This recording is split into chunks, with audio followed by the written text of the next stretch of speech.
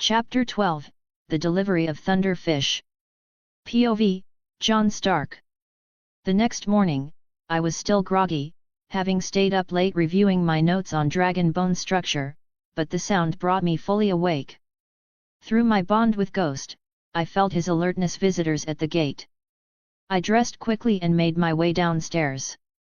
Talia was already at the gates, speaking with someone. "Your delivery has arrived, my lord." She opened the gates, and a large covered wagon rolled into the courtyard. The driver hopped down, a young man, maybe 18 or 19. He didn't look at me, just moved immediately to untie the canvas covering the wagon. But it was the second man who made me pause. He emerged from the passenger side with fluid. Tall and lean, with dark hair that fell past his shoulders. He wore simple clothes, brown and grey, nothing that would stand out in a crowd. "Jon Stark?" he asked. His accent was odd. "Yes," I said, keeping my tone neutral. He gave a slight nod and moved to the back of the wagon without further introduction. "1 eagle, 4 ravens, 1 thunder fish," he said, as casually as if he were listing items on a shopping list. "All alive. All healthy." I watched as he and the young driver began unloading cages from the wagon bed. The eagle's cage came first, a large wooden structure with iron bars, heavy enough that both men had to lift it together. Inside, I could see the golden eagle shifting on its perch, fierce eyes tracking every movement. Next came 4 smaller cages, each containing a raven. The birds hopped from perch to perch, cawing softly at the disruption to their routine. Finally, they carefully lifted down a large wooden barrel, the kind usually used for wine or salted fish. Ghost had followed me out into the courtyard, and now he stood a few paces behind me, his massive white form drawing nervous glances from the young driver. But the other man didn't seem bothered by Ghost at all.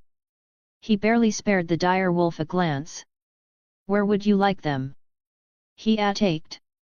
"The outer building," I said, gesturing to the converted stable across the courtyard. "The one on the left." When they finished, both men straightened. The young driver wiped sweat from his forehead and glanced at the older man, clearly waiting for permission to leave. But the older man wasn't done yet. He stood in the doorway and looked at me with those unsettling empty eyes. "Thank you," I said, more to break the silence than anything else. "And your name is?" A slight smile flickered across his face there and gone so quickly I almost missed it. It didn't reach his eyes.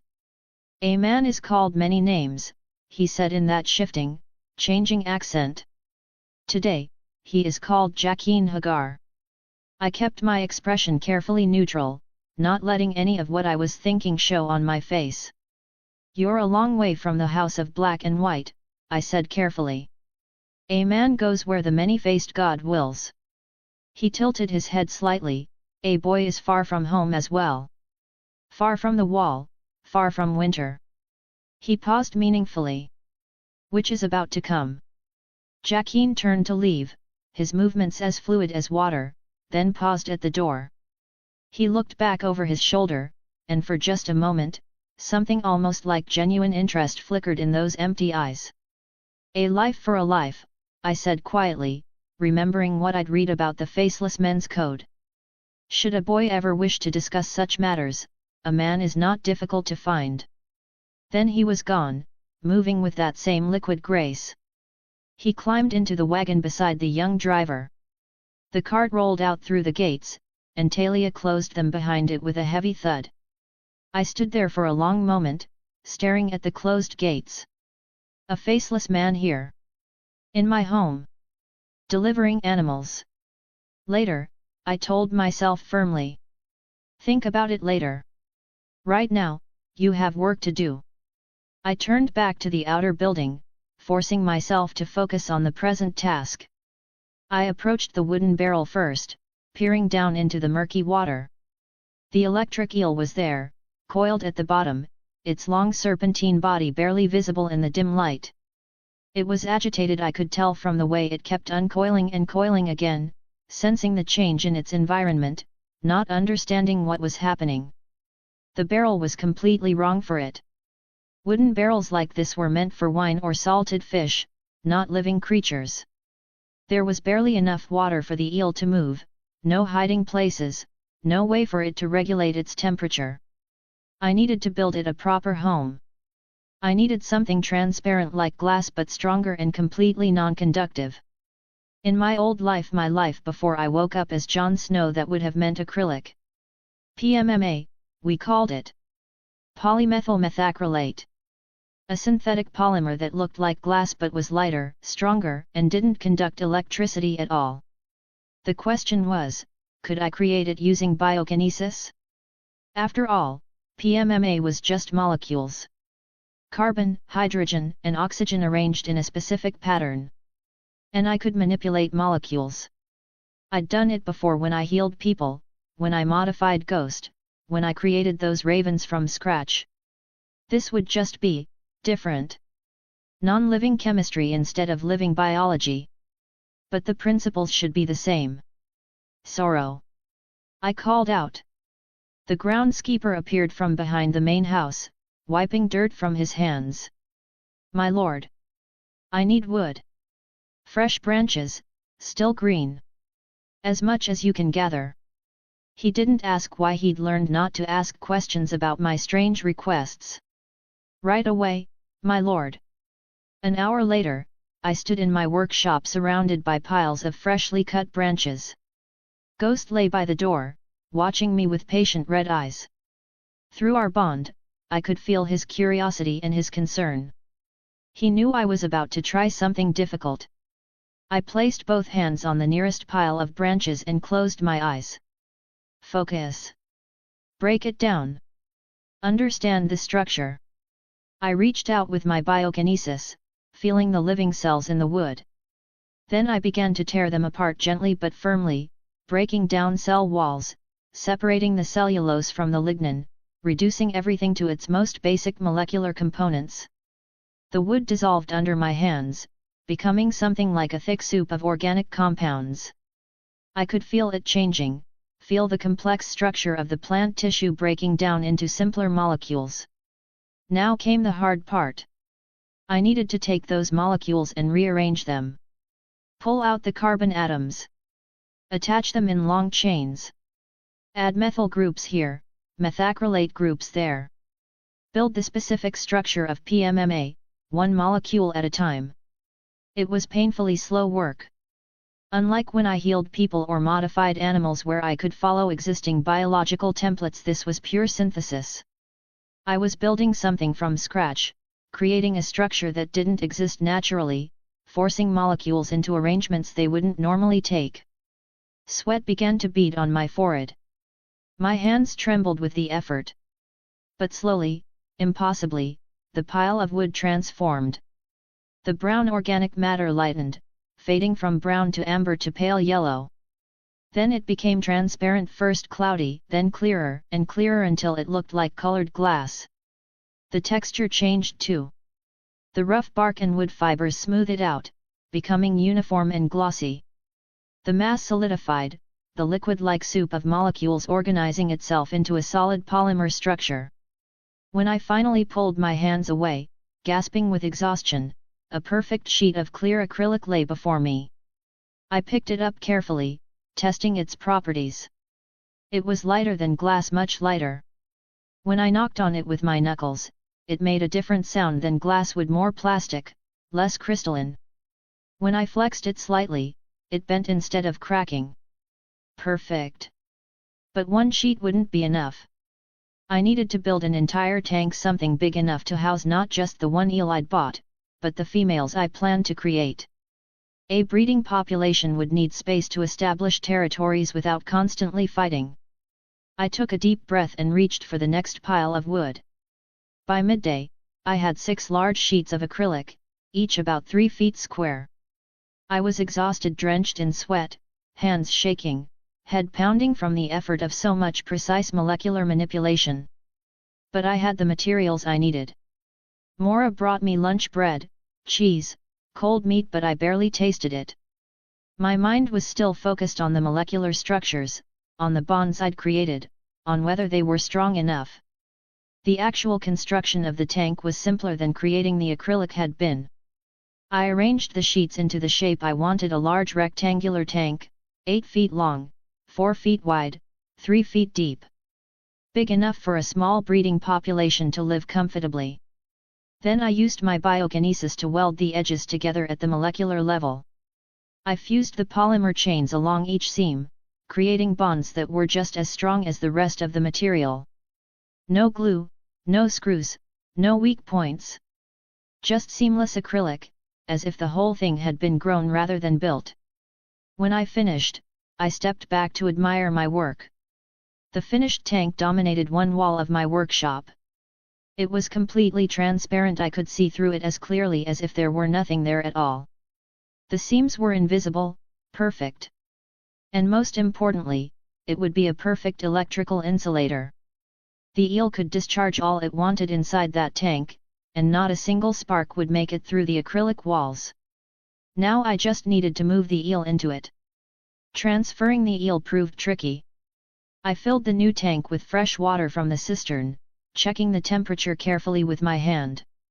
Electric eels liked it warm, around 75 to 80 degrees.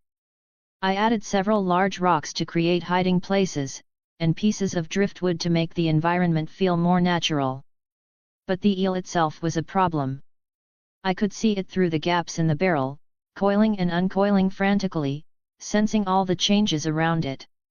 New smells, new sounds, unknown threats everywhere. It was stressed and frightened, which meant it was also dangerous. A stressed electric eel could discharge 600 volts without warning. If I tried to net it and move it physically, there was a very real chance I'd get shocked badly enough to kill me. I needed it relax and calm. Which meant I needed to warg into it. I'd warged into my raven and ghost many times. Birds and mammals were relatively easy. Their minds had structures I could understand, emotions that made sense to me. But a fish? An electric eel specifically? This would be complicated. I pulled up a stool beside the barrel and placed my hands on the rough wooden sides. I closed my eyes and reached out with my consciousness, searching for the eel's mind. There, completely different from ghost or raven that I almost recoiled. There was no warmth here, no affection, no complex emotions at all. Just instinct. Pure, simple, ancient instinct. Hunger. Territory. Threat/not threat. And underneath it all, was strangeness I'd never felt before: a constant awareness of electrical fields. The eel could sense the faint bioelectricity of living things, could map its entire environment through the subtle distortions in the electromagnetic field around it. Except right now, alone in the barrel, it couldn't sense anything. It was blind in a way that had nothing to do with its eyes.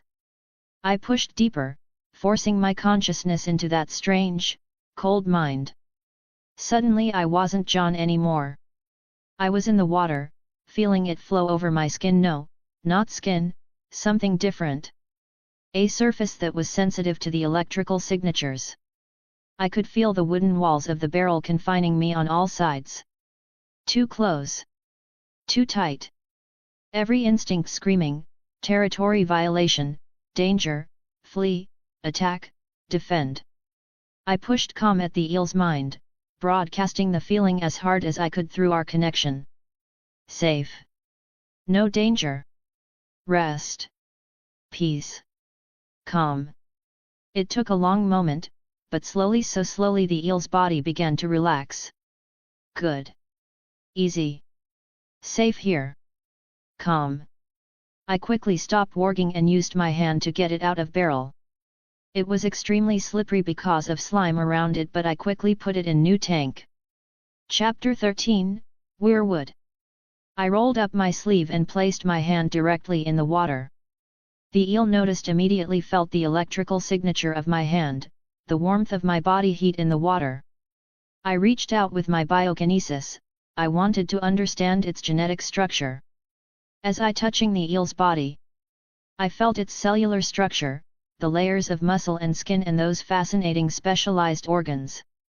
I dove deeper, down to the cellular level, reading the genetic code written in its DNA like a book in a language I was learning to read. There. The electrocytes, specialized cells, modified almost beyond recognition through millions of years of evolution. Each cell was like a biological battery that could store electrical charge. They were stacked in series, thousands of them running the length of the eel's body, and together they could generate massive voltage. Like battery pack of some electric car. They can produce 600 volts or more, enough to stun a horse or kill a human. It was incredibly complex. After all, it was the result of millions of years of evolution, but I could understand it. I could see how it worked at the most fundamental level. And if I could see how it worked, I could replicate it. I pulled my hand from the water. The eel settled back down beneath its driftwood in tank. I gathered more biomass, another substantial pile of wood. Raw organic material to work with. Then I began to create. I used the eel's genetic code as a template, but I didn't just copy it exactly. I needed females. The eel I'd purchased was male, and I wanted a natural breeding population that could sustain itself. So I modified the sex chromosomes, adjusted the hormones, ensured proper development of female reproductive organs. I also enhanced their immune systems to prevent disease. Made them more tolerant of varying water conditions. The process took hours. 3 times, I had to stop and rest. Mora brought me food that I barely tasted: bread, cheese, some kind of fish stew. I ate mechanically, refueling my body so I could continue working. Ghost came to check on me periodically, pressing his massive head against my leg in concern. But I persisted. One by one, 3 new electric eels took shape in the biomass before me. By evening, 3 female electric eels swam in the enormous tank alongside their male counterpart. The male eel approached one of the females cautiously, or might have been communication or courtship. Today, despite my exhaustion from the previous day's work, I turned my attention to a different project. One that had been weighing on my mind since I'd left Westeros. Among my possessions, carefully wrapped and preserved, was a small branch I'd cut from the heart tree in Winterfell's God's Wood. It was no longer than my forearm, dead and dry now, but it had once been part of a weirwood. I carried the branch out to the garden, to a spot I'd already selected. A clear area away from the manor house, where a large tree could grow without threatening the foundations. The soil here was poor, rocky, thin, typical of the Bravasi coastline. Nothing like the rich earth of the north. But that didn't matter. I didn't need good soil. Sorrow had gathered more wood at my request. A substantial pile of branches, logs, even whole saplings from olive trees. I'd also had him collect all the bush trimmings and dead plants from around the property. It was more than enough. I knelt on the hard ground and placed the weirwood branch in a shallow hole I'd dug. Then I placed my hands on the pile of biomass and began to work. The process was similar to what I'd done with the eels, but on a much larger scale. I broke down the collected plants, extracting every useful molecule: sugars, proteins, cellulose, lignin, water. Then I channeled it all into the dead weirwood branch. Roots erupted from the base of the branch, it started plunging deep into the rocky soil. I guided them deeper, deeper, until they found moisture in the bedrock below. The branch itself began to grow. Leaves appeared 5-pointed, blood red, rustling in the sea breeze. I poured more biomass into it, feeding its growth, accelerating what would normally take decades or even centuries into minutes. The trunk thickened, growing wider than my arms could span. The branches spread into a canopy that cast dappled shadows across the garden.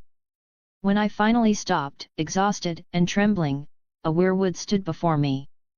Not as massive as the ancient trees in the north, but substantial. 20 feet tall, with a trunk as thick as a barrel. But it wasn't complete yet. I approached the trunk, placing my hand on the smooth white bark. Then I reached out with my power, to carve its trunk. I didn't carve a human face. I carved the face of a wolf. The snout emerged first, pushing out from the trunk. Then the eyes, alert and fierce. Ears swept back. Teeth bared in a silent snarl, it was face of a dire wolf, inspired by ghost. I encouraged sap to flow, but not from eyes. Instead, it welled from the wolf's snarling mouth, red as blood, dripping down the white bark like wolf just had its prey. My lord! I turned to find Talia standing at the edge of the garden. Yes. Lord Coro Antarian has arrived. He says he has the seeds you requested, and wishes to discuss your agricultural projects. Tell him I'll be there shortly. I need to wash up first. Coro was standing by the window and gazing out at the garden where the weirwood was. Lord Stark, he said, inclining his head. Then his gaze drifted back to the window. That. I was here in past, and there was no tree. No, I grew it. He reached into his satchel and pulled out several cloth bags, each one tied with string and bearing a small wooden tag. The seeds you requested. I had them gathered from every corner of city. He laid them on the table one by one, reading the tags as he went. I picked up each bag in turn, feeling their weight, already planning how I would approach each species. Different plants would require different modifications. This is excellent work. More than I expected, and faster. My father believes in your work, Coro said. He has instructed me to provide whatever resources you require. Within reason, of course. He watched as I examined the seeds. When can we expect results? Within a few weeks, perhaps. Proper seed ready for planting? A month. I must understand them first, see how they grow, learn what makes them strong or weak. Only then can I improve them. Of course. Coro moved back to the window, his gaze drawn once more to the weirwood. Speaking of understanding things, there is something else you should know. Information that arrived this morning at the Sea Lord's palace. The tone of his voice made me look up sharply. What is it? The Red Priests are looking for you. My stomach tightened. The Red Priests? Of Arhillar? Yes. Apparently, word of what you did in King's Landing has spread. Bringing Lord Arryn back from death, healing the Lannister Lord's son. He said the word with deliberate emphasis. The priests of the Lord of Light have become very interested in you. They believe you might be champion. They think you might be Azor Ahai reborn. Or at the very least, a servant of the Lord of Light, whether you know it or not. Coro turned to face me fully. There has been fighting in King's Landing. The faith of the Seven considers you an abomination, a demon who perverts the natural order. The Red Priests call you a prophet, a chosen one. The two factions came to blows in the streets near the Great September. Several people died before the City Watch restored order. It gets worse, Coro continued. When the Red Priests learned you had left King's Landing, they began searching. And they have learned you came to Bravus. Several of their number are already here, asking questions. More are coming. Well, I could use more hands to gather wood, for biomass. I thought. How many? I asked. A dozen at least, perhaps more. He paused. Thus far, the Bravasi have treated them with the usual mixture of amusement and indifference we reserve for all religious zealots. But if they learn where you live, they'll come here. To convince me to join their cause, or to test whether I'm truly what they think I am. I rubbed my face. Chapter 14, Catalyst Part 1. I sat cross-legged beneath the weirwood. Around me, lay countless black feathers. Some were pristine, glossy as midnight, others were burnt at the edges. Test subjects 1 through 42, all failures. I picked up one of the burned feathers, turning it between my fingers. The first dozen had simply died from the shock, their hearts stopping the moment electricity coursed through their bodies.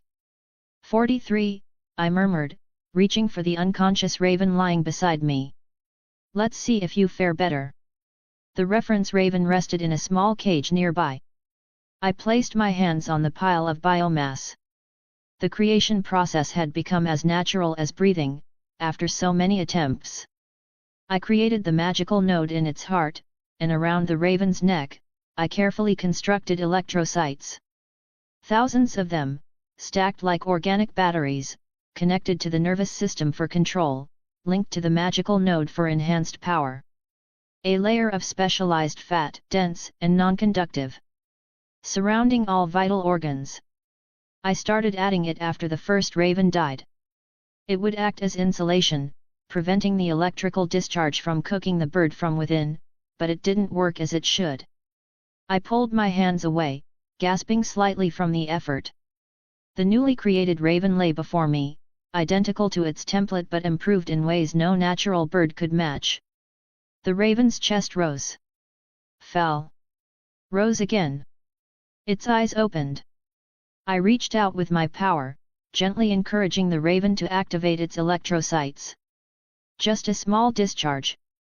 A test. The bird responded, the charge started building, the voltage increasing.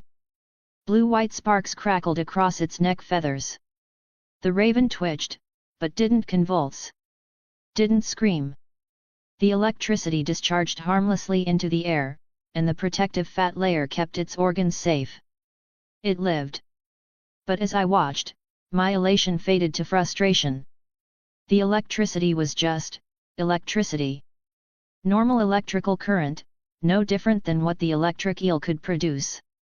Despite the magical node, despite the enhanced power source, the raven couldn't produce magical lightning.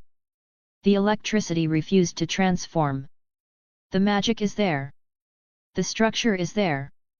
I dismissed the raven back into its cage and sat back, thinking. Magic could be shaped, I knew that. The weirwoods proved it. The dragons proved it. Fire and ice and blood magic, all different expressions of the same fundamental force. But how did the shaping work? What was the mechanism that transformed raw magical energy into specific phenomena? I needed a reference. A template, just like I'd used the eel for electrocytes. My hand drifted to the pouch at my belt, curling around a small object I'd acquired in King's Landing. A bone fragment of Balerion the Black Dread. I drew it out, holding it up to the weirwood's light. It was shaped like a disc, white as winter snow. If any creature knew how to transform magic, I thought, it would be a dragon. Dragons were one of the apex magical creatures, their entire biology intertwined with supernatural forces.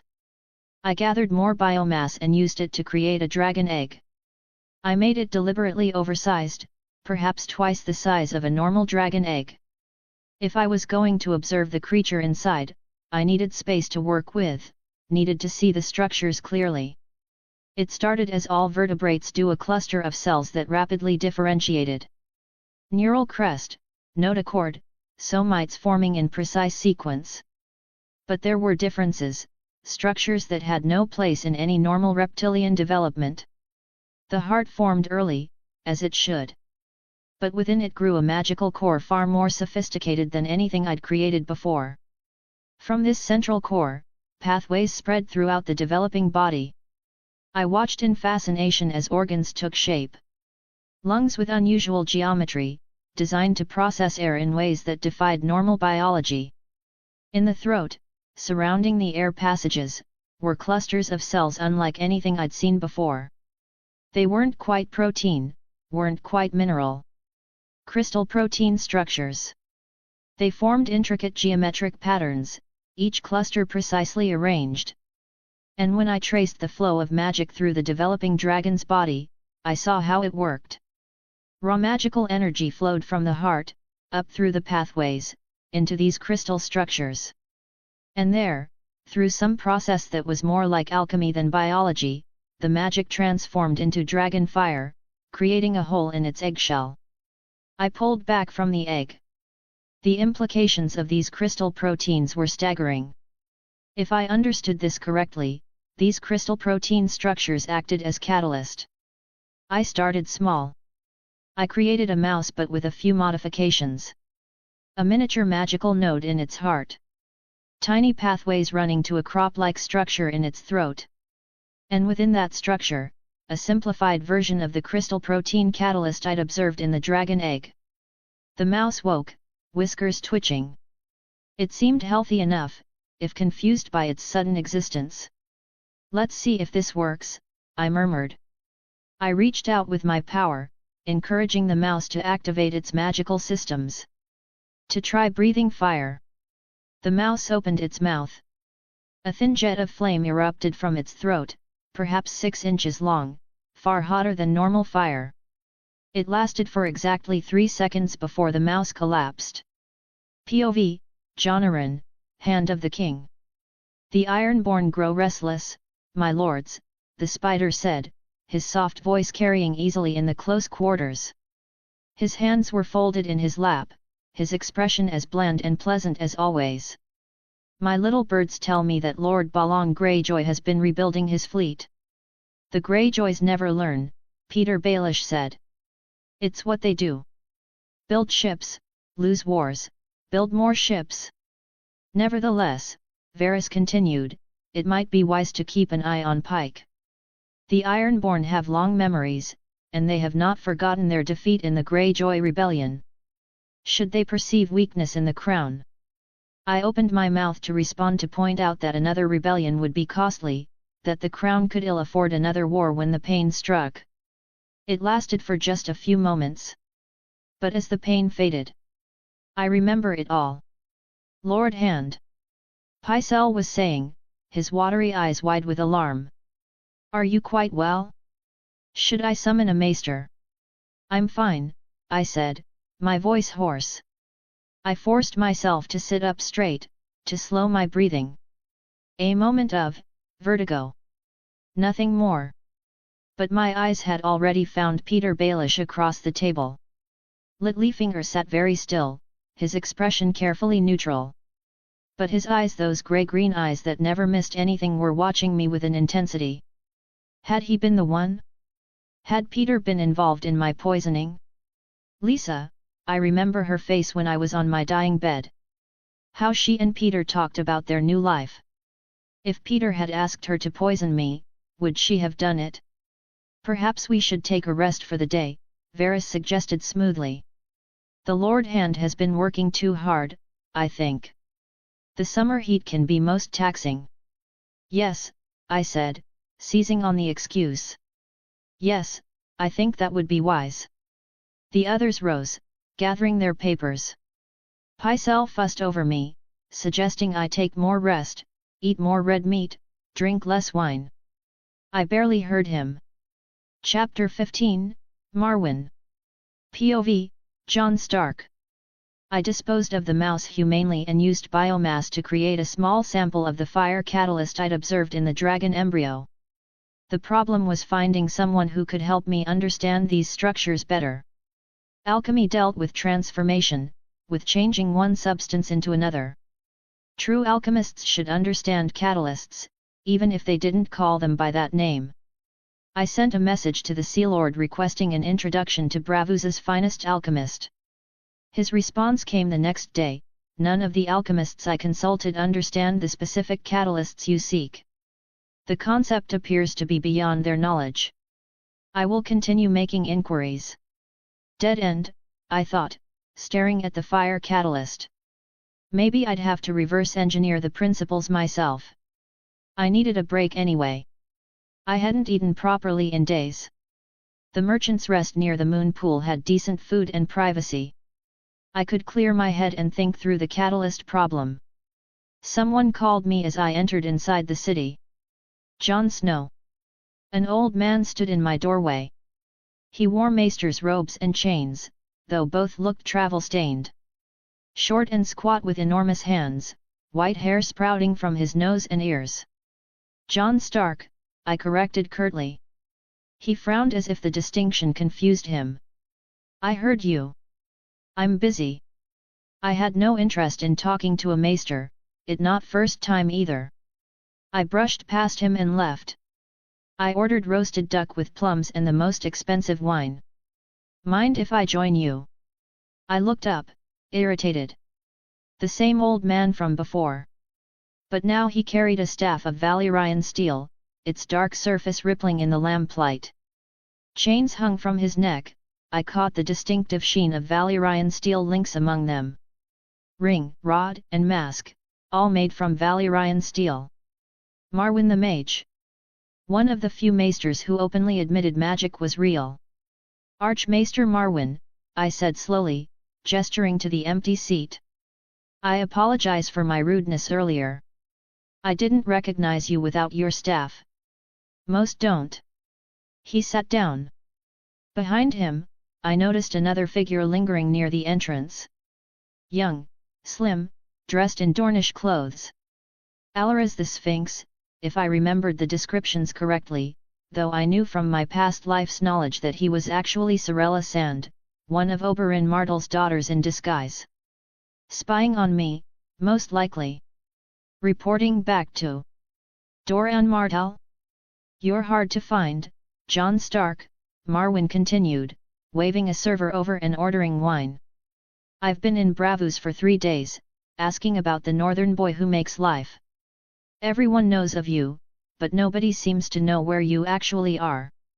I value my privacy. Sensible. Marwyn's eyes gleamed.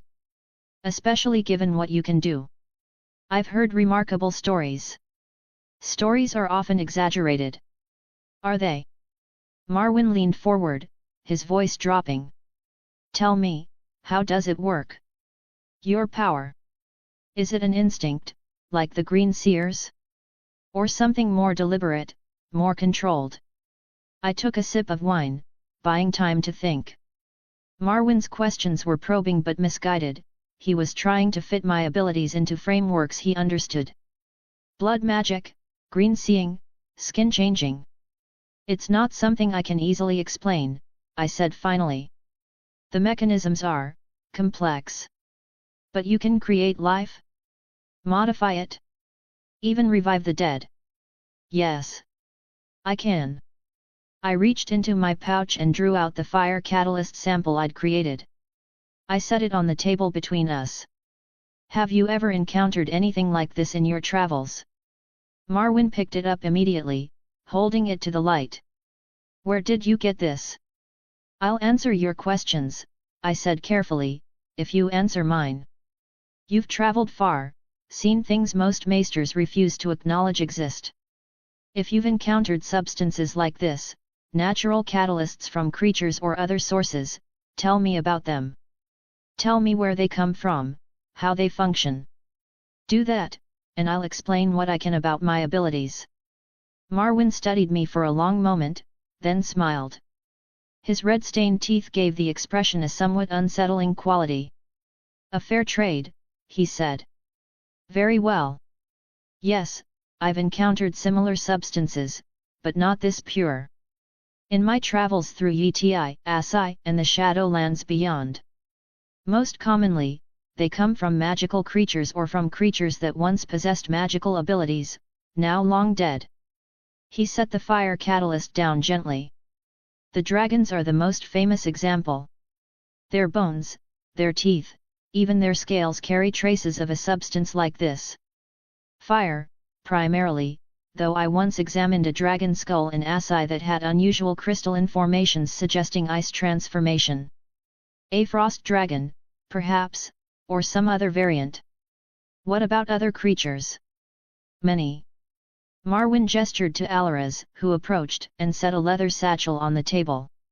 I've collected samples over the years. Most are fragmentary, degraded.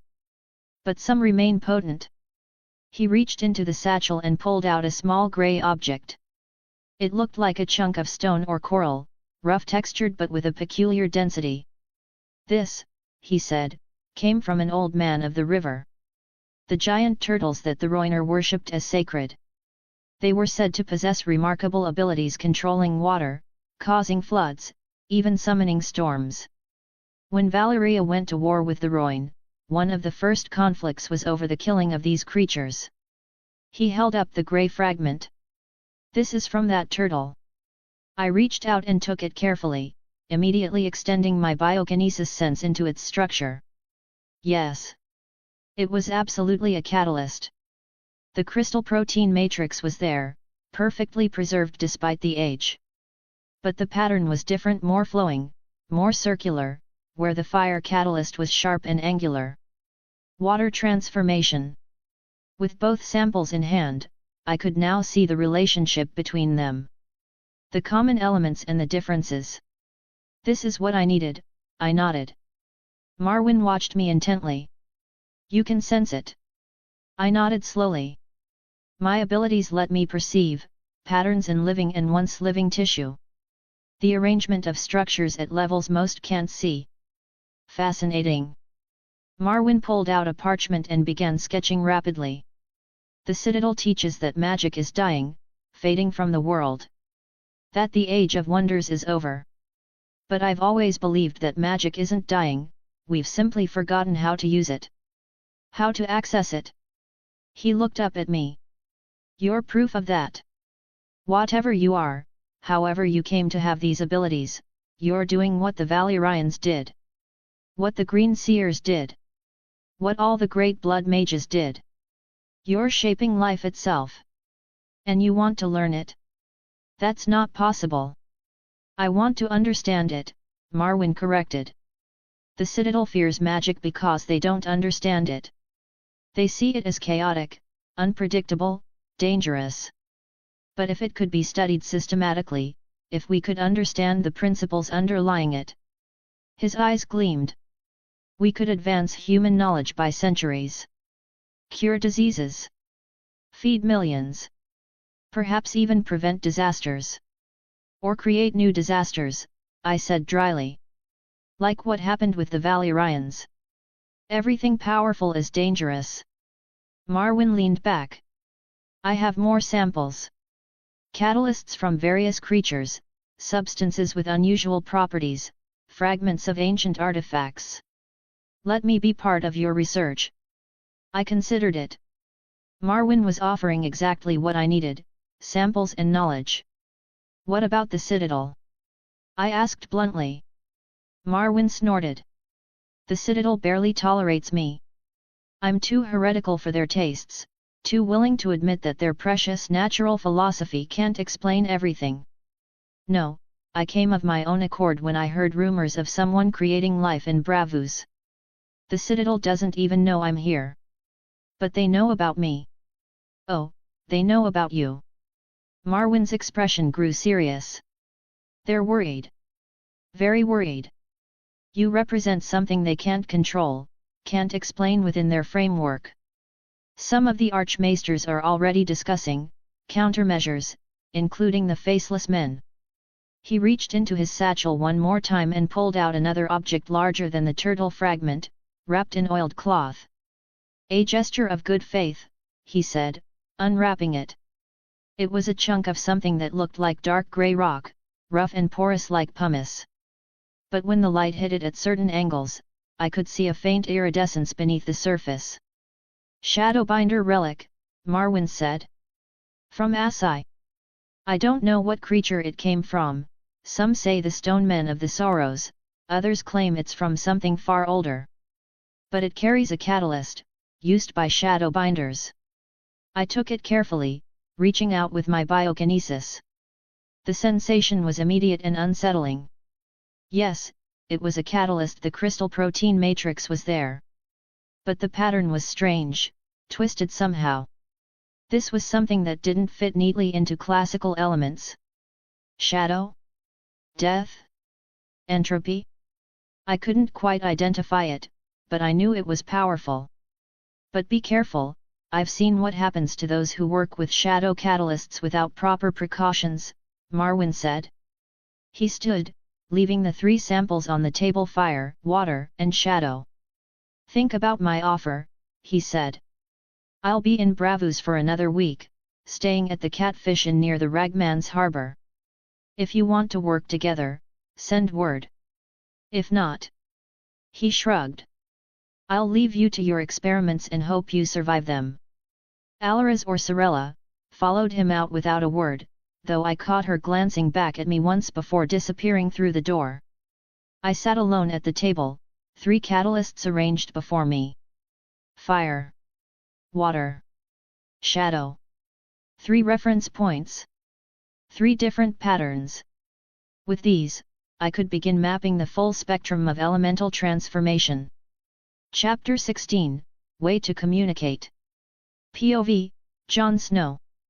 After leaving the restaurant with the 3 catalysts safely stored in my pouch, I made my way through the late afternoon crowds of bravos.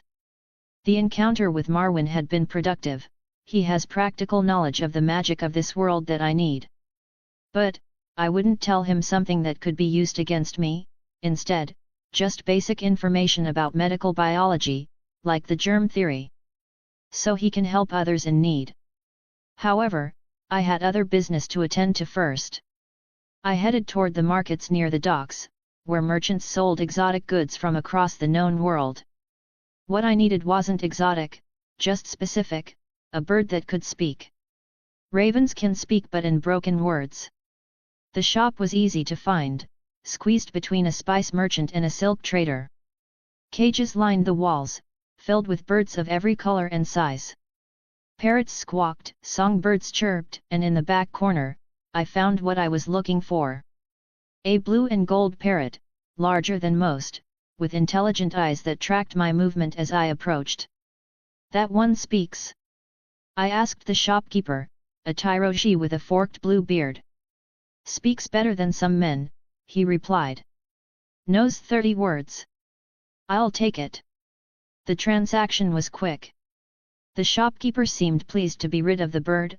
Apparently, it had been speaking some words that it shouldn't. But when I extended my arm, the parrot hopped onto my shoulder without hesitation. I reached out and warged inside it for a fraction of a second and formed a bond. The parrot could serve as a communication relay. If I needed to send messages quickly and securely, I could warg into the bird, speak through it, even see through its eyes from a distance. With the bird perched on my shoulder, I turned toward my next destination, the House of Black and White. The Temple of the Many-Faced God stood on a small island in the lagoon, accessible by a weathered stone bridge. Its black and white door was stark against the water, half ebony wood, half white weirwood. The heavy doors opened silently as I approached. A man emerged from the shadows. Tall and lean. Jaqen Hagar. We'd met briefly. "Does a man come to offer the many-faced god his service?" Jaqen said, his voice soft and measured. I nodded. In a manner of speaking. His expression didn't change, but I sensed interest.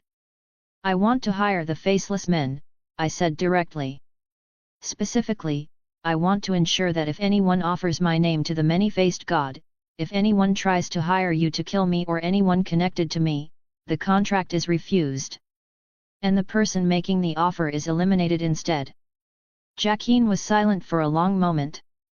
The parrot on my shoulder shifted, its talons gripping my leather jerkin. "A man asks for unusual service," Jaqen finally said. "The many-faced god accepts all names. To refuse a name is to deny him." "I'm not asking you to deny him," I said. "I'm asking you to redirect the gift. Someone wants me dead badly enough to hire faceless men? That someone has clearly been marked for death themselves." A faint smile touched Jaqen's lips. "It can be done."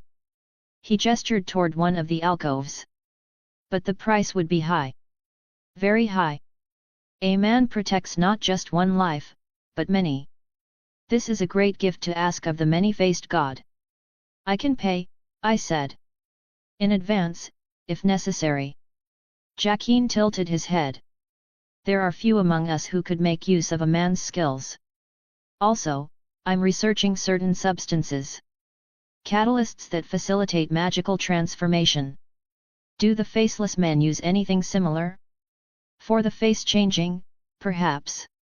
"A man asks dangerous questions," Jaqen said, but his tone was more amused than threatening. "The faces are not made with alchemy. They are taken from the dead, preserved through sacred rites. No magic beyond death itself." He turned and walked toward the dark pool at the temple's center. I followed, the parrot bobbing on my shoulder. Jaqen gestured to the pool. "This is the only thing in the House of Black and White that might resemble what a man seeks. The water contains many gifts, with it many-faced God grants his mercy to those who seek him. I approached the pool carefully. The water was dark, almost black, with an oily sheen on its surface. The parrot on my shoulder suddenly squawked loudly. "Stay away! Stay away! Death!" "Quiet," I murmured, reaching up to stroke its feathers. To Jacqueline, I said, "May I examine it? Just a sample." Jacqueline regarded me thoughtfully. "A man is either very brave or very foolish," he said, but nodded and gave me permission. I carefully extended my hand toward the pool, stopping just short of the surface. I reached out with my biokinesis, sending my awareness into the water itself. The sensation was immediate and overwhelming. There was a catalyst, but it was different, not naturally formed but created by humans. Back at my mansion outside Bravos, I carried the parrot to my makeshift LEB. Ghost followed me. "Quiet now," I told it, setting it on a perch I'd hastily constructed. "You're about to get some brothers and sisters." The parrot tilted its head, watching as I gathered biomass. I placed my hands on the pile and reached inward with my power and started cloning a parrot. I also made a few females. But I didn't stop at mere copies. As I built each bird, I incorporated the same magical node system I'd developed for my ravens. By creating a cluster of specialized cells at the heart's center in each one, these parrots would be able to channel magic to enhance their physical capabilities, strength, speed, and endurance. They'd be faster than any natural bird, more resilient, and able to fly long distances without tiring. One more thing, these birds would be traveling to different parts of the world, including the north. Winterfell's climate was harsh, it would kill tropical birds like parrots within days. I made modifications. Thicker layers of insulating down are beneath their colorful outer feathers. Enhanced metabolism that could maintain body temperature even in freezing conditions. Modified respiratory systems that could handle cold air without damage. Essentially, I was creating parrots that could survive in environments no parrot should be able to tolerate. The work took hours. One by one, the new birds took shape on my work table. 5 sets of eyes opened simultaneously. 5 beaks opened in soft chirps. The original parrot squawked from its perch. "Brothers. Sisters. No, not sister, she is too pretty, she will." I ignored the bird and established warging like with new birds. Because of the magic node, they even send their thoughts to me. Now came the important part, establishing bonds with all of them. Each bird's mind was distinct, eager, curious, and intelligent. "Rest tonight," I told all 6 birds. "Tomorrow, some of you begin a long journey.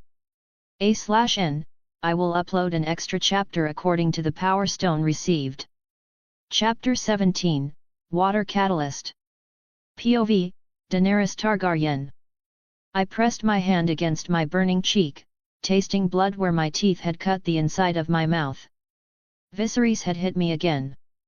"Useless girl," he'd hissed before storming out. "You embarrassed me in front of the Magister's guests. Next time, you'll learn to keep your eyes down and your mouth shut."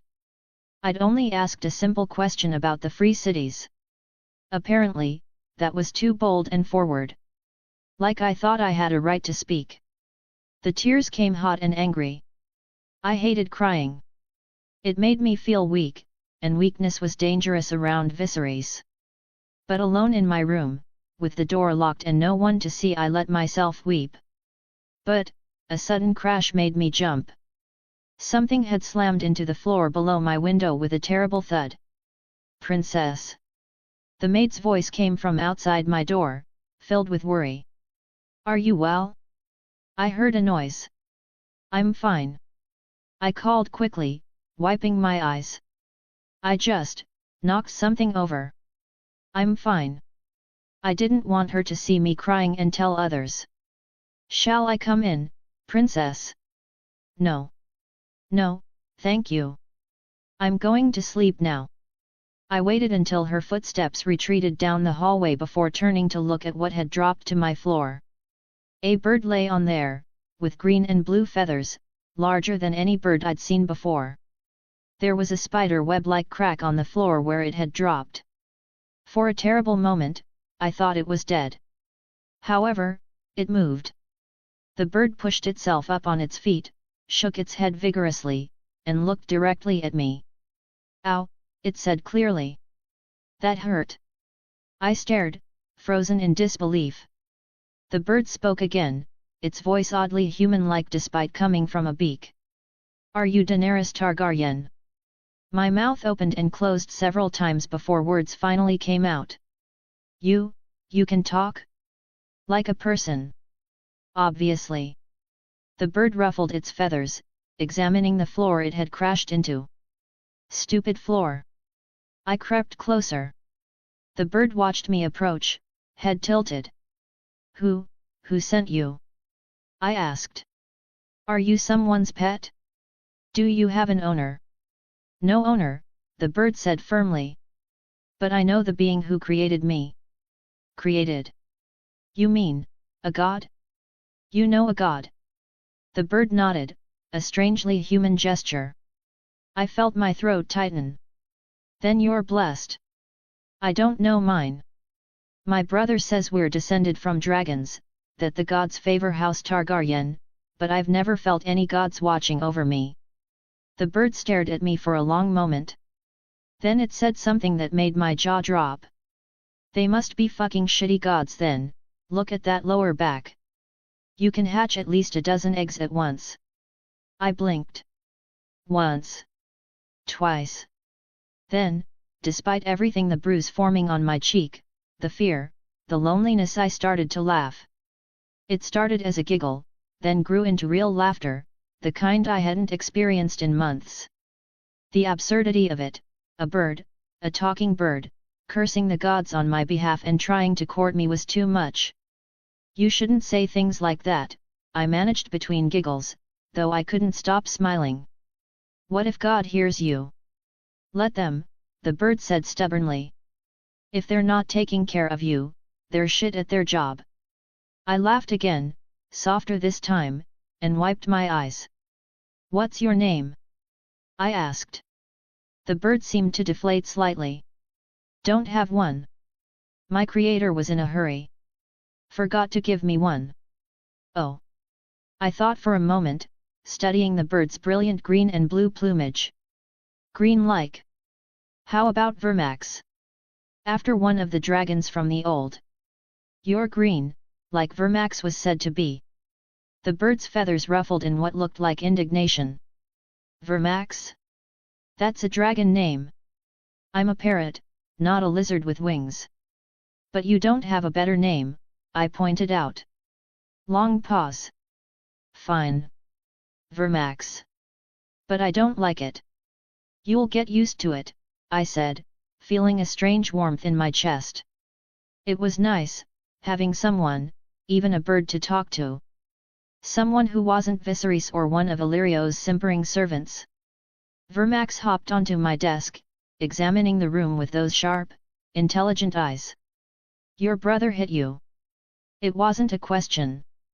"Yes," I said quietly. "Shit brother." Despite myself, I smiled again. "Yes. Shit brother." Vermax nodded approvingly, as if we'd just agreed on something important. For the first time in weeks, I didn't feel quite so alone. POV, Jon Stark. I'm warging inside one of birds that I send to Winterfell. King's Landing sprawled beneath us like a festering wound. 2 days of flying at enhanced speed had brought my flock of parrots from Bravos to the capital of the Seven Kingdoms. Even from this height, I could see the chaos of the city, smoke rising from forge fires, the crowded streets, the stench of humanity packed too closely together. I focused my consciousness on the smallest of the parrots, a female with bright yellow and green plumage. "You'll stay here," I projected through our bond. The parrot acknowledged by peeling away from the formation, banking toward the city below. The remaining 3 continued north. These birds can use magic nodes in their hearts in 2 different ways, one is to continuously use a small amount of mana and enhance their body up to 3 times. Or use a large amount of mana and exponentially increase all their stats, like what my raven is doing. Keep going in this direction. I directed a group that was going to Winterfell. I felt their acknowledgement, then began the process of withdrawing from the warg connection. It was like pulling my consciousness back through a tunnel. I gasped, opening my eyes in my workshop. Ghost raised his head. "I'm fine," I told him, running a hand through his fur. "Just checking on the birds. 2 days of flight. Maybe 3 more to reach Winterfell, depending on the weather. Once they arrived, I'd have eyes and ears in my former home. But that was for later. Currently, I have experiments to continue." I pulled the water catalyst from my pouch. The structure was similar to the fire catalyst but with subtle differences in the crystal protein matrix. Different geometry meant different transformation. I crossed to the massive acrylic tank where my electric eels swam. The 3 females had established a comfortable hierarchy with the male, with the largest claiming the best hiding spot beneath the driftwood. She was the one I'd work with first. I placed my hand inside the tank, and as I did, all 4 eels moved towards my hand. I carefully touched the eel I was intending to use. The eel's body unfolded in my mind. I dove deeper, finding the magical node I'd installed at her heart. Now, I thought, let's add something new. Using the water catalyst sample as my template, I began constructing the crystal protein matrix inside the eel's throat. I used biomass from nearby cells. The geometry had to be precise, each angle, each bond, each molecular arrangement exactly matching the pattern that would transform raw magical energy into water. It required intense concentration. Sweat dripped down my face as I worked, my hands trembling slightly from the effort. It required intense concentration to arrange those crystal proteins in that pattern. If I have to compare it, it was like I was trying to create an integrated circuit without a photolithography machine. After around half an hour I completed it. Now let's see if it works. I used the warging link to give her a simple command. While I was still using my biokinesis to observe. "Open your jaw, channel power through your throat." The eel responded. I felt the magical energy flow from her heart, up through the pathways, into the catalyst in her throat. The crystal protein matrix began to resonate, transforming the raw power according to its geometric pattern. A highly pressurized jet of water erupted from her throat. It shot upward with tremendous force, striking the workshop ceiling with enough power to punch a hole clean through the wooden boards.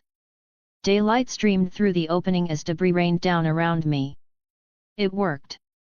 A/N, I will upload extra chapters according to the power stones received. Chapter 18, Archmaester Theobald. POV, Archmaester Theobald. Archmaester Theobald of the Yellow sat in the cushioned chair of his rented chambers in Bravus, watching the 5 acolytes struggle with the chests. His fingers absently turned the heavy golden ring on his chain, the symbol of his mastery over economics, over coin, over the flow of wealth that made kingdoms rise and fall. The assembled conclave had been clear in their instructions. Jon Stark, formerly Snow, now legitimized and grown too dangerous, who must be eliminated. Not captured and studied but eliminated, before his abilities spread and before he taught others, which will make magic something that could not be controlled. If you can measure it, you can manage it. That had been Theobald's philosophy for 30 years. Everything, from grain yields to trade routes to the crown's debts, could be quantified, analyzed, controlled. He'd built his reputation on turning chaos into numbers, numbers into predictions, predictions into power. But magic? Magic was unmeasurable. Unpredictable. It defied every principle of rational economics. You couldn't chart its supply, couldn't predict its demand, couldn't immeasurable, you couldn't quantify. And that bastard possessed it in abundance. Unacceptable. The conclave had voted. 7 archmaesters in favor, 1 against, 2 abstaining. The decision was made. Jon Stark must die. And the citadel's gold which was carefully accumulated over centuries, schemed from tithes and donations and shrewd investments would pay for it. Careful with those!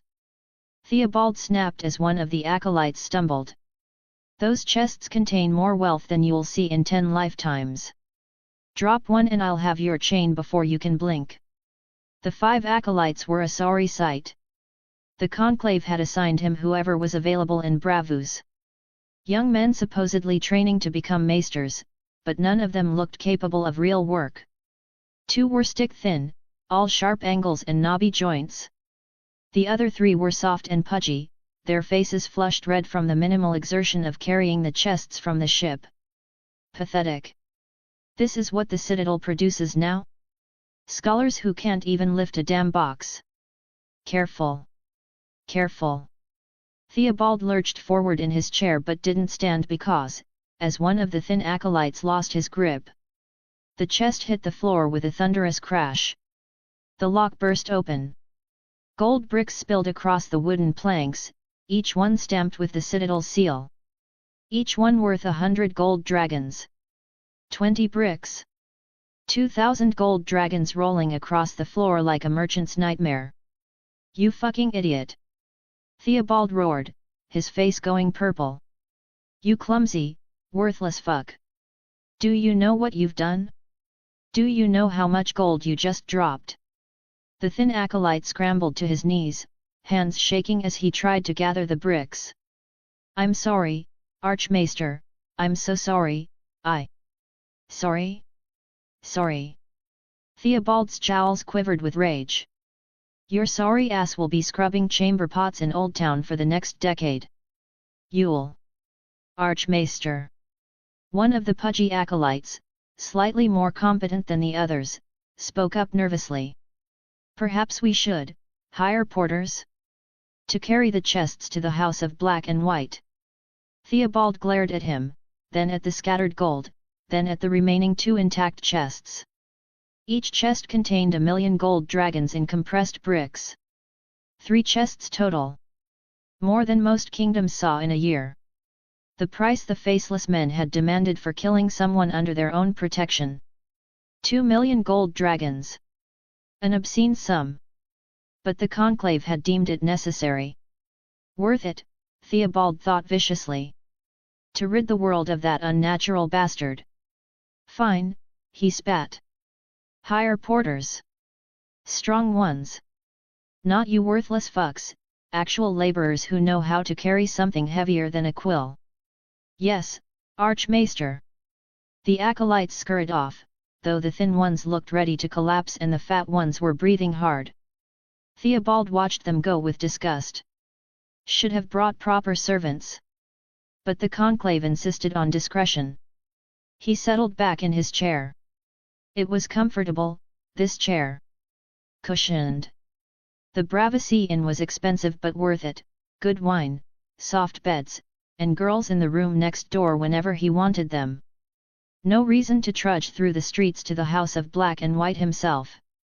Let the acolytes handle it. Let them deal with the faceless men and their creepy temple. He'd paid the gold.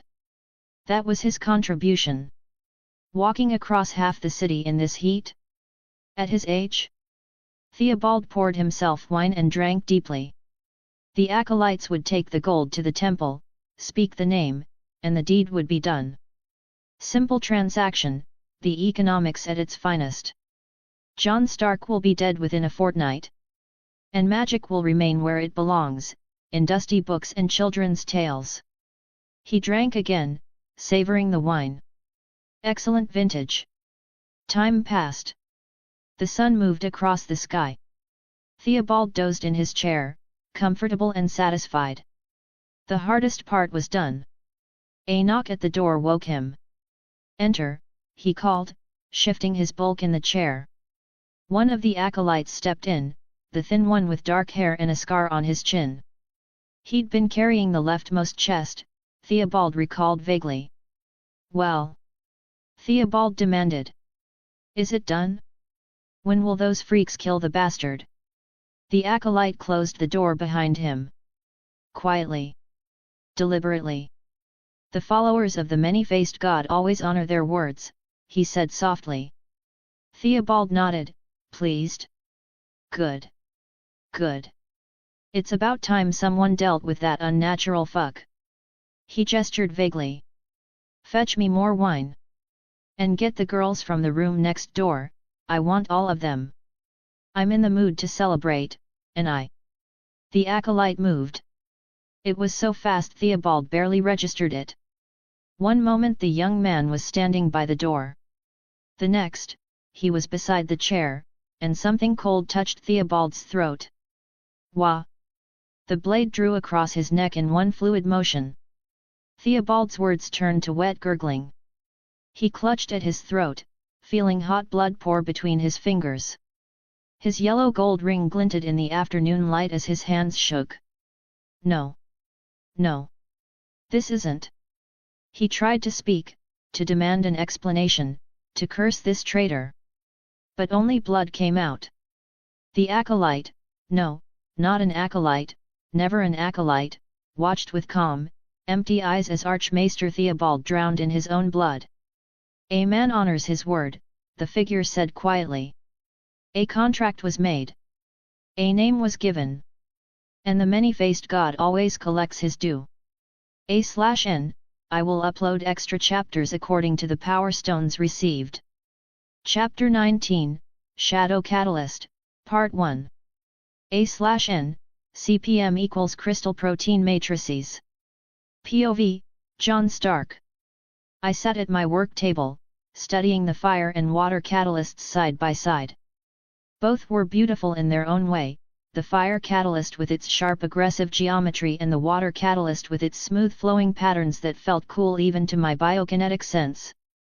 I'd mapped their structures down to the molecular level, understood how the CPM transformed raw magical energy into specific phenomena like fire or water.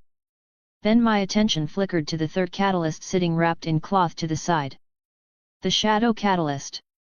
Before I could pick it up, I felt a sharp pulse through one of my warging bonds. It was one of the parrots in the city. I closed my eyes and let my consciousness slide into the bird's mind. The world shifted. I was above the house of black and white. Below, in the shadows of late afternoon, I watched 5 young men in maester's robes climbing stairs of temple. They moved awkwardly, few workers unloaded 3 chests from skiffs, small boats. At the same time, I saw Jaqen Hagar emerge from the temple. We are here before he could say anything. A dart flew from Jaqen's hand. The acolyte clutched his throat with wide eyes, then collapsed. Another dart. A second acolyte fell. The remaining 3 barely had time to register what was happening before Jaqen was among them. His dagger flashed once, twice, 3 times. Throats opened. Blood sprayed across the stairs like cheap wine. 5 bodies on the ground in just 5 seconds from first dart to last death. Jaqen knelt beside one of the corpses and calmly searched its pockets, pulling out a leather pouch heavy with coin. He walked to where Bravasi laborers stood frozen with their boats. Your payment, if they didn't pay you, Jaqen said, tossing them the pouch. The first laborer caught it, his hands shaking.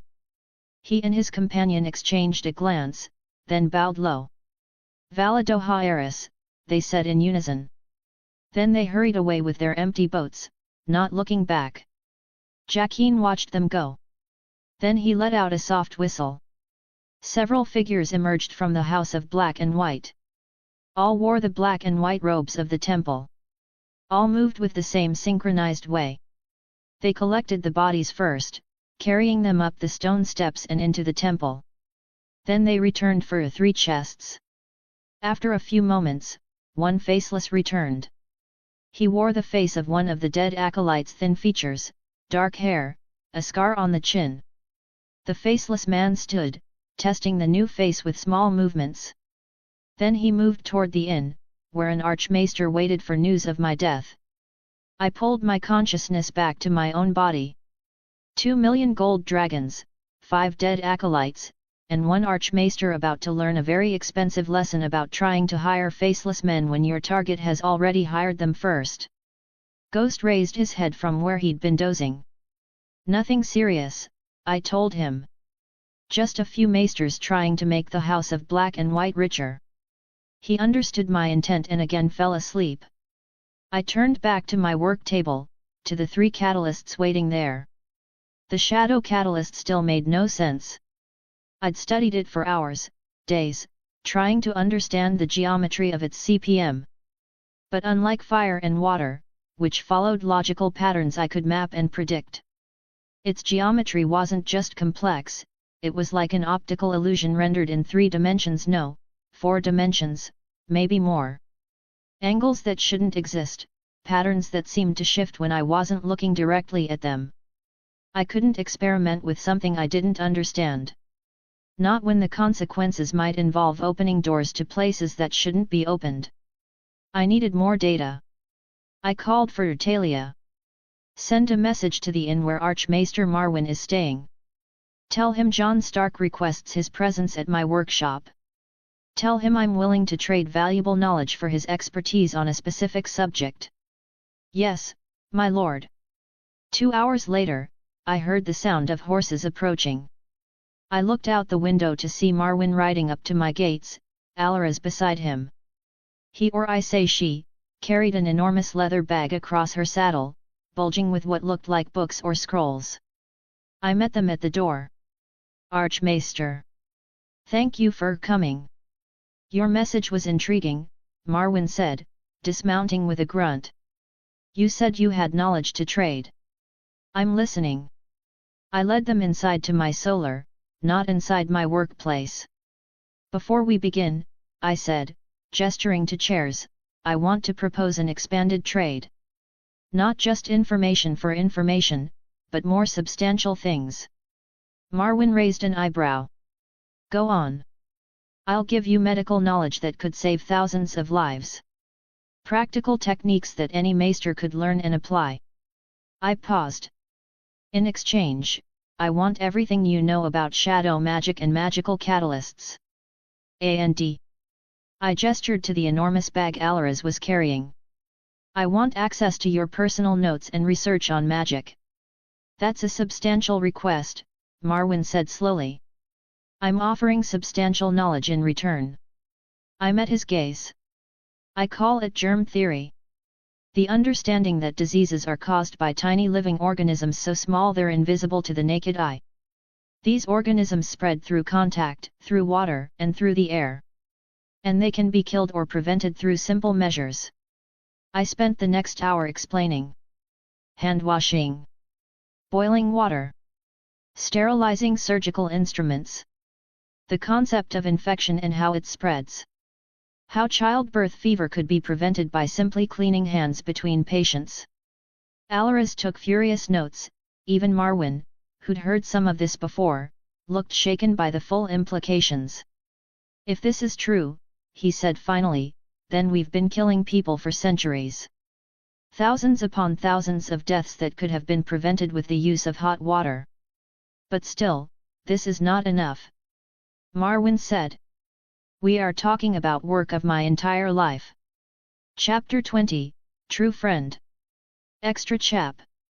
But still, this is not enough, Marwyn said. We are talking about the work of my entire lifetime. Marwyn was quiet for a long moment. Then he gestured to Alaraz. Give him the bag. I can't give you all of my knowledge, but I can give you what she is carrying. Alaraz heaved the leather bag onto my table. I opened the bag and pulled out the first tome. The pages were covered in dense script, diagrams, and sketches. This was a treasure trove of knowledge. Thank you, I said. Don't thank me, most of what's in there is incomplete or speculative. Magic doesn't follow rules. Marwyn's expression was grim. But it might keep you from making fatal mistakes. Speaking of which, I said, pulling out the shadow catalyst. This is why I really needed to talk to you. I explained what I'd learned from the fire and water catalyst, but very vaguely. Marwyn listened to my words, his face was growing more and more serious. You're right to be cautious, he said finally. Shadow magic isn't like the others.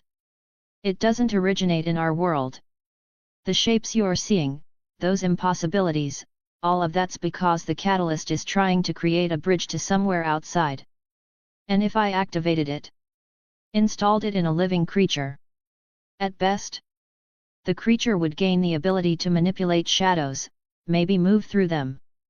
At worst, Marwyn's voice dropped. You'd create an opening, a tear in the boundary. And things on the other side might notice. Might try to come through. I carefully wrapped the shadow catalyst back up and set it aside. Then I won't be activating it anytime soon. Wise. Marwyn paused. You mentioned an expanded trade. What else are you offering? Those notes and information about magic are valuable, I said. But if you have access to other catalysts, ones held by the Citadel, perhaps, I'm willing to trade. I let that hang in the air for a moment. I can make you young again, I said quietly. Use my abilities to reverse aging, restore your body to what it was 30 or 40 years ago. Give you decades more life to continue your research. Marwyn went very still. Alaraz's quill stopped mid-word. You can, reverse aging. Marwyn said slowly. I can. It's complex, and it would take time, but yes. I can rebuild tissues, restore cellular function, undo the damage of years. I met his gaze. In exchange, I want access to every catalyst in the Citadel's possession. Even if that means stealing them. Marwyn was silent for a long time. I could see the calculation in his eyes. There are several catalysts there, he said finally. The Citadel doesn't acknowledge their existence, those bastards never let me study them, but I know where they're kept. Fire, water, shadow, those you already have. But there are others. Even stranger ones that don't fit into elemental categories. And other artifacts and things are closely related to magic, like the preserved bodies of children of the forest. But getting them, or as you say, stealing them, would be dangerous. The Citadel guards its secrets. If they discovered the theft, they already tried to have me killed today, I said. I might as well take something valuable from them while I have the chance. Marwyn's lips twitched into something almost like a smile. You've got balls, boy. I'll give you that. He stood, leaning on his staff. Let me make some inquiries. See exactly what's in the vaults and how well it's guarded. Then we'll discuss the logistics of liberating those catalysts for the cause of knowledge. And the youth restoration. We'll do that after the theft, Marwyn said. Fair enough. POV, Catelyn Stark, Winterfell. I sat in my solar, the afternoon light streaming through the window, reading Peter's latest letter. His words were always so careful, so concerned for my well-being. My dearest cat. I pray daily at the September of Baelor for your safety and that of your family. The September stones echo with my prayers that the Seven might shield you from all harm, especially from those who wield unnatural powers. Your bastard, forgive me, your husband's bastard, now legitimized by the king's decree, practices dark arts and bravos. He is sacrificing children and young maidens to weirwood. He has become something other than human, dear cat. He has become a demon wearing a man's face. I fear for you, cat. I fear for your children, and for all good people who still hold faith in the Seven. So please, please be watchful. Be careful. And know that I remain, as always, your only true friend. Peter. I set the letter down with trembling hands. Peter, he'd always cared for me, even after all these years. Even after Brandon had humiliated him in that duel, even after I'd married Ned instead, Peter had remained true to me. And now he was warning me about Jon. That bastard who'd always been a stain on my marriage, a reminder of Ned's infidelity. Now legitimized and calling himself Stark. And practicing sorcery and sacrificing innocents in some foreign city. Demon. What else could you call someone who brought the dead back to life? After all, he's definitely not the stranger, one of the Seven gods. Arya, I want it. You're holding it. A commotion from outside made me look up. Children's laughter, excited voices. I stood and moved to the window. In the courtyard below, I saw Robb, Arya, and Bran. But they weren't alone, 3 enormous birds perched with them. They were brightly colored and far larger than any bird I'd seen before. One sat on Arya's shoulder, preening itself. Another perched on Bran's extended hand. The third was on Robb's shoulder, looking around with unsettling intelligence. Then the bird on Robb's shoulder turned its head toward me. Its beak opened. "Who is this woman?" it asked in Ned's voice. Perfect, exact, and unmistakably my husband's voice. "Look at her, she doesn't look like a northerner, is she some kinda rare breed? Like my brothers." Chapter 21, True Friend, Part 2. "Who is this woman?" it asked in Ned's voice. Perfect, exact, and unmistakably my husband's voice. "Look at her, she doesn't look like a northerner, is she some kinda rare breed? Like my brothers." I froze. Everyone in the courtyard stopped. Arya and Bran stared at the bird, then burst into laughter. The servants who heard Arya and Bran laughing started laughing too, and even the guards joined in the chuckles. But I didn't laugh. I stood at the window, my hands gripping the sill, trying to understand what I'd just heard. It took me several long moments to process it. To understand that this wasn't some trick in the wind or my imagination. A bird speaking in my husband's voice. It's unnatural, wrong, and evil. Fury rose in my chest. I stormed down the stairs and out into the courtyard. "Robb! Where did these creatures come from?" Robb turned, the bird still on his shoulder. His smile faded when he saw my expression. "Mother? They're just parrots." "They're? Where did they come from?" "Jon sent them," Arya piped up, oblivious to my anger. "From Bravos. Aren't they wonderful? They can talk." Watch, she turned to the bird on her shoulder. "Say something." "Arya is brave," the bird said in a voice that sounded like Arya's own. "Arya is strong. Arya will be a warrior, and she smells like shit." She became angry at the last words, but Bran was giggling.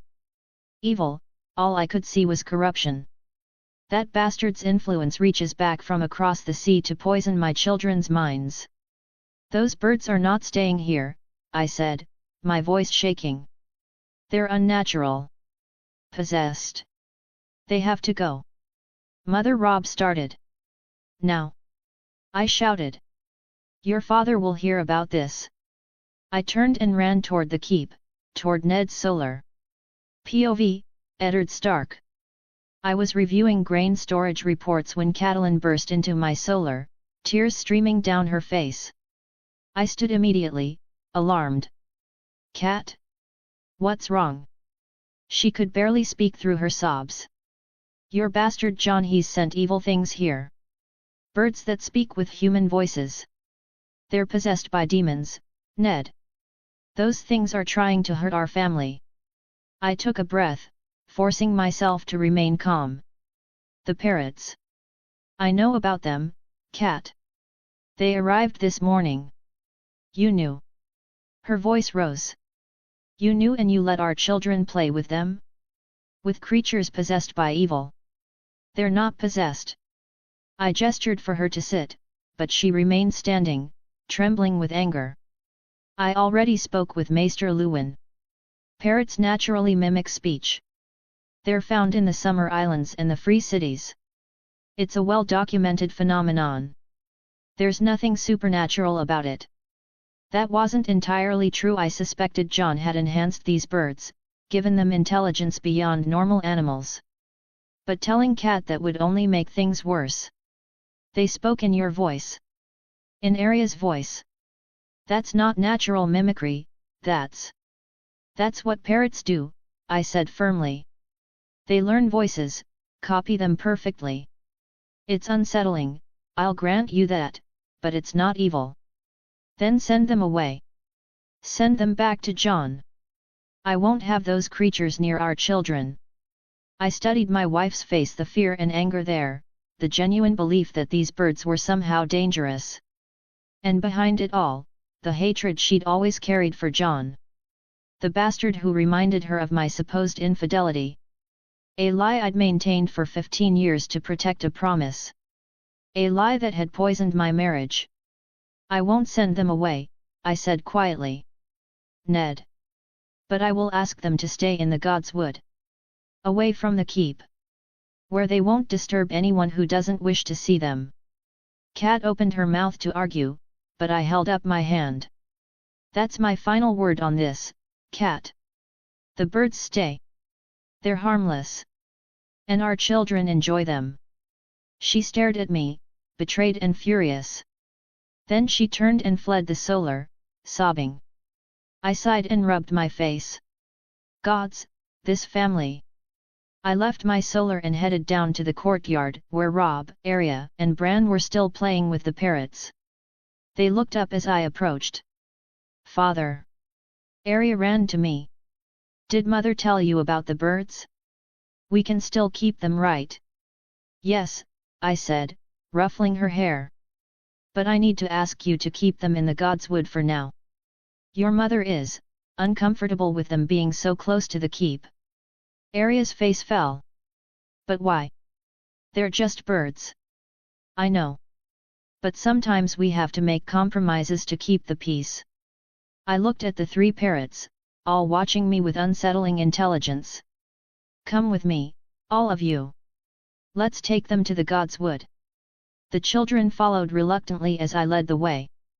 The parrots flew overhead, staying close. When we reached the heart tree, I stopped. This will be your home, I told the birds.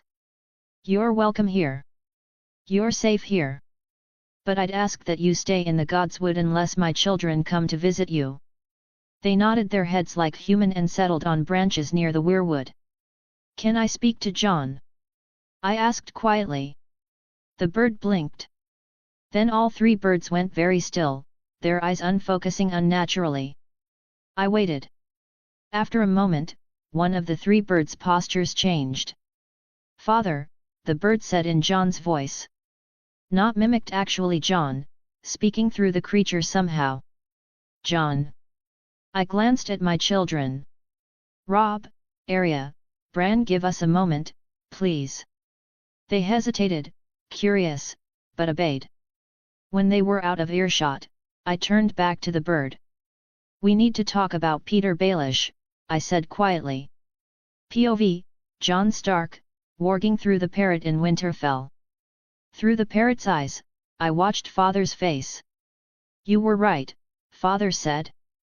About Littlefinger, about his grudge against House Stark, and his influence on Catelyn. You found something. I had tell him about Littlefinger, but not all things. I wanted him to find out about Littlefinger himself. After all, it was his wife who was being manipulated. Letters. While Kat was at White Harbor, praying at the September for Arya for some reason, after I come back to Winterfell, I searched her belongings. I'm not proud of it, but I had to know. Father's voice was heavy. Letters from Peter, going back years. Dozens of them. On the surface, they seem innocent, just friendly correspondence and concerns for her well-being. But the patterns, the subtle implications, the way he frames every issue. He's been poisoning her against the North, I said through the bird. Against you. Keeping her isolated, making her feel like an outsider in her own home. Yes. Father's jaw tightened. She came north as Tully, and he's made sure she never truly became Stark. Every letter reinforces her ties to the south, to the Riverlands, to the Seven. And every letter subtly undermines her trust in me, in the north, in the old gods. It's what he does, I said. Littlefinger plays long games. He's been working on Kat since before she married you. Probably since he lost that duel with Uncle Brandon, or even before. The duel. Father shook his head. I should have seen it then. The obsession, But I was young, and I thought time would ease whatever feelings he had. Time doesn't ease obsession. It festers. I said, what will you do about it? Stop the letters, quietly. Have them intercepted before they reach her. And, try to help her see the North differently. Help her belong here, the way she should have 15 years ago. Father paused.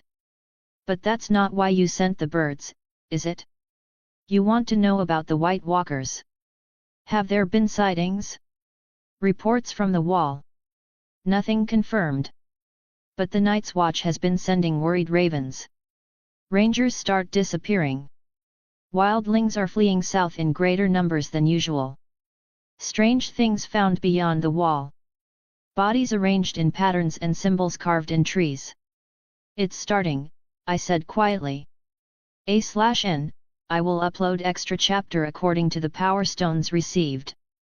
Chapter 22, Death, Part 1. POV, Jon Stark. I rowed the small boat across the lagoon toward the House of Black and White. Ghost sat in the middle of the boat. The boat sat low in the water, not from Ghost's weight, well, he is heavier than a horse, but not from his weight, but from the heavy sacks strapped to his back. Compressed biomass. Dense blocks of organic material I'd prepared specifically for this. Ghost barely seemed to notice the burden. The enhancements I'd made to his body back at Winterfell had increased his strength far beyond what any natural dire wolf should possess. The black and white door of the temple opened before I reached the shore. A young woman stood there. A boy comes to pay his debts, she said. Life for life, I replied. As agreed. She stepped aside.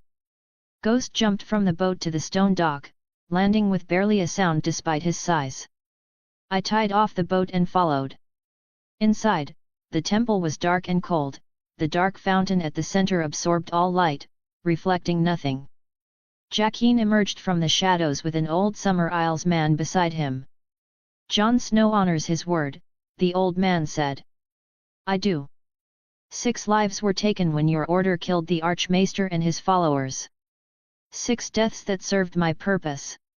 A life for a life, that was our agreement. Are there those among your order who need my services? The old man studied me. There are. 3 died serving the many-faced god in distant lands. 2 more were injured and maimed. Can a boy restore them? If they wish it. That's the payment I offered. Come. They led me deeper into the temple, downstairs, into a chamber that felt like a crypt. Ghost followed me with the biomass sacks still strapped to his back. There in the center of the chamber, 3 bodies lay on stone slabs, preserved by cold. 2 men and a woman. Against the far wall, 2 more sat on benches. A man missing his right hand. A woman missing her left arm from the elbow down. The woman stood as we entered. From the expression on her face, she wanted to say something, but she was hesitating. You mean to disturb the dead? She finally said, looking at 3 bodies on stone slabs. I mean to honor my debt, I said. By bringing back those the many-faced god has already claimed. Her voice was flat, controlled, but I heard the tension beneath it. Death is his gift. Once given, it is absolute. To take it back is to deny him. I set down one of the biomass sacks Ghost carried, then straightened to face her. Do you believe they are already in the embrace of many-faced god? Are they? I stepped closer to the nearest slab. Dead? I don't think so, but you can say they are mostly dead, I said. Come here, let me show you. I put my hand on the side of her head, above her ear. I used techniques similar to warging but with use of contact to share my vision. As I used biokinesis on one of the dead men, a vision of his inner structure appeared in my mind. Most of the cells in his body were black, dead. After all, he had died around 3 days ago. However, a notable amount of cells were green, alive. Like most cells in bone marrow. Group of cells inside skin, lungs, heart, and liver, as well as in structures such as tendons. commonly known as fibroblasts, are still working like they still don't know their neighbors died long ago. You can see this, right? Those green parts? That means that there is still life in them, I said. But it was because of the vision I saw her, which was in too much detail, too much data for her brain to process, that her expression became blank. She won't be another Hodder, will she? To my relief, she turned back to normal. How? She asked in a shaky voice. They should be dead. But you saw that, right? It's not like I want to disrespect your god. From my perspective, a few parts of them are still alive. I said, I'm not denying their death. A few more years, maybe decades if they're lucky. But eventually, the many-faced god will claim them. The old man spoke up. The boy speaks truth. Even the greatest blood mages of old could not grant true immortality. They could only delay, extend, or preserve. But all of them died eventually. I can, if I want, but I'm not gonna say it here. I thought. The woman looked at him, then back at me. You say death will claim them eventually. But how can you be certain? Perhaps your power will grow. Perhaps you will learn to reverse aging, to heal any wound, to bring back the long dead. I shook my head. Even if I could, everything in this world breaks down over time. Mountains erode. Steel rusts. Even the sun will eventually burn out after billions of years from now. That's the true inevitability. I met her eyes. The many-faced god is patient. He doesn't need to claim these souls today. He can wait years, decades, knowing with absolute certainty that they will come to him in the end. Nothing escapes that. The woman was silent for a long time. Finally, she looked to the old man. What does the god say? The god is silent, the old man replied. Which means he does not forbid it. The boy's words are true, all things die, whether today or in 30 years. If these servants can return to his service for a time, perhaps that pleases him more than their immediate rest. She nodded, now fully convinced. My arm, can you regrow it? She asked in a meek voice. Yes. I can. And I hesitated, then continued. I can sense something else wrong with you. Your magical pathways are blocked. You can't change your face, can you? She stiffened, her eyes flashing with something that might have been anger or shame. She nodded. I can fix that too. While I regrow your arm, I can open the blocked pathways. Give you what you should have had from birth. She looked at the old man again. He nodded. Do it, she said. Perhaps the many-faced god sent you here for a purpose. I knelt beside the first body, a man with a blade wound to the heart. Ghost lay down nearby, patient as I unstrapped the biomass sacks from his back. I placed my hands on the corpse's chest and reached out with my power. 3 days dead. Cellular damage had begun but wasn't catastrophic. The cold preservation had helped. I opened the first biomass sack and pulled out a block of compressed organic material. It was dense, heavy, packed with proteins and nutrients in their most concentrated form. I broke off pieces and began converting them, feeding them into the corpse as I worked. Rebuilding damaged tissue. Clearing clotted blood. Restoring organs to functionality. The heart was hardest. I repaired the puncture in the left ventricle, ensured all chambers were intact, and rebuilt the damaged muscle tissue. When everything was ready, I placed both hands over the silent organ and channeled my life force into it. The heart contracted. Once. Twice. Then, they settled into a rhythm. The man's chest rose as his lungs drew breath. His eyes opened, confused and disoriented. Welcome back, I said quietly. The gathered priests watched in silence. I moved to the second body, using more of the compressed biomass. Then the third. Each resurrection drained me, pulling from my reserves to restart lives that had ended. My life force will increase notably after it recovers. I thought. By the time I finished the third, a woman who died from poison, I was trembling with exhaustion but still functional. All three were breathing. Alive. Returned. After a few moments of rest, I turned to the man missing his hand. Your turn. He extended his arm, and I examined the stump. It was a clean amputation, well healed. After turning off all pain receptors, using more biomass, I constructed a new hand from the stump outward. Bones first, then muscles and tendons, then skin and nerves. I copied the structure from his remaining hand for perfect symmetry. When I finished, he flexed his new fingers experimentally. A man thanks you. You're welcome. Finally, I approached the woman. She extended her truncated arm, her face composed but her eyes holding something like hope.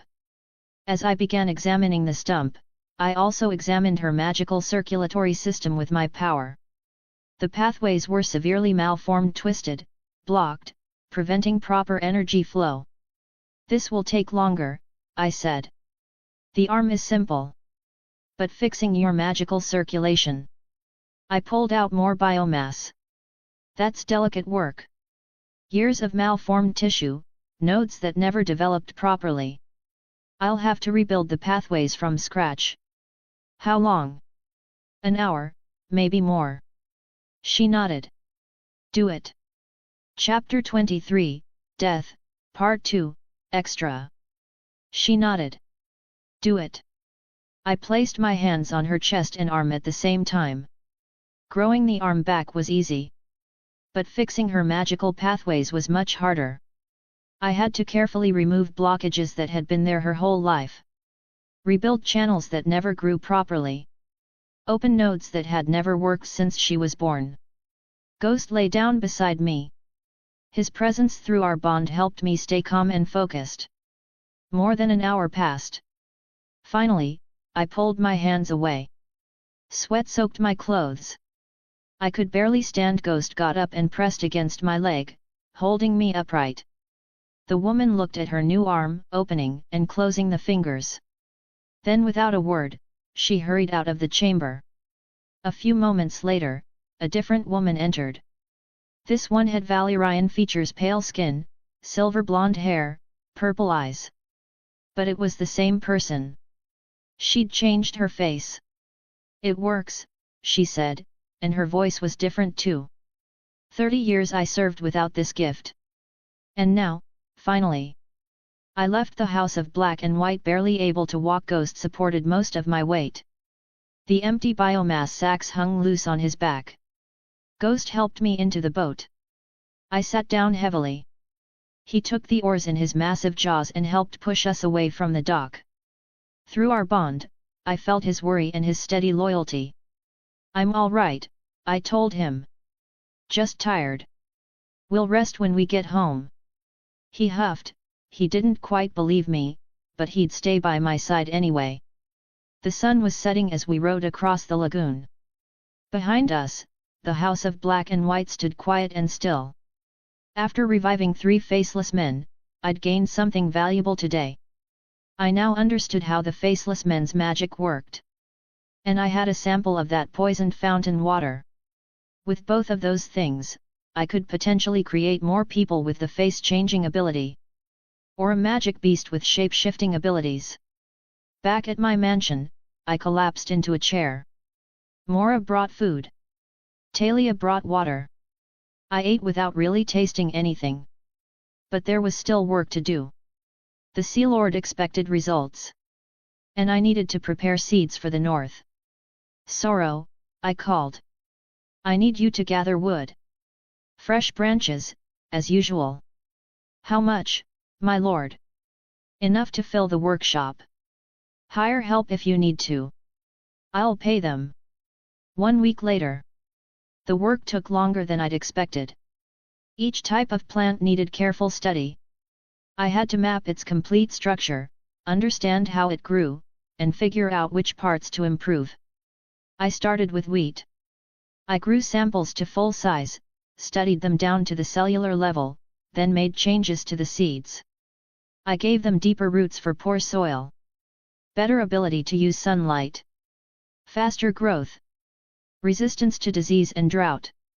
Most importantly, I changed how fast they reproduced. Normal wheat took 3 months from seed to harvest. My version would be ready in 4 weeks. I used the wood biomass sorrow collected, turning it into proteins and nutrients to feed the growing plants. Each change had to be tested. Grow the plant, watch the results, and collect seeds. I did the same thing with barley, rye, beans, carrots, turnips, and onions. Each plant got its own improvements based on Bravos and the North's climate and soil. Because of the difference in temperature between the North and Bravos, I am able to add a few genes that will work as a switch. In the North, these seeds will produce high yield for countless generations, but in Bravos, the Lord will have to buy seeds from me after every 3rd generation. By the end of the week, I had modified crops that grew 3 times faster and produced twice as much food. They could survive conditions that would kill normal plants. But the fruit trees were different. For those, I went much further. 7 types: apple, pear, plum, cherry, peach, apricot, and a hardy northern berry bush. Each one got the standard improvements: faster growth, more fruit, better cold tolerance. Then I added magic. As I grew each tree from biomass, I built a magical node and circulation system in them at the DNA level. These trees would pull energy from ambient magical fields. They'd grow even in frozen ground. They'd produce fruit through long winters. They'd survive things no normal tree could and produce enough fruit to feed the North. I grew each type to full size in my garden. Then I harvested their seeds, making sure the magical changes would pass to their offspring. 7 types of impossible trees. Enough to feed Winterfell through the longest winter. I packaged both seeds, seeds of modified crops, and fruit tree seeds. They carefully and wrote detailed planting instructions. I set them aside for the next parrot flight north. The regular crops, without magical enhancement, I prepared for Koro. I will use it to make money. POV, Eddard Stark, Winterfell. The godswood was quiet save for the rustle of leaves and the distant sounds of the castle waking. I stood before the heart tree with Maester Luwin, Sir Roderick, and a handful of trusted men. Above us, perched on a thick branch, sat an enormous eagle. Not just large but massive. Bigger than any eagle I had ever seen, with a wingspan that had to be near 10 feet. A heavy leather pouch was hanging from its legs. "Read it again," I said to Luwin. The maester unrolled the letter, his weathered hands steady. He read in a clear voice. "Father. The seeds I send are modified for northern conditions. The regular crops will grow 3 times faster than normal varieties and produce twice the yield. They can survive early frost and poor soil. Plant them as you would normal seeds, but they will be ready for harvest in 4 weeks instead of 3 months. The fruit trees are different. They contain magical enhancements similar to what I did with Ghost. Plant them in good soil, water them well, and add horse dung as fertilizer. They will grow to full size within minutes and begin producing fruit immediately. They will survive winter, even the harshest cold, and continue producing year-round. 7 varieties: apple, pear, plum, cherry, peach, apricot, and northern berries. I have included enough seeds to plant orchards across the north. Distribute them to your most loyal bannermen. These seeds could prevent famine during the long winter. Keep this knowledge quiet. If word spreads to the south, Robert will want to know how you obtained them. Trust the eagle. It will return to me when you are ready to send a reply. Jon." Luwin lowered the letter. "My lord, if what he claims is true." Chapter 24, Crow's Eye, Extra. "If it is true, no child of the north will die from hunger." I looked up at the eagle. The bird cocked its head, as if it understood our words. I walked to the pouch and carefully untied it from the eagle's legs. The bird did not move, did not flinch. Inside the pouch were dozens of small silk pouches labeled in Jon's neat handwriting. I pulled out the pouch marked apple. Stand back, I told the others. I knelt near the heart tree, dug a small hole in the earth with my bare hands, and placed a single seed inside. Following Jon's instructions, I covered it with soil, poured water from my water skin over it, and added a handful of horse dung we had brought from the stables. For a moment, nothing happened. Then the soil shifted. A green shoot pushed through the earth. It grew rapidly, an inch, then a foot, then 3 feet in the span of heartbeats. Branches sprouted. Bark thickened and darkened. Leaves unfurled in a rustling wave. Then the wind came. It hit us all at once, a powerful gust that made the men stagger backward. The leaves of the heart tree thrashed wildly. Smaller branches snapped and flew through the air. The wind howled through the god's wood, pulling at our clothes, making the ancient weirwood creak and groan. 7 hells! Sir Roderick shouted over the roar. The growing tree stood at the center of it, pulling the wind toward itself like a lodestone draws iron. The air rushed past us, cold and fierce, all flowing toward the expanding trunk and spreading branches. The men behind me clutched at nearby trees to keep their footing. One of the younger guards fell to his knees. Maester Luwin's chain clattered against his chest as he braced himself against the heart tree. The wind grew stronger. I could hear shutters banging in the castle above. Shouts of alarm from the yards. Something metallic clanged in the distance, torn loose and sent tumbling. Then, as suddenly as it had begun, the wind stopped.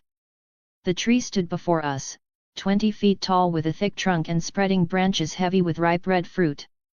The god's wood fell silent except for the nervous breathing of men and the settling creak of disturbed branches. I stood slowly, my cloak still settling around me. The others straightened, looking shaken. What in the name of the old gods was that? Sir Roderick asked, his hand still gripping his sword hilt. Maester Luwin stared at the tree, his scholarly composure badly shaken. The speed of growth, wind moving towards it. It must have required something from the air. He trailed off, shaking his head. Forgive me, my lord, this is beyond my understanding. It doesn't matter, I reached up and picked an apple. It was solid, perfect, the skin smooth and cool in my hand. I bit into it. Sweet, crisp, better than any apple I had tasted in years. The men watched me, waiting. It is good, I said simply.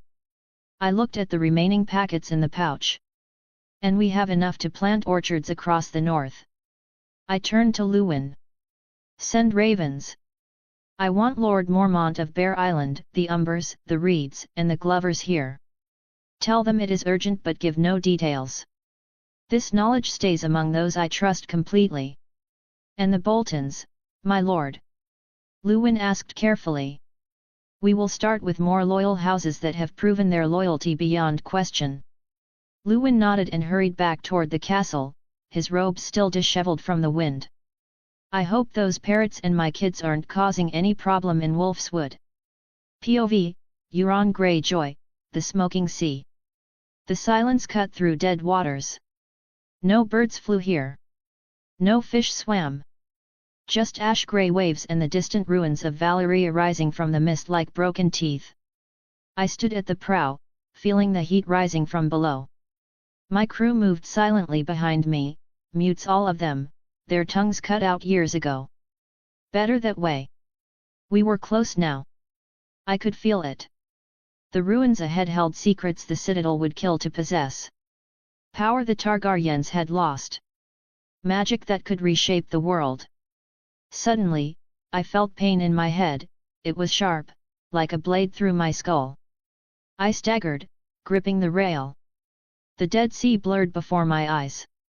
Voices filled my head, not one voice but many, overlapping, and speaking in a familiar tone. Turn back. Go to Bravus. Open the shadows. I knew those voices. The drowned god had spoken to me before, when I first set sail for Valyria. Whispered promises of power, godhood, and dominion over seas and storms. I am here, I growled through clenched teeth. At the place you sent me. Why turn back now? Bravos! The shadows wait. Open them. Or the storm will come. What storm? Speak plainly, damn you! The vision hit like a wave. I saw a boy. Young, northern-looking, with a massive white wolf at his side. They stood in the great hall of Pike, on the sea stone chair itself. Around them lay corpses, iron-born warriors, priests, even the broken tentacles of a kraken larger than any ship I had ever seen. The boy's eyes were cold. Empty. He raised one hand. Above Pike, the clouds began to spin. A vortex formed, purple lightning crackling at its edges. And from the center descended something that made my blood freeze even in vision. A dragon. Not like the Targaryen beasts I had read about in stolen books. This thing had 4 legs and 2 massive wings. Black scales that seemed to drink light itself. Eyes like burning voids. It descended with the storm. Lightning wrapped around it, purple and violent, striking the sea and the rocks. When its claws touched the earth, the explosion was beyond sound, beyond fury. A wall of force that erased everything in its path. When the dust cleared, the iron islands were turned into glass. Smooth black glass that was reflecting the white sky above. And the boy with the white wolf stood untouched in the center of it all. I can't see his face, but from reflection, I can see his eyes, one green like wildfire, and the other violet like the Valyrians of old. The vision released me. I collapsed against the rail, gasping for air. My mutes stared at me but said nothing, could say nothing. Turn the ship, I rasped. They did not move, confused by the order. Turn the damn fucking ship. A/N, I will upload extra chapters according to the power stones received. Chapter 25, Wonderful News. POV, Dany. The morning air was cool as I slipped out through the servants' entrance of the manse. A thick hooded cloak covered me from head to toe, heavy enough to hide my silver hair. Vermax sat on my shoulder beneath the hood. Left, he whispered in my ear, his voice barely audible. Past the fountain, then toward the market square. I walked carefully, keeping my head down. Guards stood at the main gate, but they paid no attention to a cloaked servant. As we passed them, Vermax suddenly spoke again, but this time his voice was different. Deeper, rougher. Clear morning for a walk, he said, perfectly mimicking one of the guards. I nearly stumbled. The guards glanced our way, nodded, and turned back to their posts. They thought another guard was inside the hood. That was. I breathed. Useful, Vermax finished quietly. Keep walking. The market square was already busy despite the early hour. Merchants called out their wares. Children ran between stalls. The smell of cooking meat and fresh bread filled the air. A small boy approached me, no more than 7 years old, carrying wooden skewers of roasted meat. Fresh goat. Only a copper. I stopped and looked at the skewers. I will take 2, I said softly. The boy handed them over eagerly. I reached into the small purse I had brought and pulled out the only coin inside. A gold dragon. I do not have change for this. This is too much. Keep it, I started to say. No, Vermax whispered sharply in my ear. Then in his normal parrot voice, bad idea. Bad idea. I froze. What? Why? If you give him that much, Vermax said quietly, others will see. They will know he has gold. They will rob him, maybe worse. A child with gold in this part of the city is a target. My face flushed with shame. I had not thought of that. But I have no other coin. Wait, Vermax said. Before I could ask what he meant, he vanished from my shoulder in a blur of motion. He moved so fast I barely saw him leave. One moment he was there, the next he had vanished. I stood frozen, holding the gold coin, while the boy waited nervously. Then something pressed into my palm. I looked down, A silver coin sat in my hand, warm as if it had just been held by someone else. Vermax was back on my shoulder, his talons gripping my cloak. "Silver," he whispered. "Much better." I stared at the coin, then at the boy. "Here. This is for you." The boy took the silver coin, grinning widely. "Thank you." He ran off before I could say more. I started walking again, heading back toward the manse. My heart was pounding. "Vermax," I whispered. Did you steal that silver?" "Yes," he said simply. "That is wrong. You cannot just. I also stole the gold coins in your purse, which you've been spending for the past week." Vermax continued, as if I had not spoken. "Don't worry, I found those gold coins while completing my task, there were plenty of them from where I took them." I stopped walking. "What task?" "Finding things," Vermax said. His voice was calm, patient, like a teacher explaining something to a child. "Dragon eggs. And a sword called Black Fire." The world seemed to tilt. "Dragon eggs?" I breathed. "Dragon eggs. Illyrio has them. 3 of them, petrified, turned to stone. He keeps them locked away in a vault beneath his manse. Along with the sword of Aegon the Conqueror." My legs felt weak. I leaned against a nearby wall, my breath coming fast. Why would he have those things?" Vermax was quiet for a moment. When he spoke again, his voice was gentler.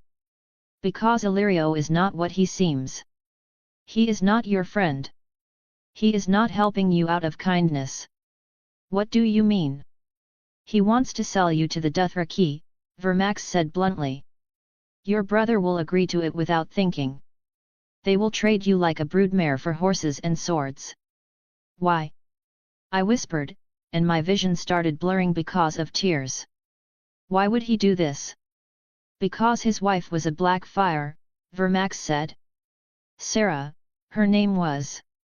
She died years ago, but before she did, she bore Illyrio a son. That son is alive now, pretending to be Aegon Targaryen, your brother's son who died as a baby." I could not breathe. Could not think. "Illyrio wants his son on the Iron Throne," Vermax continued. "But he needs the realm destabilized first. He needs Westeros to be weak and broken. So he makes deals with people like your brother. Promises armies that will never come. Also his fake Aegon can swoop in and save the day." "No," I said, though I did not know what I was denying. "That cannot be true." "It is true. I have seen the documents. I have heard the conversations through doors and windows. Illyrio is a liar and a schemer, and your brother is too blind with ambition to see it." We started walking again. I moved numbly, barely aware of where I was going. Vermax guided me with quiet directions. "Why are you telling me this?" I asked. My voice sounded small, broken. "Because my creator sent me to watch over you," Vermax said. "He knows what is coming. He knows you will suffer if you do not know the truth." "Your creator? Who is he?" "He will tell you himself, when the time comes," Vermax said. We reached the manse. I slipped back through the servants' entrance, my mind spinning with everything Vermax had told me. Dragon eggs. A false Aegon. Illyrio's scheming and my brother's blindness.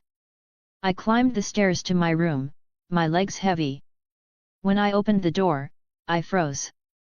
Viserys stood inside, his back to me. He was looking at my bed, where I had arranged pillows beneath the blanket to make it appear as if I were still sleeping. He turned as I entered. His expression was excited. Almost manic. "There you are," he said, not seeming to notice my cloak or the fact that I had been sneaking out. "I have news, sweet sister, wonderful news." I pulled back my hood slowly. Vermax stayed hidden beneath my cloak. "What news?" "Illyrio has made a deal with the Dothraki," Viserys said, his eyes bright. A marriage contract. You will wed Khal Drogo, and in exchange, he will give us an army. 10,000 screamers. Can you imagine? I could not speak. We are getting our throne back, Viserys continued. He grabbed my shoulders, shaking me slightly. I could smell wine on his breath, he was too drunk. Do you understand? Everything we have suffered, everything we have endured, it was all worth it. We are going home. Home, I thought. But the house with the red door was gone. Sir Willem was dead. And the only home I had ever truly known had been taken from me years ago. When? I managed to say. Soon. Very soon. Illyrio is arranging a feast where you will meet the Khal. You must make a good impression, Dany. You must make him want you. I nodded numbly. Viserys smiled and left, practically bouncing with excitement. I closed the door behind him and leaned against it. My whole body was trembling. Vermax emerged from beneath my cloak and flew to the windowsill. He does not know, the bird said quietly. He does not see the trap. And I do, I whispered. But what can I do about it? I can help you, Vermax said. But, you will have to leave your brother behind. I will upload extra chapters according to the power stones received. Chapter 26, Sea Lord. POV, Jon Stark, Braavos, Sea Lord's Palace. Workers moved in and out of the side doors, carrying sacks of modified seeds from my mansion to the Sea Lord's storage vaults. I sat across Sea Lord at a table laden with food. At the center sat a round, flat bread covered with melted cheese, tomato sauce, herbs, and thin slices of sausage. Pizza. The Sea Lord picked up his knife and fork, studying the strange food with curiosity. He cut a small piece and brought it to his mouth, chewing thoughtfully. I set my own knife and fork aside and picked up a slice with my hands, biting into it. The Sea Lord paused, watching me. Then he smiled slightly, set down his utensils, and did the same. Remarkable, he said after swallowing. Simple, but the flavors work together well. This could be popular in the taverns. You need the right cheese, I said. It has to melt properly. And the bread must be thin but strong enough to hold everything. He took another bite, nodding in approval. Your knowledge of cuisine is as unusual as your gift. I nodded. We ate in comfortable silence for a few minutes. Ghost lay near the door, watching the workers pass. The Sea Lord's wife and daughter sat at the far end of the table, speaking quietly to each other. When we finished eating, I reached into the leather bag at my feet and pulled out a carved wooden box. I set it on the table and opened it. The Sea Lord leaned forward. What in the name of? Inside lay a necklace. The chain was made of diamond links, each one perfectly cut and connected. The pendant was a single massive diamond carved into the shape of a peacock, its tail feathers spread in intricate detail. Beside the necklace sat another diamond, roughly the size of a fist, uncut but flawless. 7 hells, the Sea Lord breathed. His wife had stopped talking. She was staring at the necklace with undisguised desire. For your wife, I said. A gift to commemorate our partnership. I had spent 3 days creating these diamonds. The process was exhausting and inefficient. I had to manipulate carbon molecules from biomass, creating specific hydrocarbons that would release carbon in precise patterns. Layer by layer, atom by atom, building up the diamond structure. It was far too much effort for something I could potentially create more easily in the future using fire magic for heat and water or wind magic for pressure. But I had wanted to test whether it was possible at all to create a diamond. And I had needed an impressive gift for this negotiation. The Sea Lord gestured to his wife, who rose and approached the table. Her eyes never left the necklace. I lifted it from the box and held it out. She took it with trembling hands, turning it to catch the light. The diamonds sparkled, throwing rainbow patterns across the walls. It is beautiful, she whispered. Try it on, the Sea Lord said. She fastened it around her neck. The peacock pendant rested perfectly against her collarbone, glittering with every breath. Their daughter stood and came closer, staring at her mother with open envy.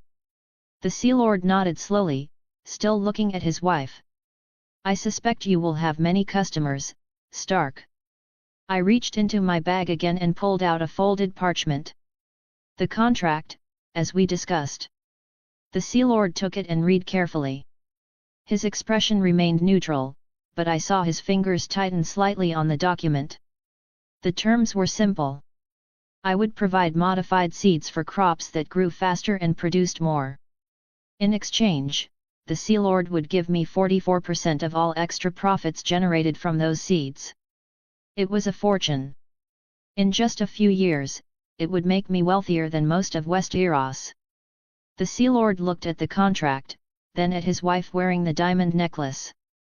His daughter was now holding the large uncut diamond, turning it in her hands with wonder. He sighed and pulled out his seal. Very well. 44%. He pressed his seal into hot wax at the bottom of the contract. I did the same with my weirwood with wolf signet. It was done. As we shook hands, I felt a sudden pull at the edge of my consciousness. One of my parrots was trying to connect through the warging bond. The one in Pentos. I excused myself politely and stepped out onto the balcony, Ghost following. Sealand's wife and daughter were too busy admiring their diamonds to notice. I closed my eyes and opened the connection. Images flooded in. Vermax's memories from the past few hours. Daenerys sneaking out of the manse. The conversation about Illyrio's schemes. Then, more recently, Viserys burst into Daenerys's room with news. The deal was made. Daenerys would marry Khal Drogo. The wedding would happen soon. I pulled back from the connection and opened my eyes. So it was beginning. The events that would eventually lead to dragons returning to the world. To Daenerys becoming the mother of dragons. Except this time, things would be different. Because I had plans of my own. POV, Alaraz, Sorella Sand, Bravus. I stood in the rented chambers near the docks, reading the encrypted letter delivered by Sand Eagle. For the third time. My hands were shaking slightly. I had written to my father about Jon Stark and what he wanted. Access to the hidden vault beneath the citadel. I had not expected my father to come himself. The door opened and Prince Oberyn Martell stood in the doorway, smiling that dangerous smile of his. Behind him were three of my sisters. Clinging to his arm was Ellaria Sand, his current paramour. "Father," I said, lowering my hand. "Why are you here? Did you think I would ignore such an interesting letter?" Oberyn stepped inside, his eyes sweeping the small room. "My daughter writes that a northern boy seeks entrance to the citadel's most guarded secret. Of course, I came." Obara pushed past him, her spear tapping against the door frame. "You have been playing spy in Bravus for months, sister. What have you learned?" "Enough to know Jon Snow is worth father's attention," I said. Tyene settled onto my bed, arranging her skirts carefully. "And he wants something from the citadel's vault. What exactly?" "I do not know the details. But Marwyn has been working with him." Jon Snow asked specifically about the vault. "What it contains. How to access it." Oberyn sat in the only chair, pulling Ellaria onto his lap. "And you wrote to me because you know I studied at the Citadel. Because you thought I might have knowledge of this vault." "Yes." My father smiled, but there was something cold in it. "I do know of it. I spent 6 links of my chain learning what the maesters truly keep hidden. They do not just store dangerous things related to magic, Sorella. They store proof of things they have done to keep the realm ignorant." "Then you can help him," I said. "He is staying at a mansion outside the city, I can arrange a meeting." "Good." Oberyn looked at my sisters. "We will meet him tomorrow. All of us. I want to see how he handles the presence of Dorne." Chapter 27, Below the Surface. POV, Jon Stark. I thought it must be like a computer, but the brain is much different and more complex than computers in my previous world. I had learned that truth slowly, piece by piece, as I studied the minds of the creatures I created. In my past life, people spoke of the brain as if it ran on code, as if thoughts were programs executing in sequence. But that was wrong. The brain had no operating system. No software. It was a pattern recognition machine, nothing more and nothing less. The limbic system, on which I'm currently working, is a complex group of brain structures located deep within the brain. It governs emotions, behavior, motivation, memory, and survival instincts like feeding and fucking. After the 137th attempt, I could change that. Reshape it. Make loyalty where there had been hunger. Make fear where there had been calm. I knelt beneath the weirwood in my garden, hands resting on two small creatures. A rat I had created from biomass, its body perfect and healthy. And a sand eagle that my golden eagle had captured yesterday. Normally, the eagle would have killed the rat immediately. Predator and prey. Instinct was carved into their brains over millions of years. But I had modified the eagle's limbic system. I reached into its amygdala with my biokinesis and rewired the pathways that identified threats and food. I changed the hippocampus so that memories of rats triggered not hunger but somewhat closer to what a mother bird feels for its chicks. I adjusted the hypothalamus to release oxytocin when the eagle saw the rat, the same chemical that bonds parents to offspring. The work took an hour. When I pulled my hands away, both creatures stirred. The rat moved first, sniffing the air. It turned and saw the eagle. Its body tensed, ready to flee. The eagle looked down at the rat. Then it bent and regurgitated a piece of half-digested fish onto the ground in front of the rodent. Feeding behavior. The eagle was offering food to the rat as if it were a nestling. The rat sniffed the fish cautiously, but it still ate it. The eagle watched with tilted head, making soft chirping sounds. I sat back, observing. The rat finished eating and turned. It flicked its tail, the motion sharp and quick. The tail struck the eagle across the face. The eagle flinched but did not retaliate. It simply shuffled its feet and continued watching the rat with what I could only describe as concern. A voice interrupted my thoughts. Why is the bird not eating the mouse? I looked up. A small girl with blonde hair stood a few feet away, watching the eagle and rat with wide eyes. Ghost lay nearby, his massive head resting on his paws. The girl had been bothering him for the past half hour, asking questions in that relentless way children do. Ghost tolerated her with the patience of a saint, though his ears occasionally flicked with irritation. Because I changed its mind, I said simply. The girl frowned. You cannot change minds. My mother says minds are made of thoughts, and thoughts live in your head where no one can touch them. Your mother is wrong. She looked offended. My mother is very smart. She reads books. I gestured to the eagle. That bird's mind is made of meat and lightning. I can touch meat. I can change how lightning moves. So I changed its mind. The girl walked closer, peering at the eagle. Does it hurt the bird? No. She considered that, then turned her attention back to Ghost. Can you change his mind too? Make him like me more. Ghost huffed softly. Ghost already likes you, I said. He is just tired of answering questions. I only asked a few questions. The girl sat down next to Ghost and started petting his fur. He bore it with dignity. Suddenly, one of my ravens reached out to me using the warging link. As I warged inside it, I saw Marwyn the mage walking up the path to my mansion. Beside him walked two others. Oberyn Martell and his daughter. I already knew why the Red Viper sought me, I knew every word they exchanged through those sand eagles. But the one I didn't understand was the Red Priestess. She had arrived in Bravos weeks ago. She had come to King's Landing once, searching for me. Now, when I was here before her eyes, she still kept her distance. The garden gate opened and Marwyn stepped in first, followed by Oberyn and Cyrilla. Marwyn inclined his head. "Jon, may I present Prince Oberyn of Dorne, and his daughter Cyrilla." Oberyn smiled as though he had stepped into a tavern. "Not my home." "Your garden is beautiful, Lord Snow, or should I say Lord Stark now. Bravos does not have trees like this."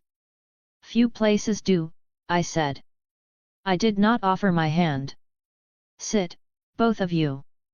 There was a stone bench beneath the weirwood. They took their seats while Marwyn lingered at the edge, pretending to study the roots. I leaned against one of the carved pillars and met Oberyn's gaze. "You did not come this far for talk of gardens," I said. "Tell me what you want." "Direct. I prefer not to waste my time." "Then I will not waste it.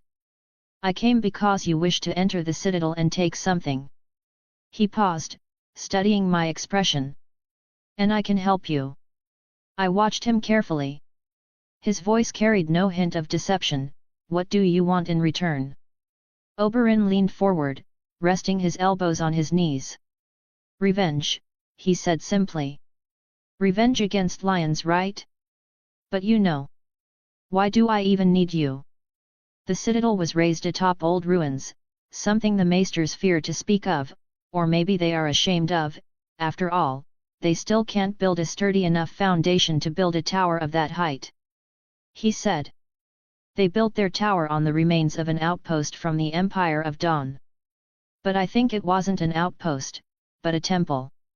A temple that the Empire of Dawn deliberately made away from their home, on another continent. It was carved of oily black stone, and the vault lies deep within it. The walls are alive with patterns that move when no one looks directly at them."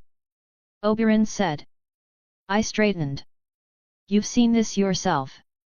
He nodded once. "I was younger then." "Curious." I followed a scholar who claimed to have seen the lower levels. He vanished. The walls were smooth and cold, and the light bent strangely. The spiral patterns, they shift. Sometimes they seem to breathe. He paused, watching me closely. I let his words settle in my mind. Everything he described matched what I had felt when I first studied the Shadow Catalyst. Oberyn leaned back, crossing his arms. "The door is made of the same black stone. It does not obey tools or magic. The key that opens it is not merely shaped metal. You could forge 100 copies, each one perfect in form, and the door would remain closed. Only the original key opens it, and that key always stays in the hands of an archmaester who has the highest influence in the conclave. When one dies, it passes to another. They never let it out of their sight." Chapter 28, Tyrion and Rose. Warning, warning sign, sexual content. POV, Tyrion. "Aren't you a big boy?" Rose said. As she moved her finger across my cock. "Just a few months ago, I would have taken it as a joke." I held my cock and slapped it on her right cheek. She moaned, "More, my lord, this one too." She gave me her left. This whore, she had run away from Winterfell after she learned about how Jon Snow, or say Stark, now? He had legitimized both of us, hadn't he? Used his magic to revive that Stark girl. But when she arrived here, after a month of journey, she found out he was already here and also cursed this land as well. I didn't slap her cheek but rose to my feet. I was now 6 feet tall, around 3 fingers taller than Jaime. I held her by her shoulder and threw her on the bed. When Jon healed me, he said I have to do regular strengthening training. So I did it. I'm still doing it at this exact moment. I positioned myself behind Rose, who raised her ass like bitch.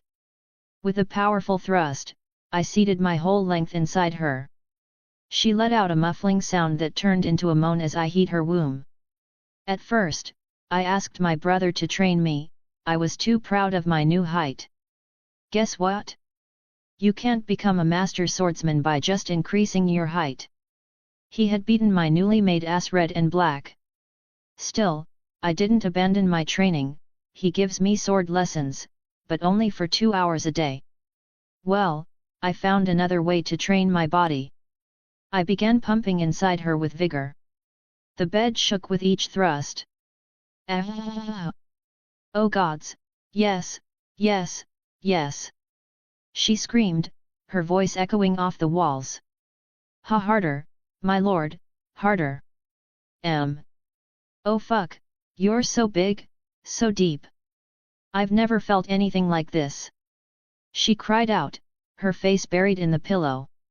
From the way her legs were shaking, I will take this as truth, not a whore being a whore. The wet squelching sound of her cunt filled the air, mingling with her desperate cries. I gripped her hips, pulling her closer, pushing myself even deeper inside her. Ah! Oh gods, I'm coming! I'm coming! She screamed, her body shaking violently as she reached her peak. I kept pumping. Her cunt clenched around my cock, milking me with each thrust. After a long pounding, I felt my balls tightening. With a final thrust, I buried myself deep inside her and let out a roar as I filled her with my seed. Ha, ha, aren't you a good strengthening training? I said with heavy breaths, as I moved away from her cunt, my cock broke free with a wet pop. Ha, ha, aren't you a good strengthening training? Pop. Clang. What in the name of 7 fucking gods? I said. Ha, ha, aren't you a good strengthening training? Pop. Clang. I saw a bird on a tree, on the other side of the window. It was mimicking all the voices surrounding me, my own words, the sound of my cock busting out of cunt, and a faint noise coming from a distant blacksmith shop. Now, an hour later, Rose and I sat on the bed fully clothed, feeding the bird dried meat from a plate. The creature took each piece delicately in its curved beak, chewing with what I could only describe as satisfaction. So, I said to the bird, feeling ridiculous for talking to an animal, even if it's mimicking all voices, it can't speak, can it? Who is your owner? The bird tilted its head, studying me. Then it spoke. No owner, creator, he knows you, it said in a human voice. I dropped my wine cup. It clattered across the floor, spilling red liquid like blood. Rose gasped and pressed herself against the headboard. The bird continued as if nothing unusual had happened. I want you to do something for me. In exchange, I will tell you about Tisha. The world stopped. Tisha. My first wife. The girl I had loved with all the desperate passion of a young man who thought himself unlovable. The girl my father had claimed was a whore, paid to pretend affection for the Lannister dwarf. The girl who had been given to an entire barracks of guards while I watched, then sent away with silver. How? My voice came out hoarse. How do you know that name? My creator knows many things, the bird said. He knows what happened to her. Where she went. What became of her after your father cast her out. Who is your creator? I demanded. My hands were shaking. Tell me now, or I will wring your feathered neck. You know him, the bird repeated. He healed your dwarfism. Gave you height and strength you never thought to have. I sat back, my mind racing. Jon. He is in Bravos, I said. Rose finally found her voice. The bird can talk. The bird can actually talk. Clearly, I said. I poured myself another cup of wine with trembling hands. What does Jon Stark want from me? The bird turned to Rose. And you, girl. If you help, you will not have to work as a whore anymore. My creator will make you richer than you ever dreamed. Enough gold to live comfortably for the rest of your life. Rose's eyes went wide. You are lying. Birds cannot make such promises. My creator can. I leaned forward. What is the task? Simple, the bird said. Steal the account books from Peter Baelish. The master of coin keeps ledgers of all the crown's finances. My owner believes those books contain proof of embezzlement, theft, and treason. You will take the books, mark and highlight every instance of stealing and hiding done by Littlefinger. That's all. I laughed. It burst out of me, sharp and bitter. That is all? Just steal from the master of coin, a man who has spies and assassins at his command? Simple indeed. You are clever enough, the bird said. Can you prove it? I said, looking at the bird. Can you prove Jon sent you? Does he know about Tisha? Can he actually deliver what you promise? The bird was silent for a moment. Then it spoke again, but this time in a different voice. A woman's voice, soft and frightened. I loved him, I loved Tyrion. I truly did. No matter what his father said. Tisha's voice. I would know it anywhere, even after all these years. Where? I could barely speak. My creator found her, the bird said in its normal tone. Spoke to her. Learned her story. She is in Bravos, under a different name. Safe. She remembers you, Tyrion Lannister. She remembers the boy who loved her. And she is raising your daughter. Tears burned in my eyes. I blinked them away furiously. And if I do this task, Jon will let me meet her. Yes. And more. He will help you, if you help him. He has no love for the Lannisters, but he respects cleverness. Respects those who act when others merely complain. I drained my wine cup and poured another. My hands had stopped shaking. Very well, I said. I will steal Littlefinger's books. I will mark his crimes. The bird bobbed its head. Good. When you have the books, bring them here. I will see that they reach the right hands. And Tisha. When the task is done, my creator will send word. You will learn where she is, how to reach her, everything you need to know. A/N, I will upload extra chapters according to the power stones received. Chapter 29, He Lies, Your Grace. POV, Cersei Lannister, King's Landing. I'm having this feeling something is wrong. Jon Arryn's household guards stood at their posts with an unusual stillness. Their eyes did not wander. Their hands rested near their sword hilts with the ease of men who expected to use them. When I passed, their gazes followed me for just a moment too long before returning forward. These were not the lazy, half-drunk men who usually slouched in the Red Keep's halls. I felt the first curl of unease in my stomach but buried it beneath a pleasant smile. Whatever this was, I would face it as a Lannister, as Lioness. Inside the small council chamber, I find Robert already sprawled in his chair at the head of the table. Jon Arryn sat to his right. Grand Maester Pycelle had already claimed his seat and was wheezing softly. Varys stood near the window. And Peter Baelish leaned against the far wall, that knowing smile playing at his lips. I took my seat across from Jon Arryn and folded my hands on the table. Good morning, my lords. Robert grunted. Jon Arryn inclined his head.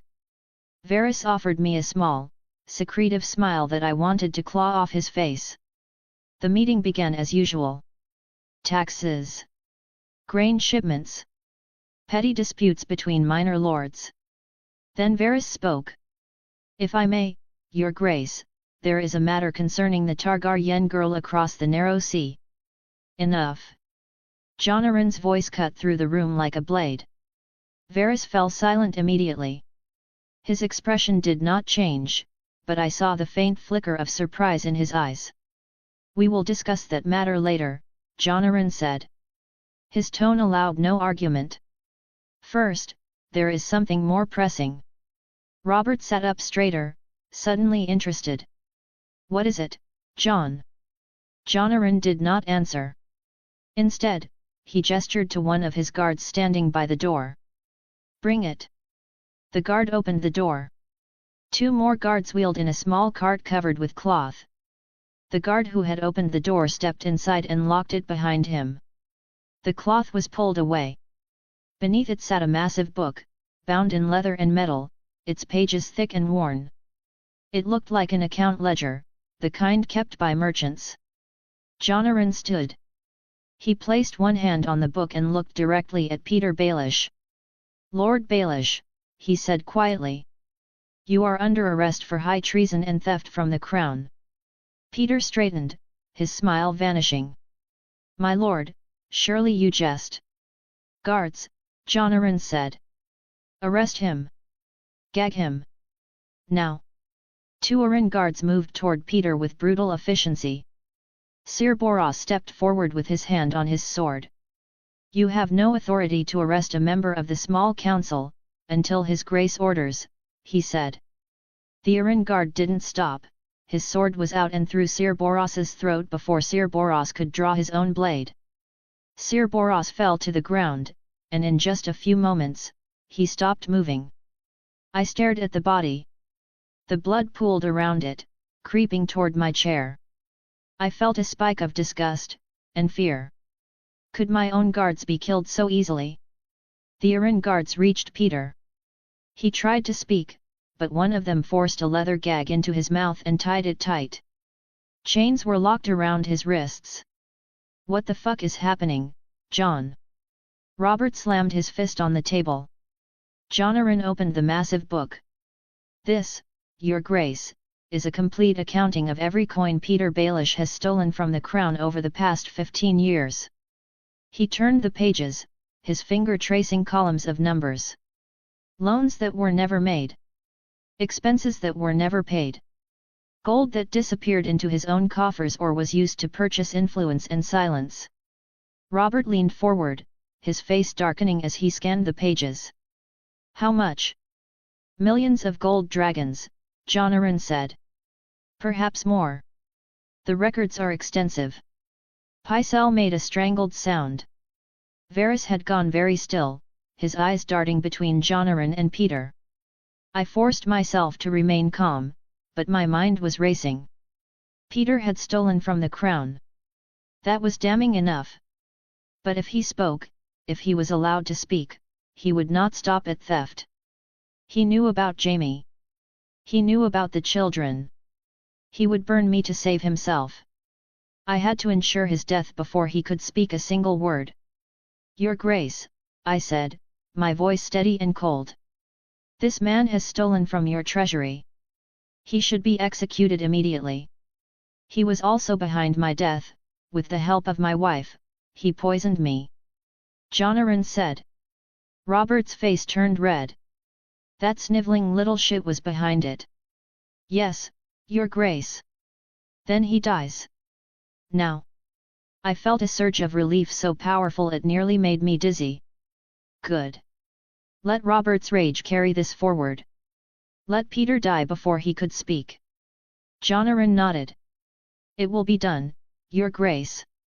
Peter was dragged from the chamber, still gagged, still chained. His eyes found mine as he passed. There was no plea for mercy in them. Only cold calculation, even now. He knew. He knew what I feared. But he would not live long enough to use it. In just 2 hours word had spread quickly. A member of the small council was to be executed for treason. The people of King's Landing loved spectacle, and they had gathered here at the September of Baelor. I stood on a raised platform with Robert, Jonaran, and a handful of guards. Below, Peter knelt on the execution block, still gagged, still chained. The executioner, Sir Ilan Payne, stood beside him with a great sword resting on his shoulder. Robert leaned on the railing, his face still red with fury. "Thieving little weasel! Should have gutted him years ago." Jonaran stood quietly, he looked tired. I kept my eyes on Peter. His head was bowed, but I could see the tension in his shoulders. He was waiting. Planning. Even now, he thought he could find a way out. He could not. Robert straightened. "Wait. Remove the gag." My blood went cold. "Your Grace." "I want to know why he did it," Robert said. "Your Grace, I do not think." Jonaran began. "I said remove it." Robert roared. One of the guards moved forward and untied the gag. Peter gasped for air, his mouth working. Then he screamed. Your children are all bastards. Every one of them. The crowd went silent, even Robert froze. Born of incest. Peter shouted, his voice cracking. Cersei and Jaime. The lions rutting. And your mother is a whore. I turned sharply. The shout had come from the edge of the platform. I saw Tyrion standing there, his mismatched eyes wide with shock. A strange bird sat on his shoulder. Blue and gold feathers, far too bright for King's Landing.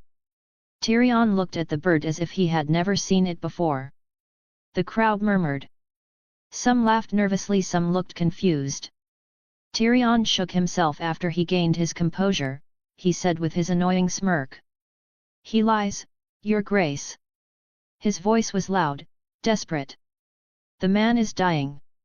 His words are meaningless. He will say anything to cause chaos before death takes him. Robert looked at Tyrion, then at Peter, then back at me. I met his eyes and saw the war happening behind them. Belief and doubt. Rage and confusion. He speaks out of spite, I said quietly. He knows he is about to die, so he tries to wound you with lies. Do not give him that satisfaction, my love. Robert's jaw worked. His hands clenched into fists. Then he turned to the executioner. Gag him again. And Sir Ilan use a blunt sword. Chapter 30, Khal Drogo's Manse. POV, Vermax, Pentos. That fucking piece of shit was touching her again.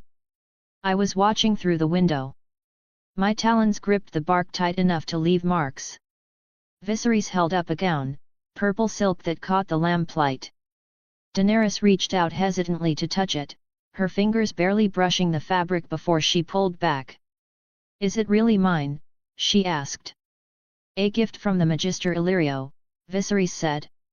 His voice was smooth tonight, pleased with himself. The color will bring out the violet in your eyes. And you shall have gold as well, and jewels of all sorts. Illyrio has promised.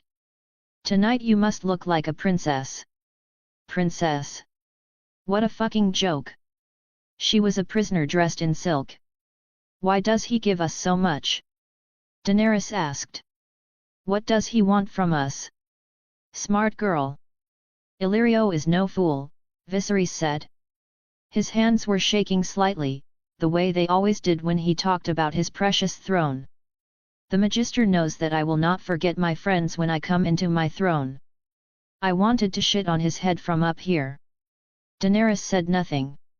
She had learned long ago not to question him when he spun his fantasies. My creator had told me about truth, that Viserys is nothing but delusional idiot. He hung the gown by the door. Illyrio will send the slaves to bathe you. Be sure you wash off the stink of the stables. Khal Drogo has 1,000 horses, tonight he looks for a different sort of mount. My talons dug deeper into the bark. Mount. He was talking about his sister like she was animal. Viserys walked closer to her, studying her like meat. You still slouch. Straighten yourself. He pushed her shoulders back with his hands. Then his fingers brushed across her breasts. I wanted to dive through that fucking window and fly through him, like one of my brother in black. Let them see that you have a woman's shape now. His hand tightened on her nipple, twisting through the fabric of her tunic. She flinched but did not pull away. You will not fail me tonight, he said, his voice dropping to something colder. If you do, it will go hard for you. You don't want to wake the dragon, do you? He twisted harder. She gasped. Do you? He repeated. No, Daenerys said quietly. Coward. Fucking coward. Touching his own sister like that, threatening her, breaking her piece by piece. He smiled and touched her hair with mock affection. Good.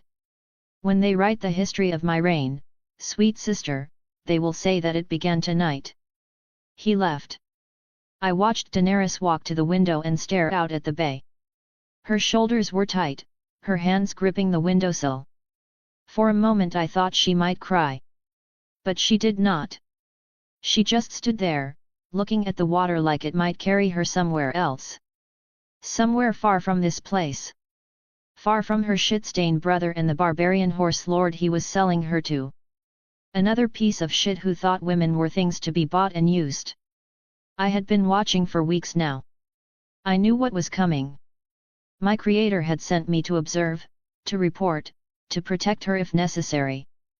But watching was getting harder. Every time Viserys touched her, every time Illyrio smiled his greasy smile, every time someone talked about the Cull like he was some kind of prize, I wanted to burn this whole fucking city to the ground. I know waiting is the right thing to do, it will let her see true face of her brother and Illyrio, so she willingly leave her brother behind. The slaves arrived. 2 of them. An old woman who said nothing and a young blonde girl who would not shut up. They filled the bath and helped Daenerys undress. The water was scalding hot, but she did not flinch. She just sat there while they scrubbed her skin raw. The blonde girl talked the entire time. Drogo this, Drogo that. How rich he was. How powerful. How his slaves wore golden collars. Golden collars. Like that made slavery better. They dried Daenerys and dressed her in the purple gown. Put jewelry on her wrists and a heavy golden collar around her neck. A collar. Just like the slaves. The blonde girl stepped back, admiring her work. Now you look all a princess. Daenerys looked at herself in the mirror. Her face was blank, but I could see the fear in her eyes. She knew what this was. She was being dressed up like a sacrifice for the altar. Viserys was waiting in the entry hall when she came down. He examined her. Stand there. Turn around. Yes. Good. You look regal, Magister Illyrio said, waddling into the hall. His fat body jiggled beneath his silk robes. Rings covered every finger. His beard was oiled until it gleamed like fake gold. Disgusting bug. May the Lord of Light shower you with blessings on this most fortunate day, Princess Daenerys, Illyrio said, taking her hand and bowing his head. She is a vision, Your Grace, Illyrio told Viserys. Drogo will be enraptured. She's too skinny, Viserys said. His hand rested on the hilt of his borrowed sword. Borrowed, because the little shit did not even own a weapon. Are you sure that Khal Drogo likes his women this young? She has had her blood. She is old enough for the Khal, Illyrio said. Look at her. That silver gold hair, those purple eyes. She is the blood of old Valyria. She cannot fail to entrance our Drogo. Entrance. What a polite word for rape.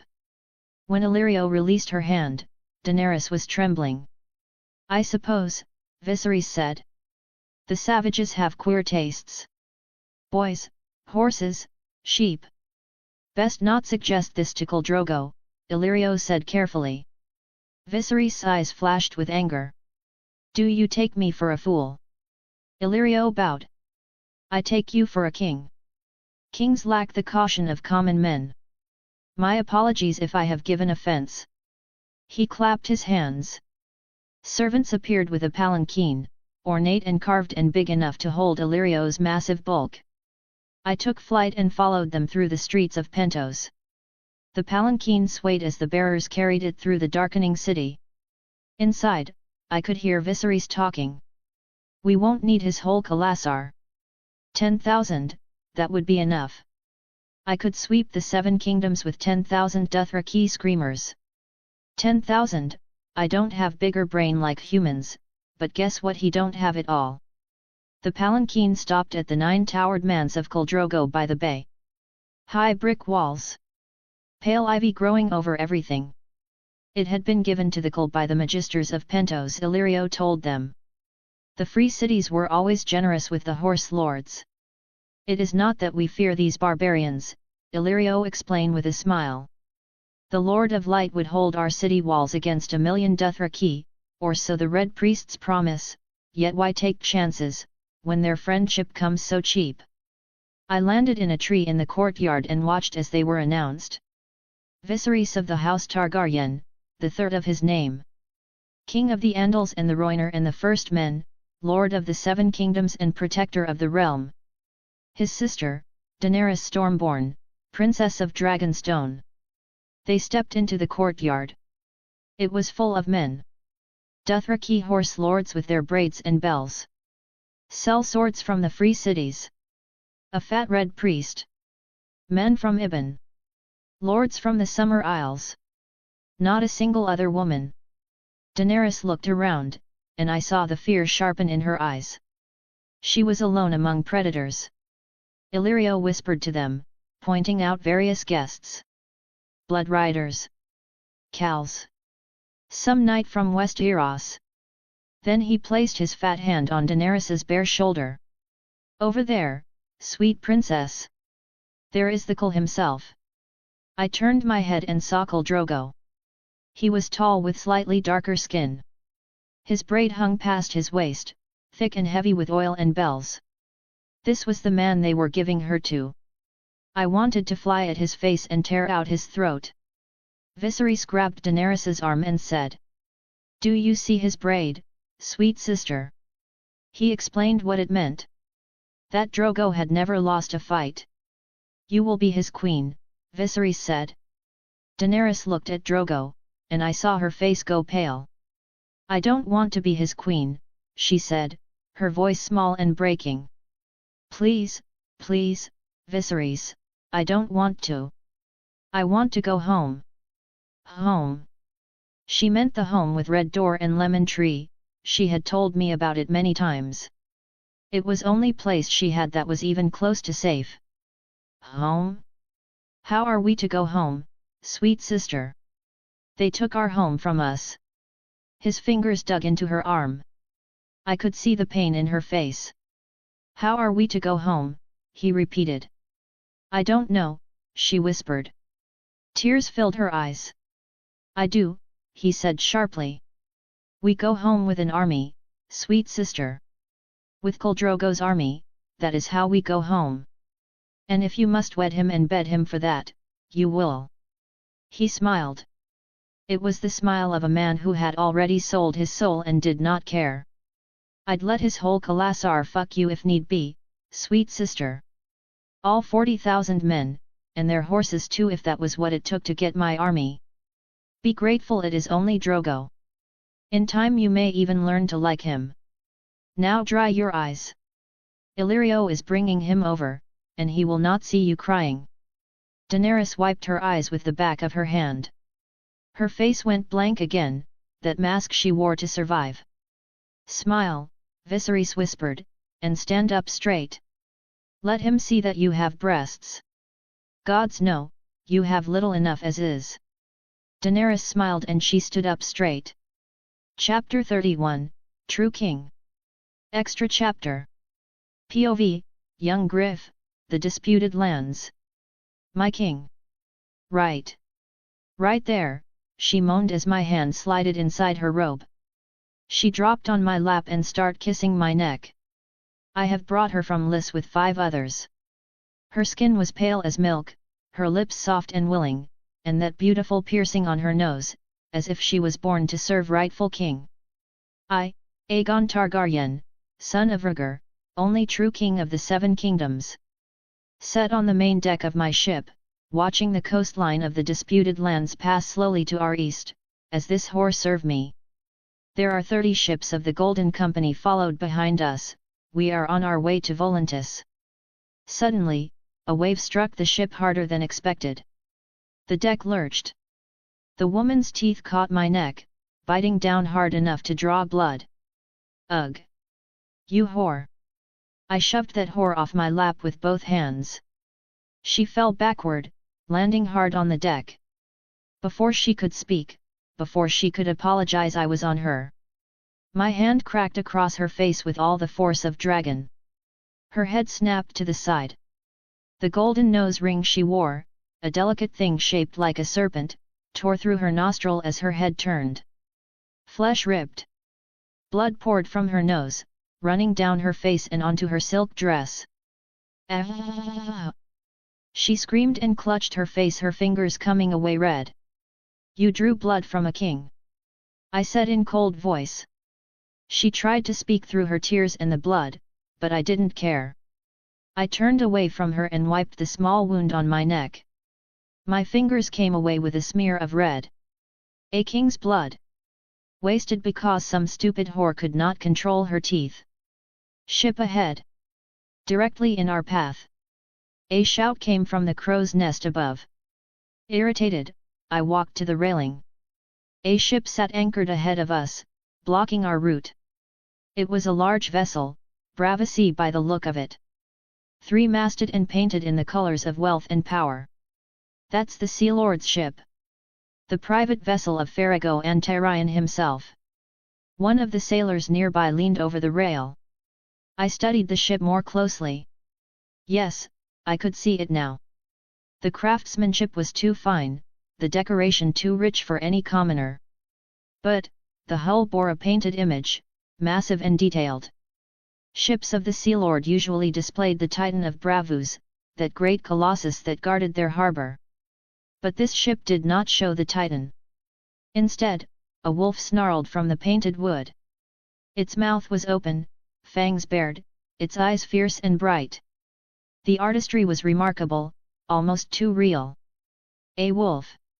Why would the Sea Lord's ship bear a wolf? Suddenly the sky went dark. It wasn't the slow dimming of clouds passing over the sun, the light simply vanished, as if someone had snuffed out the sky. I looked up. It was black, not with clouds, but wings. Thousands of them, ravens, mostly, their dark bodies hiding the sun completely. But among them flew larger shapes, parrots, sand eagles, and predators with wingspans wider than a man was tall, golden eagles. They descended, with overwhelming sound, wings beating. Cries and calls. Then they were upon us. A raven struck a sailor standing near me. It did not peck or claw, it just flew straight through his chest, entering between his ribs and exiting out his back in a spray of blood and bone. The sailor looked down at his chest, at the hole where his heart had been, and fell. Another raven did the same to a man near the mast. Through the stomach. But those eagles were worse. One dove toward a group of soldiers gathered near the stern. As it flew, it opened its beak and released a stream of water. This wasn't normal water. It cut like a blade, a thin line of pressure so intense it sliced through armor and flesh as if they were parchment. 3 men fell, in small pieces. This was not possible. A smaller bird, something like a sparrow, landed on a sailor's shoulder. It looks innocent, but as it opened its beak a burst of flames engulfed his head. He screamed and fell, his skull blackened and smoking. Another bird, larger, covered in flickering arcs of blue-white light, touched a soldier's arm. Lightning ran through his body. He convulsed once and dropped, his eyes burned out, his mouth open for trying to scream, but only thing come out was smoke. The ships behind us were same. I could hear screaming and the wet sounds of bodies being torn apart. No. This was not how a king dies. Not like this, by torn apart by birds in the middle of the sea. Before I complete my thought, the cabin door behind me burst open. My foster father, John Connington, stumbled out with pale face. "Rha! Aegon," he shouted. "Get inside! Now!" He ran toward me, reaching out to grab my shoulder and pull me to safety. A bird landed on his outstretched arm. It was a raven, larger than most, its feathers gleaming black. "Father!" I shouted as I saw Raven releasing a thin stream of water. With heavy thud, Father's hand came off at the wrist and dropped on deck. He screamed. Blood fountained from the stump. He staggered backward, clutching his arm. But the bird did not stop. The water stream shifted, no longer cutting but enveloping. Within moments, he was no longer a man. He was a collection of small, wet cubes of flesh, neatly arranged on the deck where he had been standing. I could not breathe. Could not think. Whore from Liss, still clutching her bleeding face, crawled toward me, she reached for my leg. I grabbed her by the hair and pulled her up, shoving her in front of me just as a raven dove toward my chest. The bird struck her instead. It tore through her torso and come out from her side. She gasped once, blood bubbling from her lips, and fell. I did not wait. I ran. The nearest cabin door was open. I threw myself inside and slammed it shut behind me. My hands were shaking so badly I could barely work the latch. The cabin was small, cramped, filled with crates and supplies. I looked around wildly, searching for somewhere to hide. A large wooden chest sat against the far wall. Heavy. Reinforced with iron bands. Big enough to hold a man if he curled up tight. I ran to it and threw open the lid. Inside were blankets and rope. I tossed them out, climbed inside, and pulled the lid down over me. From inside it was dark and suffocating. I pressed my hands over my ears, blocking the screams, and tried to breathe. I was a king. I was Aegon Targaryen. I would not die like this. I would survive and reach Westeros. And when time comes I will claim my throne. The cabin went silent. There were no more screams or sounds of battle. But, I still waited, my breath shallow, my heart pounding so hard I thought it might burst. Click. Hey. What? No, someone locked the chest from the outside. I pushed against the lid but it did not move. Let me out! I screamed. Let me out! I pushed harder, slamming my shoulder against the wood. Nothing. Let me out! I am the king. Please. No one answered. Chapter 32, Falcon. POV, Jonaran, King's Landing. I stood before the fireplace in my private study, watching the letters burn. One by one, I fed them to the flames. The parchment curled and blackened, the wax seals melting into nothing, the words disappearing into ash and smoke. Lisa was locked in her chambers now, confined under strict guard with orders that she was not to leave for any reason. She could pace her room and rage at the walls, but she would go nowhere and speak to no one. I dropped another letter into the fire and watched it burn. The door to my study opened and Robert strode in. "Jon," he said. "We need to talk." I turned away from the fire. "Your Grace." "What is it?" He crossed the room and held out a piece of parchment. "This came by Raven this morning. From Winterfell." I took the letter and unfolded it. The writing was neat, precise, unmistakably Ned Stark's hand. I read quickly. Unusual activity beyond the wall. Sightings of things. Dead men walking. The Night's Watch reporting losses, entire patrols disappearing without trace. Ned's words were careful, measured, but the message was clear. The others. I read the letter twice, then set it down on my desk. "Do you believe him?" Robert asked. I looked at him. Yes. If a boy in Bravos could bring the dead back to life, then dead men walking beyond the wall was not so hard to believe. "Magic is returning, Your Grace," I said quietly. "The world is changing. If Ned reports an ancient threat, I believe him. Because the age of reason and steel is ending. The age of wonders and terrors is beginning again." Robert nodded slowly. "We need to go Winterfell. I need to see this for myself." "You intend to travel north?" "Yes. And from Winterfell, I will send a scouting party to the wall. See what we are truly dealing with." Robert traveling north to Winterfell. 4 months. And Cersei would go with him. She would have to. A king did not travel without his queen, especially not on a journey of such importance. I will make sure she goes with him. If Cersei left King's Landing, if she was gone for an extended period, I would have complete control over the capital. I could gather evidence. Build my case. Prepare everything so that when Robert returned, I would be ready. "When do you intend to leave?" I asked. "Within a fortnight. I will take a small party. Cersei, some guards, a few knights, and king's guards. Nothing to elaborate. I want to move quickly. Robert grunted.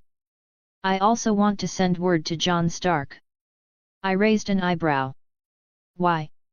If we are facing some ancient threat from beyond the wall, I want every weapon we can get. Tell him I am calling him to his pick. Tell him there is a war coming, and I need him. I nodded slowly. I will send the message today. Good, Robert said. He turned to leave, then paused and looked back at the fireplace. What were you burning, Jon? Letters, Your Grace. From my wife and her sister. They are demanding justice for Littlefinger. Robert snorted. He folded tablecloth on pile of letters and threw it in flames with all letters. Cunt and troubles, you can't separate them. He muttered. POV, Kevin Lannister. My brother had changed after Joanna died. I had always known Tywin to be stern, disciplined, a man who valued control above all else. But there had been warmth once, hidden beneath the iron exterior. A softness he showed only to his wife, a gentleness in the way he spoke her name. That had died with her. He sat outside the tent, before a massive fireplace where a huge bird roasted on a spit. The creature was enormous, 4 to 6 palms in size, its feathers removed, its skin browning over the flames. I approached slowly, a sealed letter in my hand. This bird fly higher than eagles, so high that arrows rarely reach them. And if you do manage to strike one, the fall ruins the meat entirely. He paused, adjusting the spit. There are perhaps a dozen hunters in the Vale skilled enough to bring one down without damage. They say the bird must be killed cleanly, its skull kept intact, or the meat loses its flavor. This one is gift from Vale, Tywin continued. He gestured to the letter in my hand. What do you have for me? I stepped closer and handed him the parchment. From Grand Maester Pycelle. Events in King's Landing. Tywin took the letter and broke the seal. He read slowly, his expression unchanging. When he finished, he folded the parchment and set it aside. Littlefinger is dead, he said. It was not a question. Yes, my lord. However, before he died, he screamed accusations. That Cersei's children are bastards. That Jaime is their father, but Tyrion intervened. Tywin was silent for a long moment, staring into the fire. Then he spoke, his voice cold and flat. Find a suitable match for Tyrion. I blinked, surprised. My lord. A wife. Noble blood. Someone from a house that can benefit us. I inclined my head. As you command, my lord. I hesitated, then continued. There is another matter. Jonaran. He is removing our influence from King's Landing. Lannister guards have been replaced with Arryn and Crownland's men. Our informants are being identified and expelled. Cersei's power is being systematically dismantled. Tywin turned back to the roasting bird. Jonaran has developed fear, Kevin. He fears death. He died once. A man who has seen death, Tywin continued, is never the same. And we allow this? No. He turned away from the fire and walked to his desk. From a drawer, he pulled out 2 sealed letters. He gave me one of them. This is for the mountain clans in the Vale. You will travel there in secret. I took the letter carefully. What do you want me to do? You will provide weapons. Armor. Gold. Everything they need to raid the Vale. I nodded slowly. This was treason. Open, undeniable treason. Arming brigands to attack a region under the Crown's protection. But Tywin did not care. He had made his calculation. Jonaran was a threat, and threats were eliminated. Buy grain as well, Tywin said. As much as we can acquire without raising suspicion. Store it in our keeps. Fortify the castles. Increase the garrisons. He picked up the second letter and held it out. This is for Cersei. You will send it by Raven immediately. I took the letter. What does it say?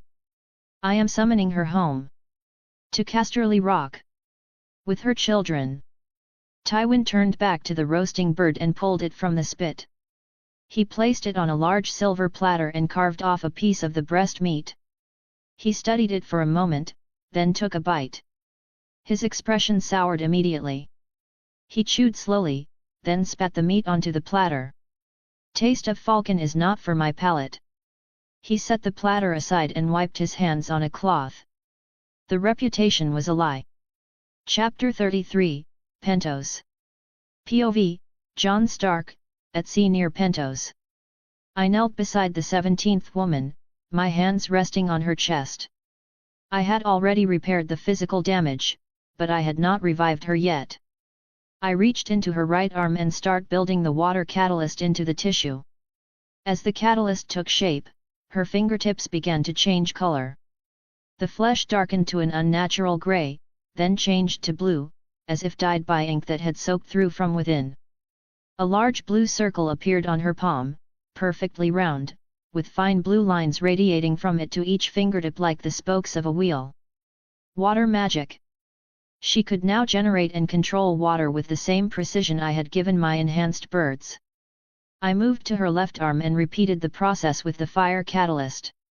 As it formed, her fingertips turned red, and a matching red circle appeared on her left palm.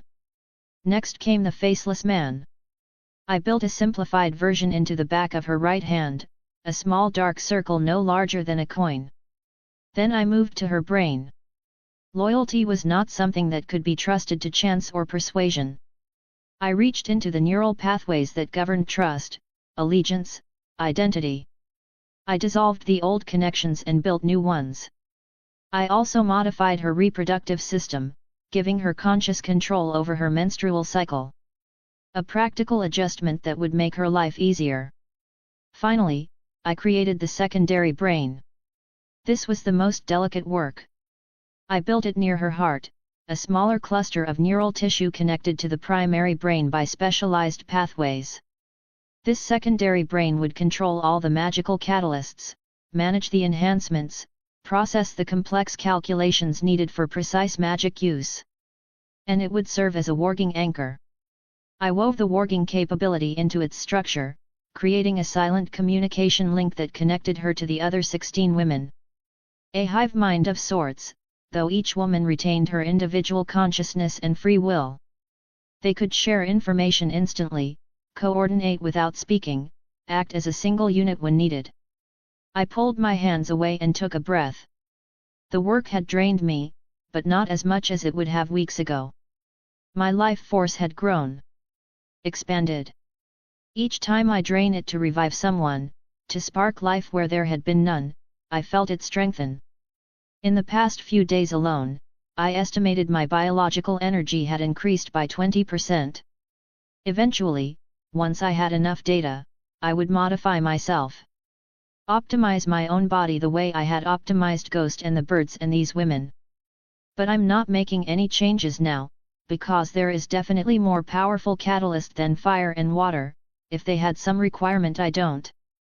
I placed my hands on the woman's chest again and injected my life force. Her heart began to beat on its own. Her lungs drew breath. Her eyes opened, violet and clear. She looked at me with absolute devotion. "Welcome back," I said quietly. I waited a moment to ensure she was stable, then implanted the mana node near her heart. Another woman stepped forward from the shadows. She looked identical to the one I had just revived, down to the smallest detail. A clone, created from the same genetic template. She held a set of simple clothing. "Move your fingers," I said to the newly revived woman. She flexed her hands. The blue and red circles on her palms glowed faintly. "Water. Just a small jet." She extended her right hand. A thin stream of water erupted from one of her blue fingertips, arcing through the air before dissipating. "Fire." Her left hand rose. A brief burst of flame shot from her red fingertips, controlled and precise. "Good." I looked at the second woman. Test her. Make sure she is stable. The second woman approached and began a physical examination, checking joints, reflexes, balance. The newly revived woman stood patiently, allowing herself to be inspected. Satisfied, I left the hold and climbed to the deck. This ship was separate from the main fleet, smaller and faster, hidden among the captured Golden Company vessels. I walked to the hull where the other 15 trained. They moved in perfect synchronization. 5 of them stood in a line, their right hands extended. Jets of water erupted from their blue fingertips, the streams cutting through the air with lethal precision. They manipulated the jets like tools, crossing and weaving them, creating patterns in the air. Another group stood with their palms facing upward. Blue circles glowed. Orbs of water formed above their hands, hovering, spinning slowly. One woman brought her orb down to a suspended piece of wood and used the pressurized water within it to cut. The wood fell away in shavings, revealing an intricate carving beneath. I walked closer and examined it. A life-sized bust of my own face, carved with terrifying precision. Every detail was perfect. The curve of my jaw, even facial hairs. The woman who had carved it looked at me and smiled. Others practiced fire magic, creating controlled flames that danced across their fingertips. A few were sparring with swords. Fire, water, faceless, warging. 4 types of magic, all integrated into one body. They were perfect. Deadly and loyal. I called Ghost, who was on main ship. In few moments it landed in front of me. I climbed onto his back, gripping his fur. He leaped from the deck of the smaller ship, crossing the gap between vessels with ease. POV, Oberyn Martell, Pentos. The manse was grand, far grander than anything the Golden Company had earned through honest work. High ceilings, imported marble, furnishings from Volantis and Yeti. All of it seized now, claimed by Jon Snow as spoils of war. I sat at a long table in the dining hall, picking at roasted lamb and olives. Jon sat across from me, eating methodically, his mind clearly elsewhere. Ghost lay near the door, massive and watchful. A few of my daughters were present, along with Ellaria, who smiled at me over her wine cup. My thoughts drifted to young Griff. Aegon, he had called himself. The Lost Prince. Rhaegar's son, miraculously saved from the sack of King's Landing. A lie. A well-crafted, carefully maintained lie. When I first discovered the truth, that this boy was an impostor groomed by Illyrio Mopedus to play the role of my dead nephew, I had wanted to kill him myself. Slowly. With great care and attention to detail. But Jon had stopped me. He had explained, with infuriating logic, that the boy was merely a pawn. Illyrio was the one who had orchestrated the deception. The boy had been raised to believe his own lie, trained from childhood to be someone he was not. So I had settled for a different kind of revenge. A week. 7 glorious nights. Ellaria and I had used that wooden chest as our bed, and we had made certain it shook. Violently. Enthusiastically. 4 hours at a time. The corners of the chest had grown wet by the 3rd night. Whether from sweat or tears or piss, I neither knew nor cared. It had been satisfying in a petty, cruel way. Not the vengeance I truly wanted, but enough to soothe the wound. The chest had been moved 2 days ago. A servant responsible for feeding the prisoner had complained to Jon about its condition. He had ordered the chest removed immediately and transferred to a different ship. I had not asked which ship. I suspected Jon had plans for the boy that went beyond my simple cruelties. Now, sitting in this captured manse, eating food paid for with stolen gold, I found my focus shifting. The petty revenge was over. The real work was beginning. One of the servants approached Jon. She was beautiful in that striking Valyrian way, silver gold hair, violet eyes, skin like pale silk. She moved with grace and confidence, her posture perfect. She stopped beside Jon's chair and spoke, her voice low and inviting. My lord, have you finally decided, would you like us to serve you tonight? The other servants, all of them watching Jon with open interest, they were offering themselves. Jon did not look up from his plate. I have a different task for you. The woman's smile did not falter. Of course, my lord. What do you require? You will prepare dinner at Illyrio's manse, I will have supper with him. She blinked once, surprised, but nodded immediately. As you command, my lord. She turned to leave. Jon's voice stopped her. It will be a test of your ability, he said, his tone flat and final. I will be observing. The woman paused, then bowed slightly. We will not disappoint you, my lord. A/N, I will upload extra chapters according to the power stones received. Chapter 34, Daemon. POV, Jon Stark, Pentos. I watched through the eyes of a hummingbird. It was one of my smallest creations, no larger than my thumb. My new maids had intercepted a group of Illyrio's servants, group of maids and guards returning from the market. The ambush was swift and extremely brutal. My maids moved like predators, striking from behind, making them unconscious. Then came the transformation. Each of my maids had a black circle on back of their hands. They used blood of those servant. As they put a drop on that black circle, their bodies started transforming. Bones shifted beneath skin, features melted and reformed, hair color altered, and height adjusted. Within moments, each of my maids looked exactly like one of the original servants. They stripped bodies and took their clothes as well, completing the disguise. Then they walked into Illyrio's manse as if they belonged there. No one stopped or even questioned them.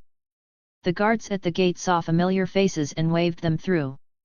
I watched as my maids moved through the staff quarters with brutal efficiency. Cooks, scullery maids, wine servers. All of them were knocked out unconscious. Within minutes, every servant in the manse was either dead or subdued. After that they began preparing the meal. Pizza and lasagna. The dough was kneaded perfectly, the sauce was rich with herbs and spices, and the cheese melted to ideal consistency. Everything was prepared with brutal efficiency. A few maids left to serve dinner to Illyrio and Viserys. The rest remained in the kitchen, waiting. Next day morning, I saw few servants rolling barrels of wine into the courtyard where the Dothraki were gathering. The wine was special, it has a powerful sedative. The Dothraki drank that wine eagerly, filling their cups from the barrels, toasting their Kul's marriage. Within minutes, they began to slump. Some fell where they sat. Others managed to stumble a few steps before collapsing. I moved among them quickly, placing my hands on key targets. Khal Drogo first. His brain was simple in structure, focused entirely on conquest, dominance, and riding horse and whores. I rewired the neural pathways governing loyalty and recognition. His blood riders next, all of them received the same treatment. By the time I finished, the courtyard was full of napping Dothraki. The ceremony began a few hours later, when all Dothraki wake up. The bride was presented. Tall, graceful, with silver gold hair and violet eyes. She wore the traditional Dothraki wedding attire, or what passed for it, thin silk that barely covered anything. Khal Drogo looked at her with satisfaction, even if she wasn't the girl he was promised, his mind accepted what it saw. I stood at the edge of the courtyard, watching. Oberyn approached me with his daughters, he looked at the bride, then at me with a knowing smile. Will she be able to give him a child? He asked. I nodded. Oberyn laughed, you are evil, Jon Stark. Now, where is Illyrio? He asked. POV, Illyrio Mopetus, about 16 hours ago. Viserys believed he would sit on the Iron Throne. Believed that Drogo's Khalasar would carry him to Westeros and restore House Targaryen to glory. But he was wrong. My son would be king. Daemon, my son currently disguised as that dead infant Aegon. The boy I had raised and groomed and prepared for this role since birth. The boy who carried my blood and Sarah's blood, the son of a black fire and a cheesemonger who would rule the 7 kingdoms. I had already sent word to Varys in King's Landing. Events were in motion. Robert would soon discover that his golden-haired children were bastards born of incest, then the realm would tear itself apart. And in the chaos, my son would arrive, supported by the Golden Company, claiming his birthright. Viserys would be discarded. Perhaps killed in some convenient accident. It did not matter. He was a means to an end, nothing more. I smiled to myself and reached for my wine. The door opened. Servants entered, carrying trays of food. I frowned. It is too early for dinner. One of the maids, a girl I had purchased years ago because she reminded me so much of Sarah, approached with a covered dish. Her name was Myra. She had the same delicate features, the same silver-gold hair, though her eyes were violet instead of Sarah's blue. "We prepared something special for you," she said softly. The cover was lifted. Rich and savory smell hit me immediately, layered with cheese. My mouth watered despite my protest about the time. "We know our master likes cheese," another maid said, setting down a second dish. I stared at the food. 2 dishes I had never seen before. One was flat and round, covered in melted cheese, tomato sauce, and herbs. The other was layered, cheese and meat sauce stacked in intricate patterns. "What are these?" I asked. "Pizza and lasagna," Myra said. "They are popular in Bravos." I took a bite of the pizza. The flavor exploded across my tongue. Rich, indulgent, and perfectly balanced. I moved to the lasagna. If anything, it was even better. The cheese melted perfectly, the sauce rich and complex, and thing called the pasta cooked to ideal softness. "More," I said, gesturing to the lasagna. "Bring me another portion." Viserys was eating as well, his usual complaints about food forgotten. Another maid entered. She looked exactly like Myra. Identical in every detail. "Who is she?" I asked Myra, but Myra didn't even look at me. "Bitch, stop playing with them, you are delaying us all," that maid said sharply. Before I could ask what she meant, Myra moved. She grabbed a huge portion of lasagna with her bare hand and shoved it into my mouth. It filled my throat and blocked my airway. I tried to shout, to stop her, but her hands clamped down on my mouth and nose, keeping them shut. I could not breathe. I thrashed, trying to push her away, but she was too strong. Beside me, I heard a metallic clang. Viserys cried out once, then went silent. Everything went black. I opened my eyes, my head was still throbbed and my throat was burning. I gasped for air, my lungs heaving. There was a huge portion of lasagna on my lap, half chewed. But the room. My guards. All of them. Arranged in precise patterns across the floor, their limbs positioned at unnatural angles, their faces frozen in expressions of terror. It looked like art. Grotesque but horrifying art, but all of them were alive. I tried to stand but my legs would not support me. I fell back into my chair. Across the room, one of the maids knelt beside Viserys. He lay on the floor, unconscious, a wound on his head where he had been struck. The maid took out dagger and collected a few drops of blood from the wound. She turned her hand over, revealing a black circle on the back of it. She let the blood fall onto the circle. Her body began to change. Her face shifted, bones moving beneath the skin. Her hair darkened and lengthened. Her frame grew taller, broader. Within moments, she looked exactly like Viserys Targaryen. I stared, unable to process what I was seeing. The maid, now wearing Viserys' face, turned and saw me watching. She smiled. Then she picked up the metal tray from the floor and walked toward me. "No," I tried to say. The tray struck my head. Pain exploded through my skull. Darkness took me again. I woke to sunlight.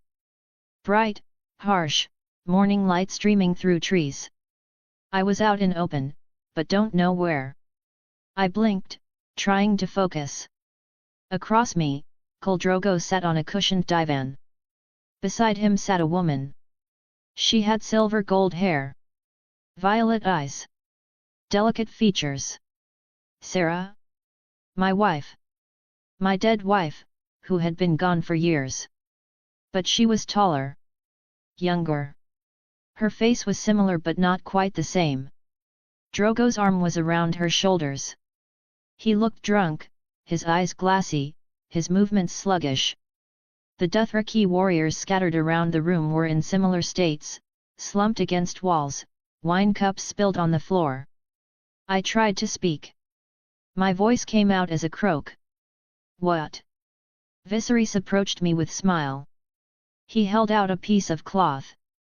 Thin, almost transparent silk. A dress. Give this to your daughter, he said. I stared at him. I do not have a daughter. Look again, he said, gesturing toward Drogo and the woman beside him. I looked. Really looked. The woman's features. The shape of her face and the set of her eyes. They were familiar. My son. Daemon. The boy I had raised as Aegon Targaryen? Why she looked like him? But this was not my son, right? This was a woman. A girl. With Daemon's face.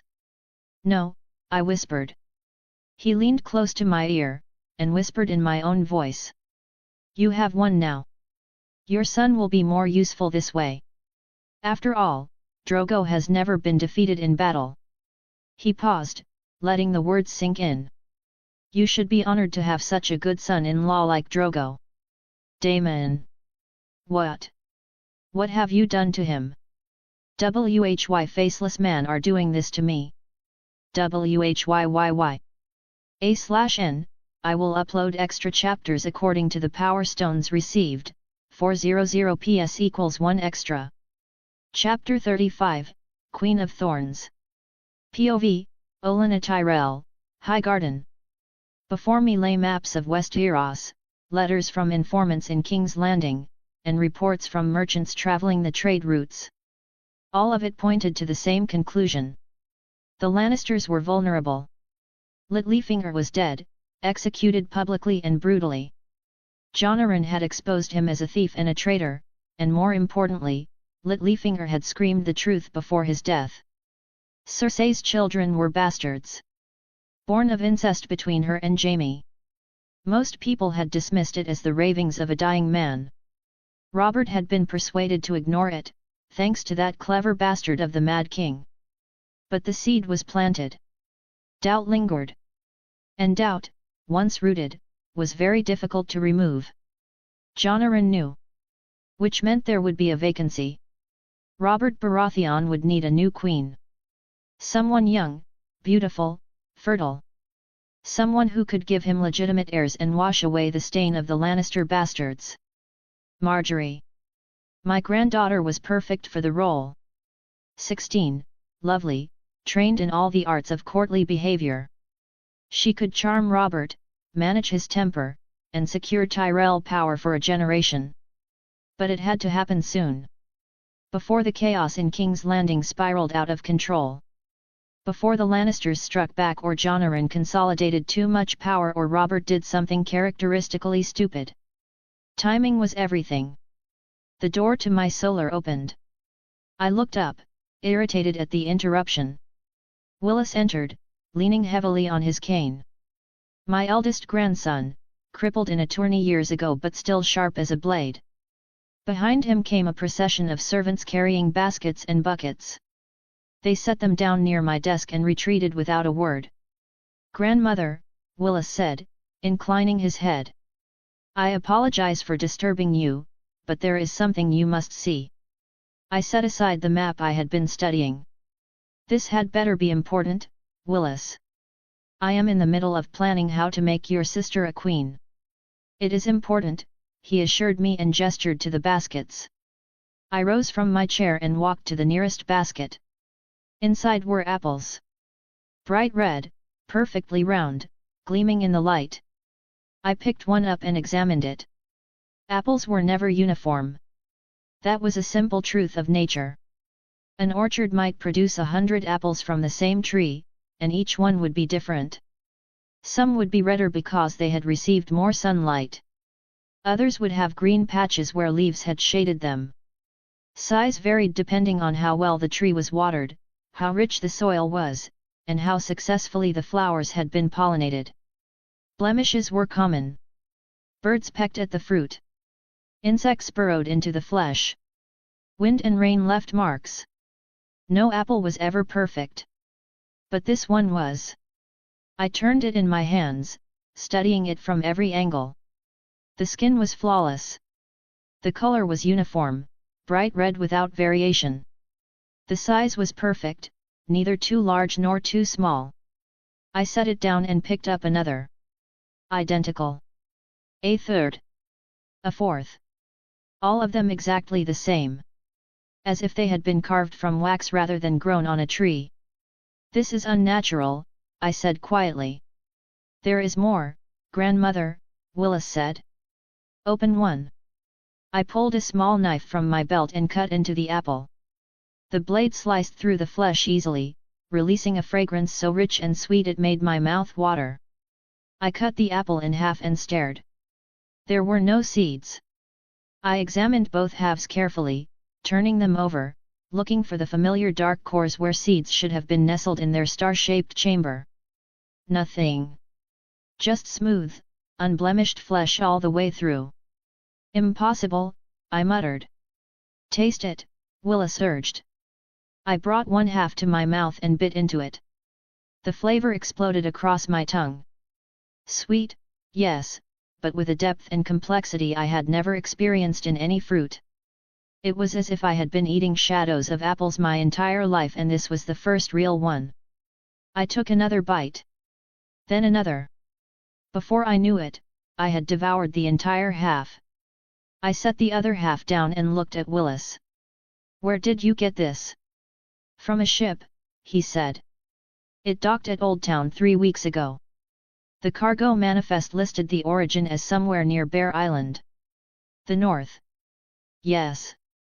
I managed to purchase several crates before word spread and the prices became absurd. I looked at the baskets again. And the grains. Willis gestured to one of the buckets. I walked over and scooped up a handful of wheat. Each grain was enormous. Twice the size of any wheat I had seen from our own fields. They were golden, perfectly formed, heavier than they should have been. They taste better too, Willis said. We tested them. The bread made from this wheat is richer, more filling. I let the grains fall back into the bucket. You are telling me that the north, that frozen wasteland, is producing crops superior to anything in the Reach? Yes. I walked back to the apples and picked one up again, studying it in the light. Can we grow them here? Willis's expression darkened. That is the problem. No. What do you mean, no? I have tried, grandmother. I planted the grains in our best soil, with our best farmers tending them. They sprouted, but the plants were weak, sickly. They died within weeks. He gestured with his cane. I even managed to acquire a branch from one of the apple trees. I had our best grafters attempt to attach it to our own stock. It would not take. The branch withered and fell off. I stared at him. That makes no sense. I know. I looked down at the apple in my hand. Seedless, perfect, and impossible to grow. They are unnatural, I said, such perfection does not exist in nature. What are you suggesting? Magic. The word tasted bitter in my mouth. Jon Stark. Willis was quiet for a moment. Then he nodded. I had the same thought. But I wanted you to see them yourself before drawing conclusions. I set the apple down and turned to face him. Who else knows about this? A few merchants. Some farmers. Word is spreading, but slowly. The North is being very careful about how much they sell and to whom. I walked back to my desk and sat down heavily. I had been planning to marry Marjorie to Robert because the risks were predictable. The Lannisters were dangerous, yes, but they were human. They played the Game of Thrones according to rules I understood. Swords and gold and marriage alliances. If Jon Stark could create plants that defied nature, what else could he do? Could he reshape armies? Create weapons that did not exist? Bring dragons back from extinction? The very laws of nature were being rewritten, and I had been preparing to play a game that might no longer matter. "Grandmother," Willis said quietly. "What should we do?" I looked at the apples, perfect and impossible, sitting in their baskets. "I do not know," I admitted. For the first time in decades, I truly did not know. A/N, I will upload extra chapters according to the Power Stones received 400 PS equals 1 extra. Chapter 36, Moon Gates. POV, Bronn. I should have stayed in the tavern. The coin had seemed heavy enough when Sir Donnell Waynwood dropped it on the table. Looking at it now, with mud sucking at my boots and the taste of blood in my mouth, it felt light, too fucking light. I ducked under a whistling backhand swing. I drove my dagger up under the man's armpit and found the gap in his armor. He let out a wet grunt and dropped on ground. I shoved the corpse away and took a breath. These were supposed to be savages. Primitives, Sir Donnell had called them. He had promised me stone crows and moon brothers wielding sharpened rocks and bronze hatchets. The man I just killed was wearing a mail hauberk that looked freshly oiled. The one before him had swung a castle-forged longsword. They were better equipped than the fools I was hired to protect. We were losing. I could see it in the way the line buckled. The Vale men were fighting with honor, which meant they were dying with stupidity. Bronn. To me. I turned. Sir Donnell, the man who had bought my sword, was on his knees in the mud. A clansman towered over him with an axe raised high. Their blades were locked, but the savage was winning the contest of strength. "Help me!" Donnell screamed, his face pale beneath his visor. "I will pay you double. Triple." I took a step forward. "Walk away," the savage grunted. "And you keep your head." Triple pay was a lot of gold. But gold was useless if you had no head. I looked around. We were surrounded. 5 clansmen for every one of us.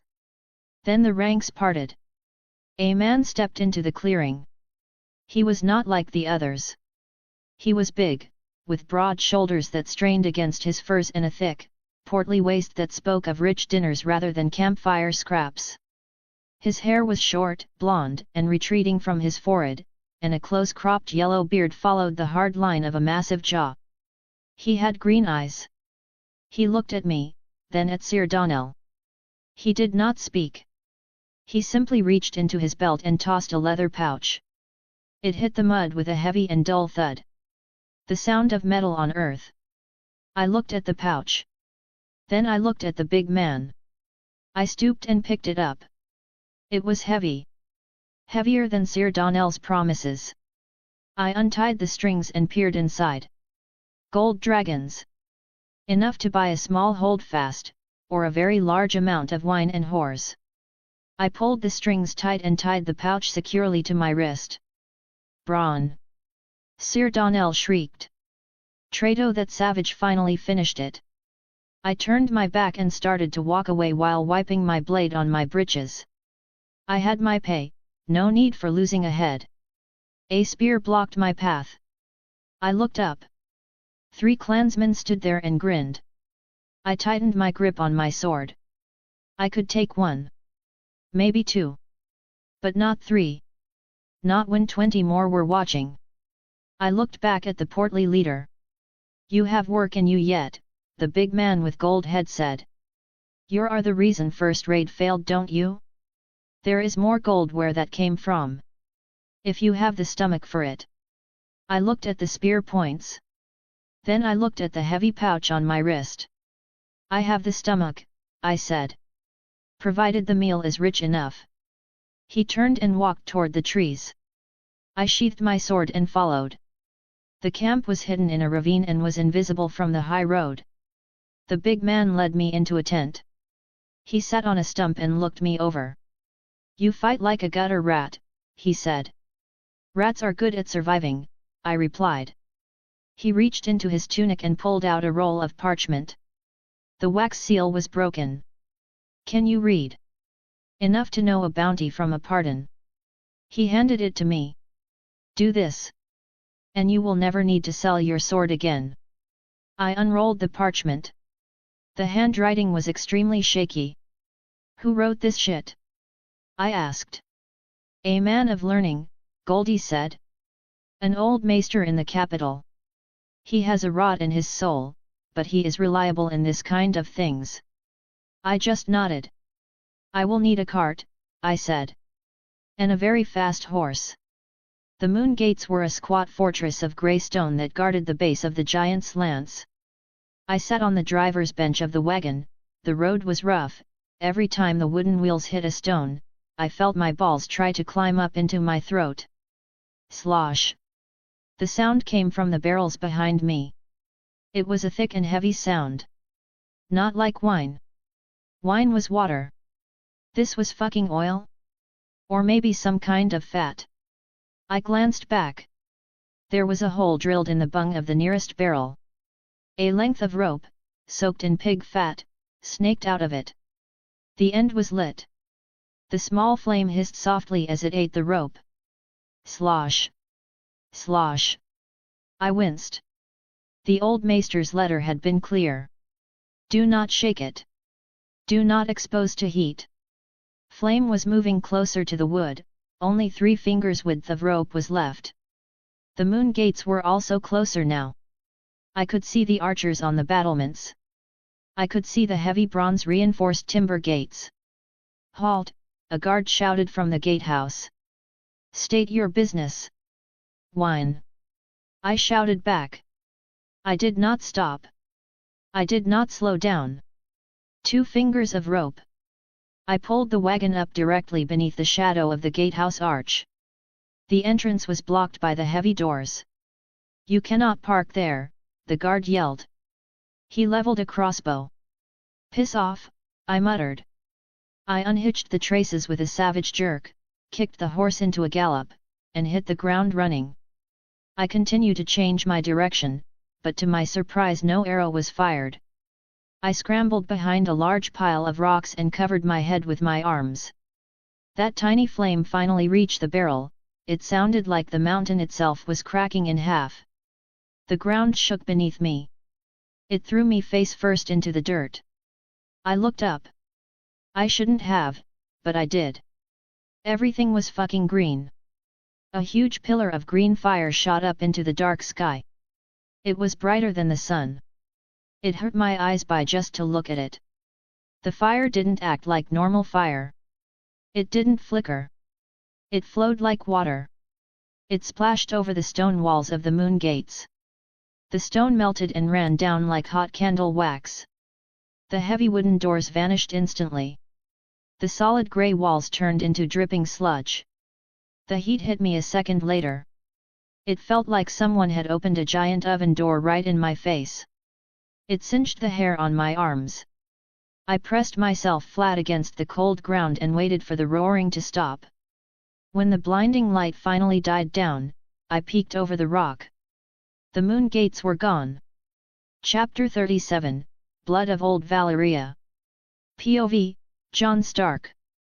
I used biokinesis to observe Daenerys's DNA. It was messy. That was the only word for it. Usually, nature weaves a smooth tapestry. Evolution is a slow, careful artist. However, the Targaryen genetic structure looked like it had been stitched by Arya. There were the standard human strands, of course. But twisted around them, forced into a violent, unnatural symbiosis, were 2 foreign strings. The first was dragon. It didn't belong there, but it had been grafted onto the human helix with brute force, maybe with blood magic. The second string was quieter, but more complex than even the dragon's. However, the second string in Daenerys was damaged. Fragmented. Large sections were dormant or missing entirely. I turned my attention to the mice cages on my desk. Let's see what you really are. I carefully isolated specific active gene clusters from Daenerys's sample and overlaid them onto the mice. Accelerating their expression, I also disconnected the pain receptors. The change was rapid. The mice's white fur was replaced by silver, and their black eyes turned violet. Subject 1. I activated the sequence for fire resistance from the dragon DNA. Dragons possess this gene because it lets them withstand fire without turning into a screaming torch when they breathe flames. I extracted a tiny tissue sample without hurting the mouse. Then, I lit a candle, placed the tissue on a glass strip, and held it over the flame for a good minute. When I checked it afterward, I found that most of the cells were still alive, except for a few that died because I had separated them from the mouse. Fire resistance. Just like her. Subject 2 got the fire catalyst gene. It took a minute to develop. When I examined the structure, though, I frowned hard. Crude as hell. Compared to the catalysts I'd built for my other enhanced creatures, this Targaryen version was, honestly, embarrassing. Powerful, yet it could generate devastating heat. But the efficiency was garbage compared to my designs, wasting energy all over the place. Then again, Targaryens were bottom feeders in Valyria's hierarchy. It makes sense their magic would be knockoff quality. Subject 3. I tried activating that non-dragon string, the part supposedly responsible for dragon dreams. The mouse started twitching. Its nose started bleeding, and in just a few moments, it stopped moving. Incomplete, I muttered, wiping blood off the desk with my sleeve. The code was full of holes, like a bridge that just stops halfway across a canyon. To fix that mess, to actually unlock what that sequence could do, I needed the missing pieces. Bran. I think his DNA would have the uncorrupted version. I poked at my mental connection to the birds up north. I needed a sample. A few hairs would do it, they would fill in those gaps nicely. Subject 4. This one got the neural pathway modifications from that second string again. The fourth mouse stopped scurrying around like an idiot. It sat up and tilted its head at me. I could feel its brain restructuring itself, neurons firing at terrifying speeds. Hyperneuroplasticity, basically. Its learning capacity had just increased drastically. Last subject. A new organ formed near the mouse's heart. It worked, but it was disappointing, honestly. Unlike the mononodes, this thing was leaking energy like a cracked barrel. It could store magical power to fuel the catalyst, sure, but the output was pathetic and the storage capacity was low. I pushed the cages containing the silver-haired mice aside. The Valyrian experiment was at a standstill until I could get my hands on Bran's DNA to bridge the gaps. I turned my attention to a different problem. The faceless men. Their magic allowed them to wear the faces of the dead, to physically shift their features. But they were limited. They remained human. I wanted a beast that could adapt its entire structure according to need. I reached into the crate and pulled out a fresh field mouse. First things first.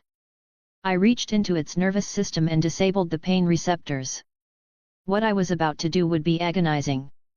I began the modifications. I constructed a faceless man catalyst on the mouse's back, right between the shoulder blades. It manifested as a small, black circle of hardened tissue. Next, I moved to the chest. I created a mononode. It pumped a steady stream of magical energy into the blood, turning the circulatory system into a ley line for the body. Phase 1. I took a small vial of raven blood. I let a single drop fall onto the black circle on the mouse's back. I focused on the catalyst. Transform. The mouse convulsed. The black circle flared, absorbing the blood. The mouse's spine arched, bones cracking as they tried to lengthen. Fur rippled, attempting to harden into quills or feathers. But it stopped. The mouse collapsed, panting, its body twisted halfway between a rodent and a bird, a grotesque failure. I reversed the damage, knitting the bones back together. The faceless men wear skins, I reasoned. They trick the world, but they stay within their own species. To jump from mouse to bird, the biological blueprint is too different. The catalyst doesn't know how to build a bird from a mouse. I needed the blueprint to be internal. I reached into the mouse's genetic code again. This time, I didn't just rewrite it, I added to it. I took the genetic strings of a raven and spliced them into the mouse's helix, leaving it inactive and dormant. The body needed to know what a raven was before it could become one. Phase 2. I triggered the catalyst again. This time, the reaction was violent. The mouse's snout elongated, hardening into a beak. The paws stretched, the claws curving.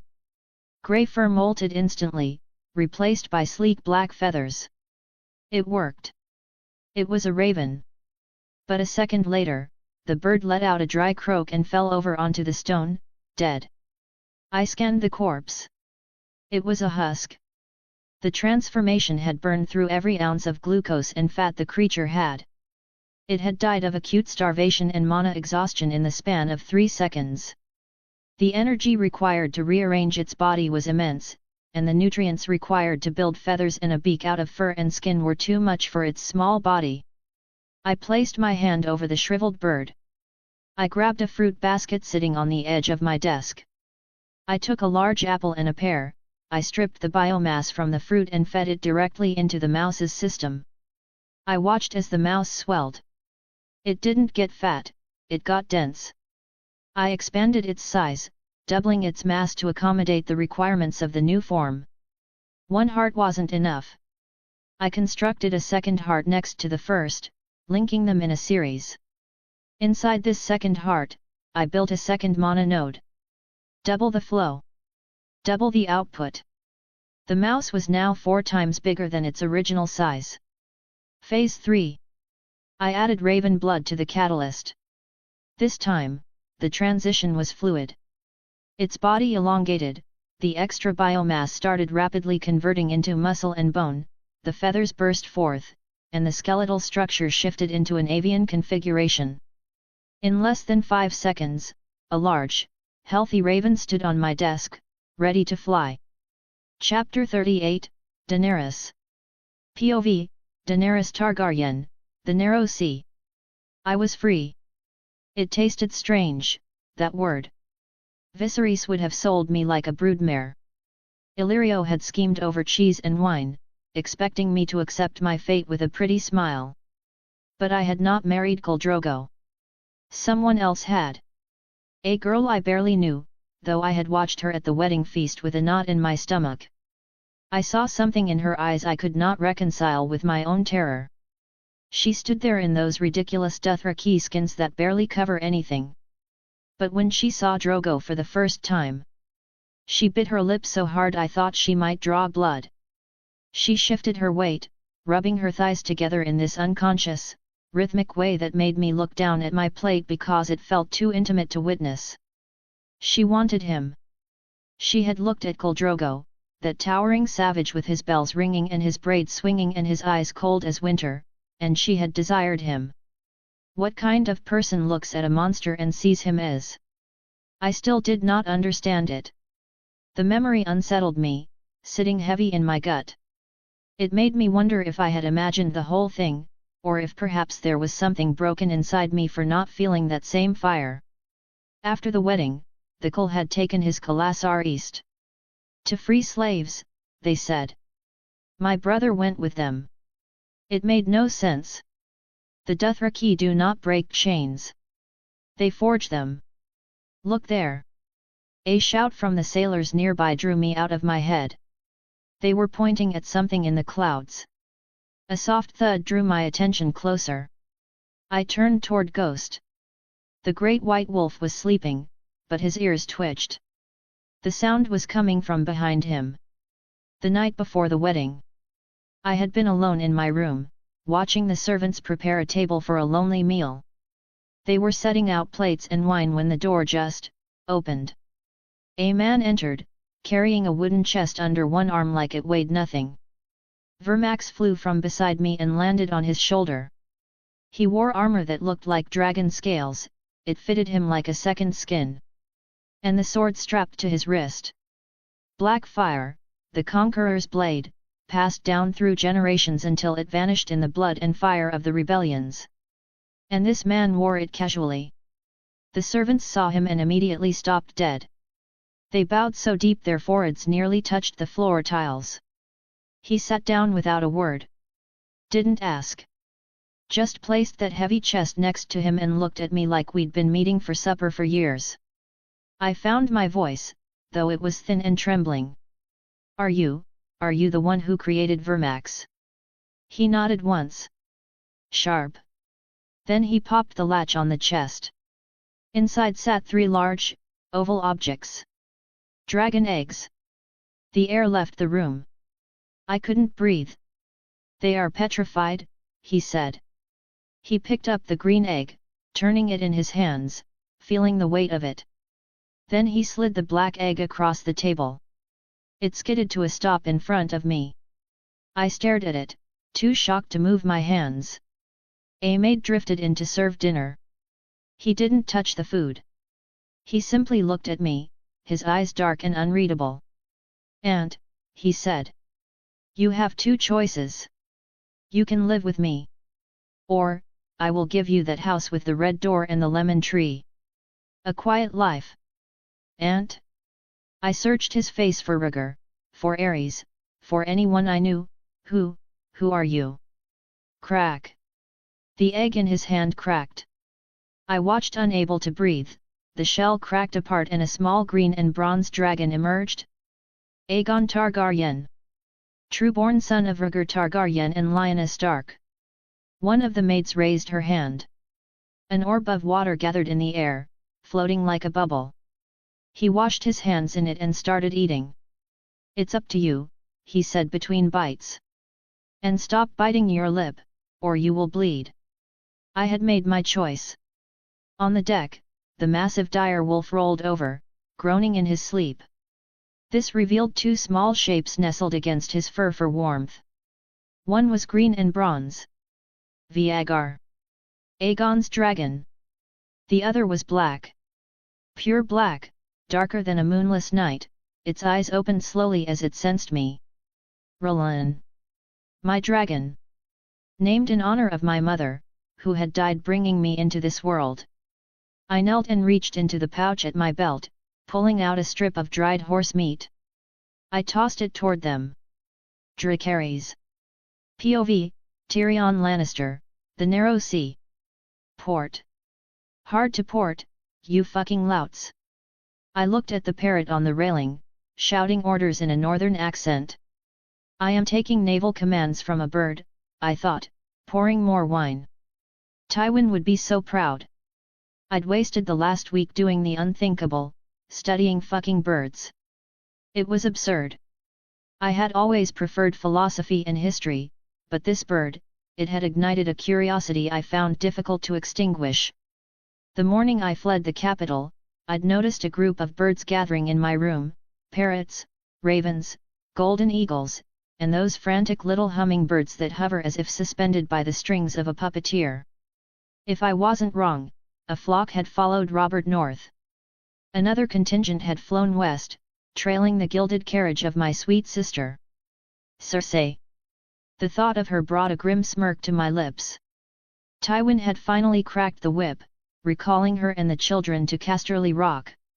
She'd screamed, she'd raged, she'd wanted to follow Jaime north to Winterfell, but one does not simply say no to Tywin Lannister.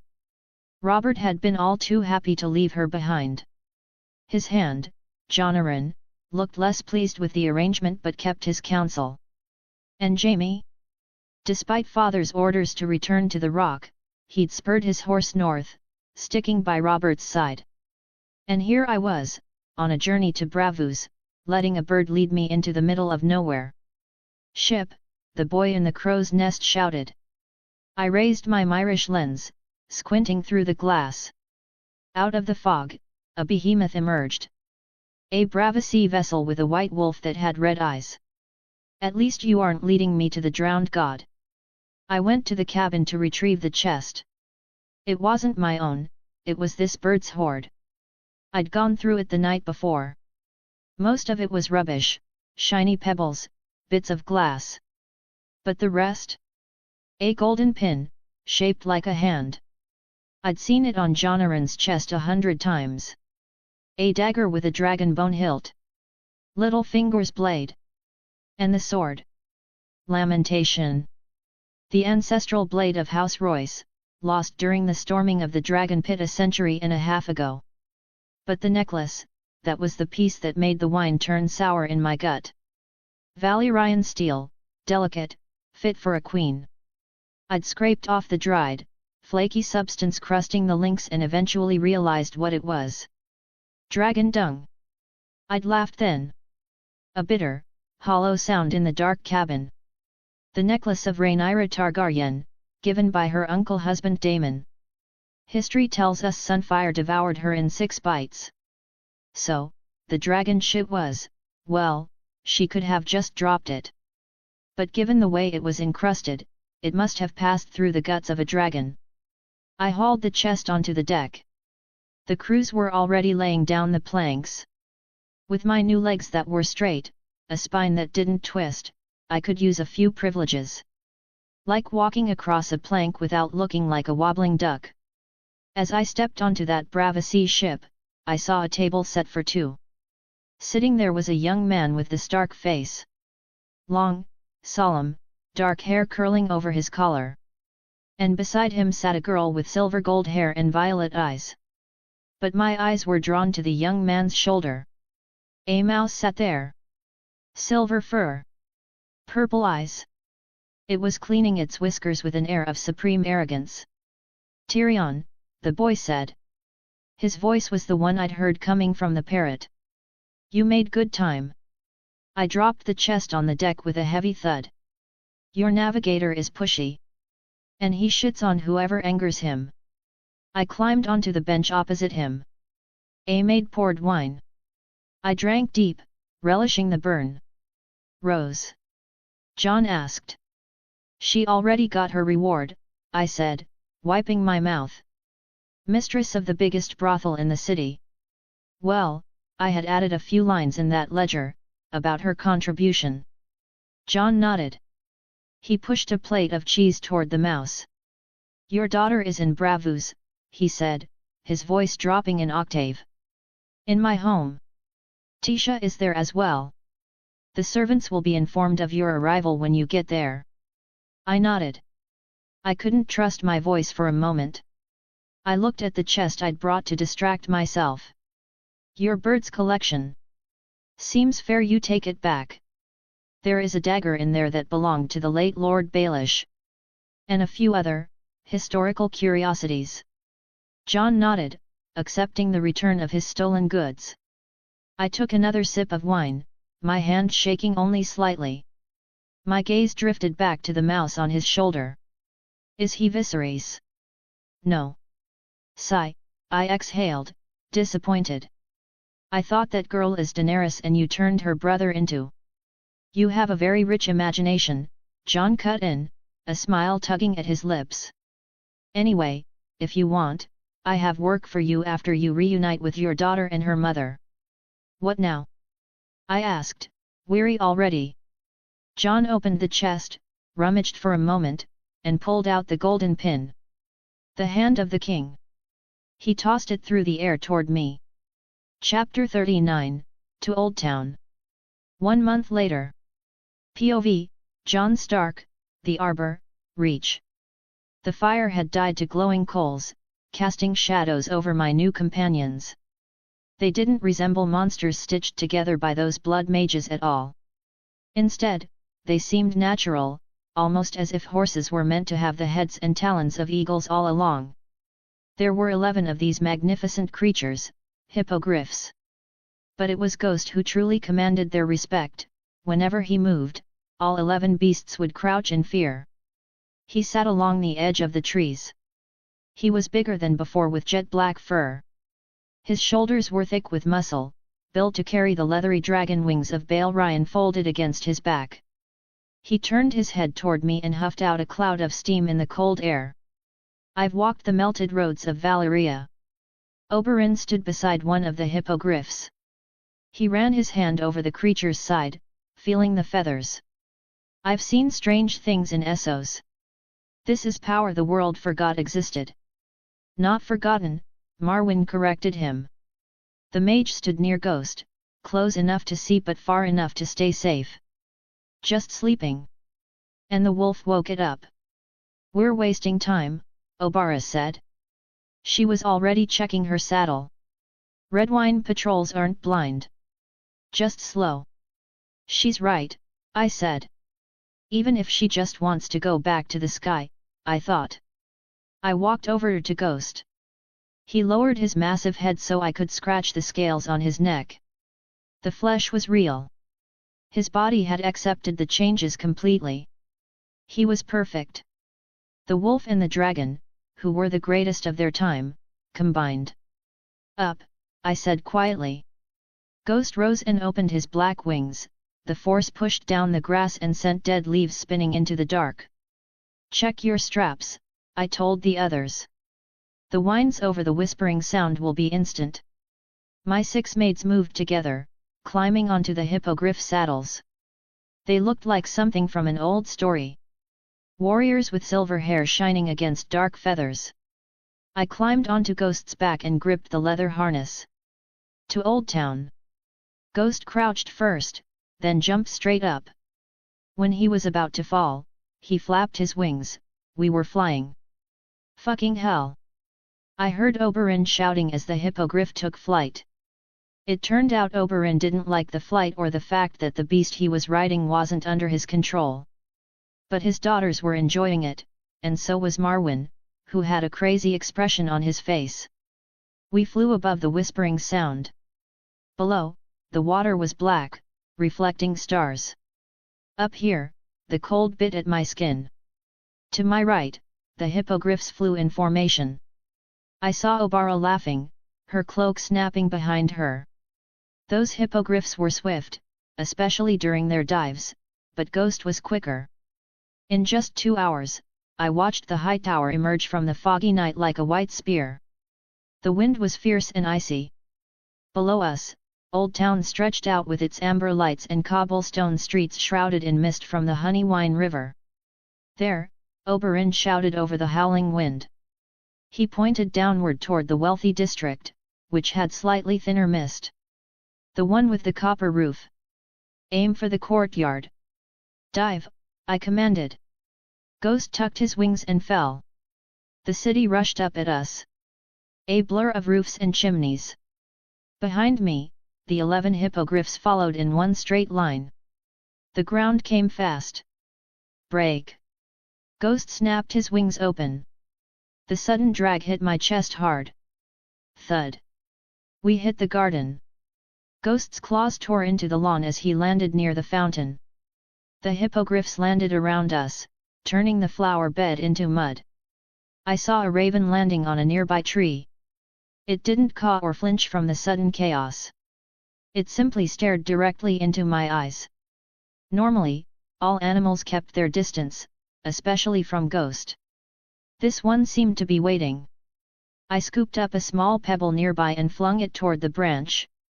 The bird dipped its head just an inch, allowing the stone to pass harmlessly, then flew away. Three-eyed raven. I sent a small hummingbird that was inside Ghost's saddle after it. Then I waited. When I was sure no one was watching, I commanded the hippogriffs and Ghost to change back. Ghost's massive dragon wings melted. The leathery membrane flashed black, then dissolved into a cold, acrid smoke that coiled and streamed back into his shoulder blades. The heavy, obsidian scales along his spine softened, collapsing into a dark liquid that was instantly absorbed, replaced by thick, growing white fur. The horns on his head pulled back, vanishing into his skull. The reptile's tail shortened, the thick hide replaced by a shock of white fluff, becoming the familiar wolf's tail. The jet-black color of his fur changed to familiar white. In 3 heartbeats, the dragon wolf was gone. In his place stood Ghost. White as fresh snow. silent. It had taken me weeks to perfect the transformation, but I had done it.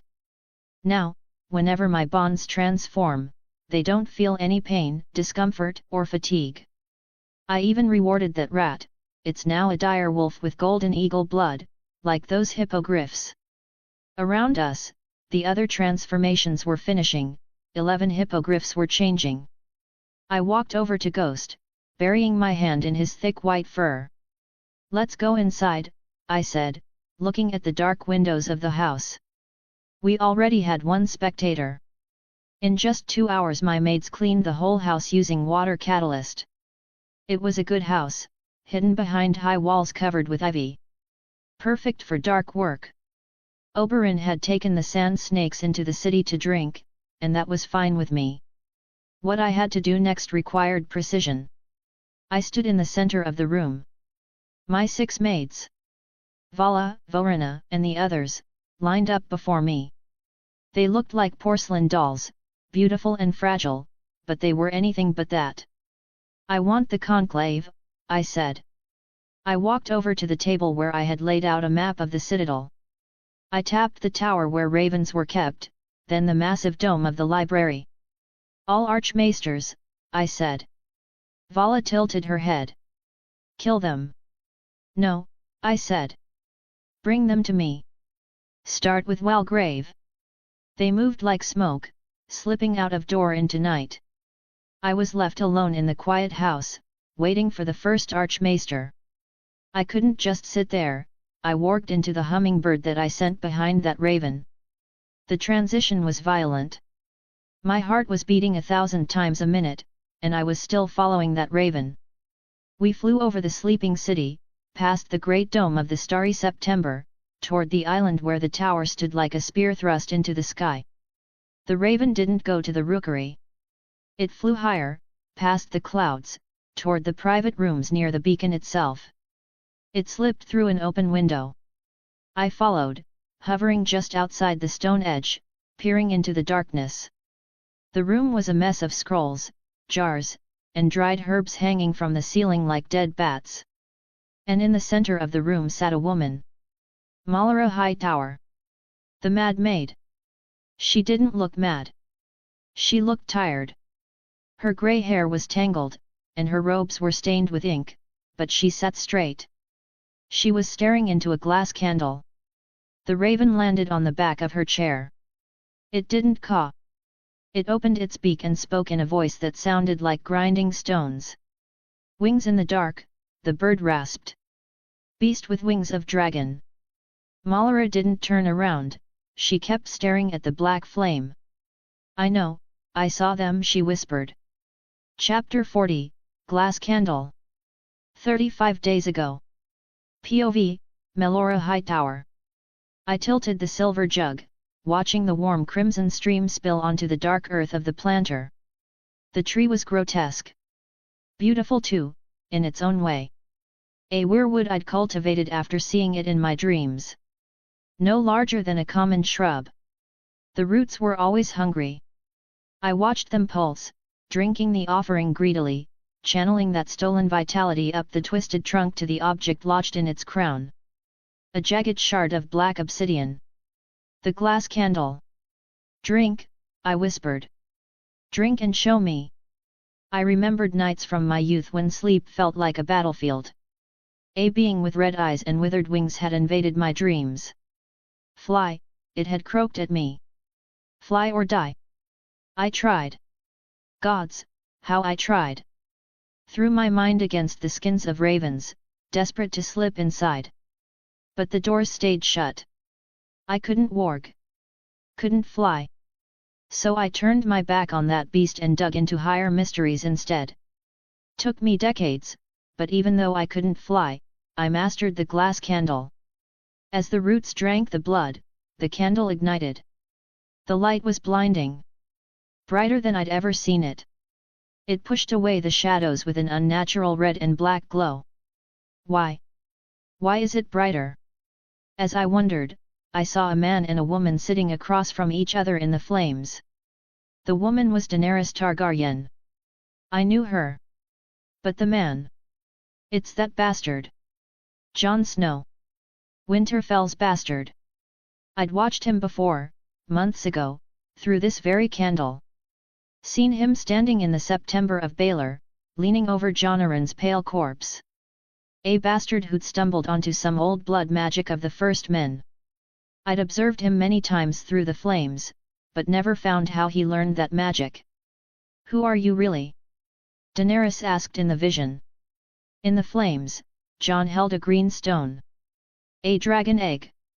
It cracked in his grip, and a screeching winged creature clawed its way into the world. He looked at Daenerys.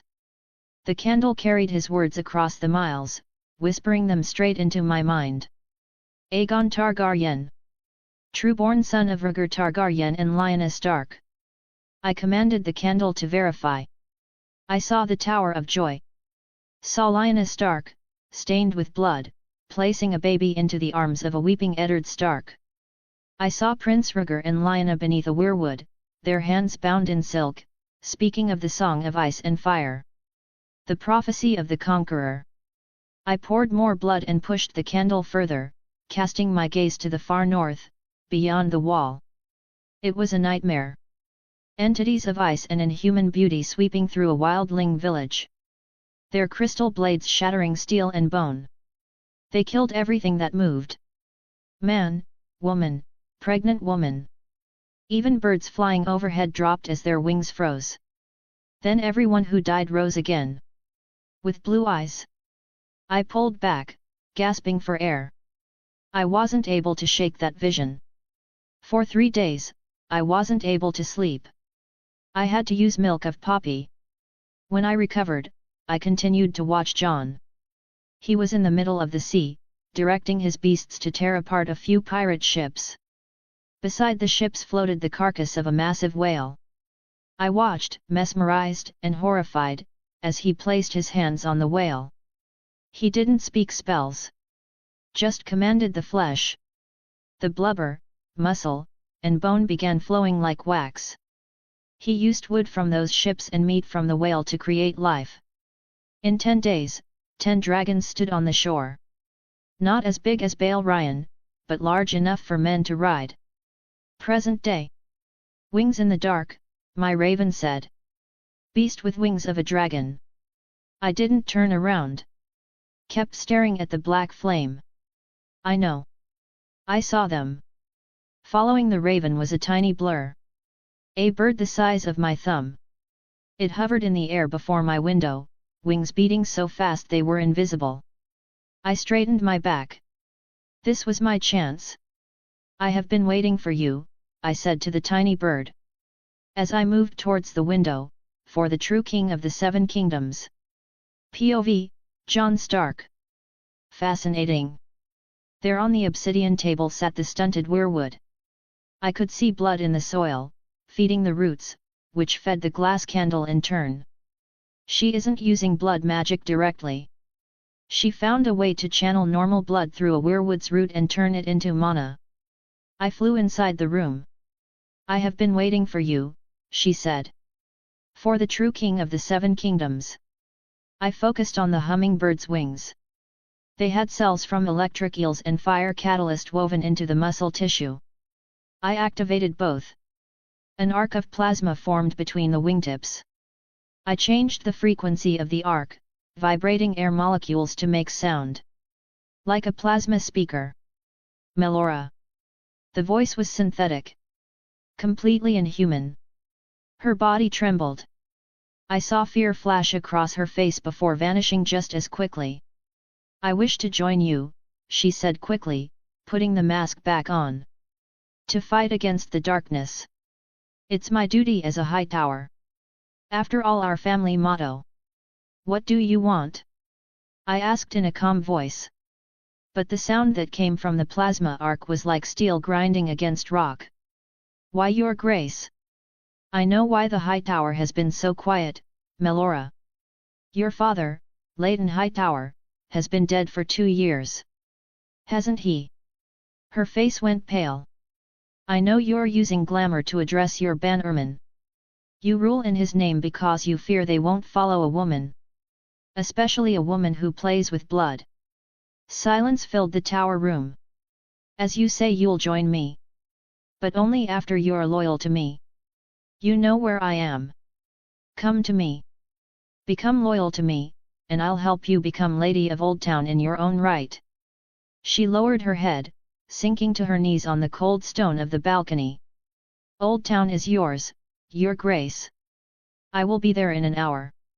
The hummingbird flew back to me. I sat in the solar of the manse, waiting. My mates are still at work, gathering archmaesters. In less than an hour, the door opened.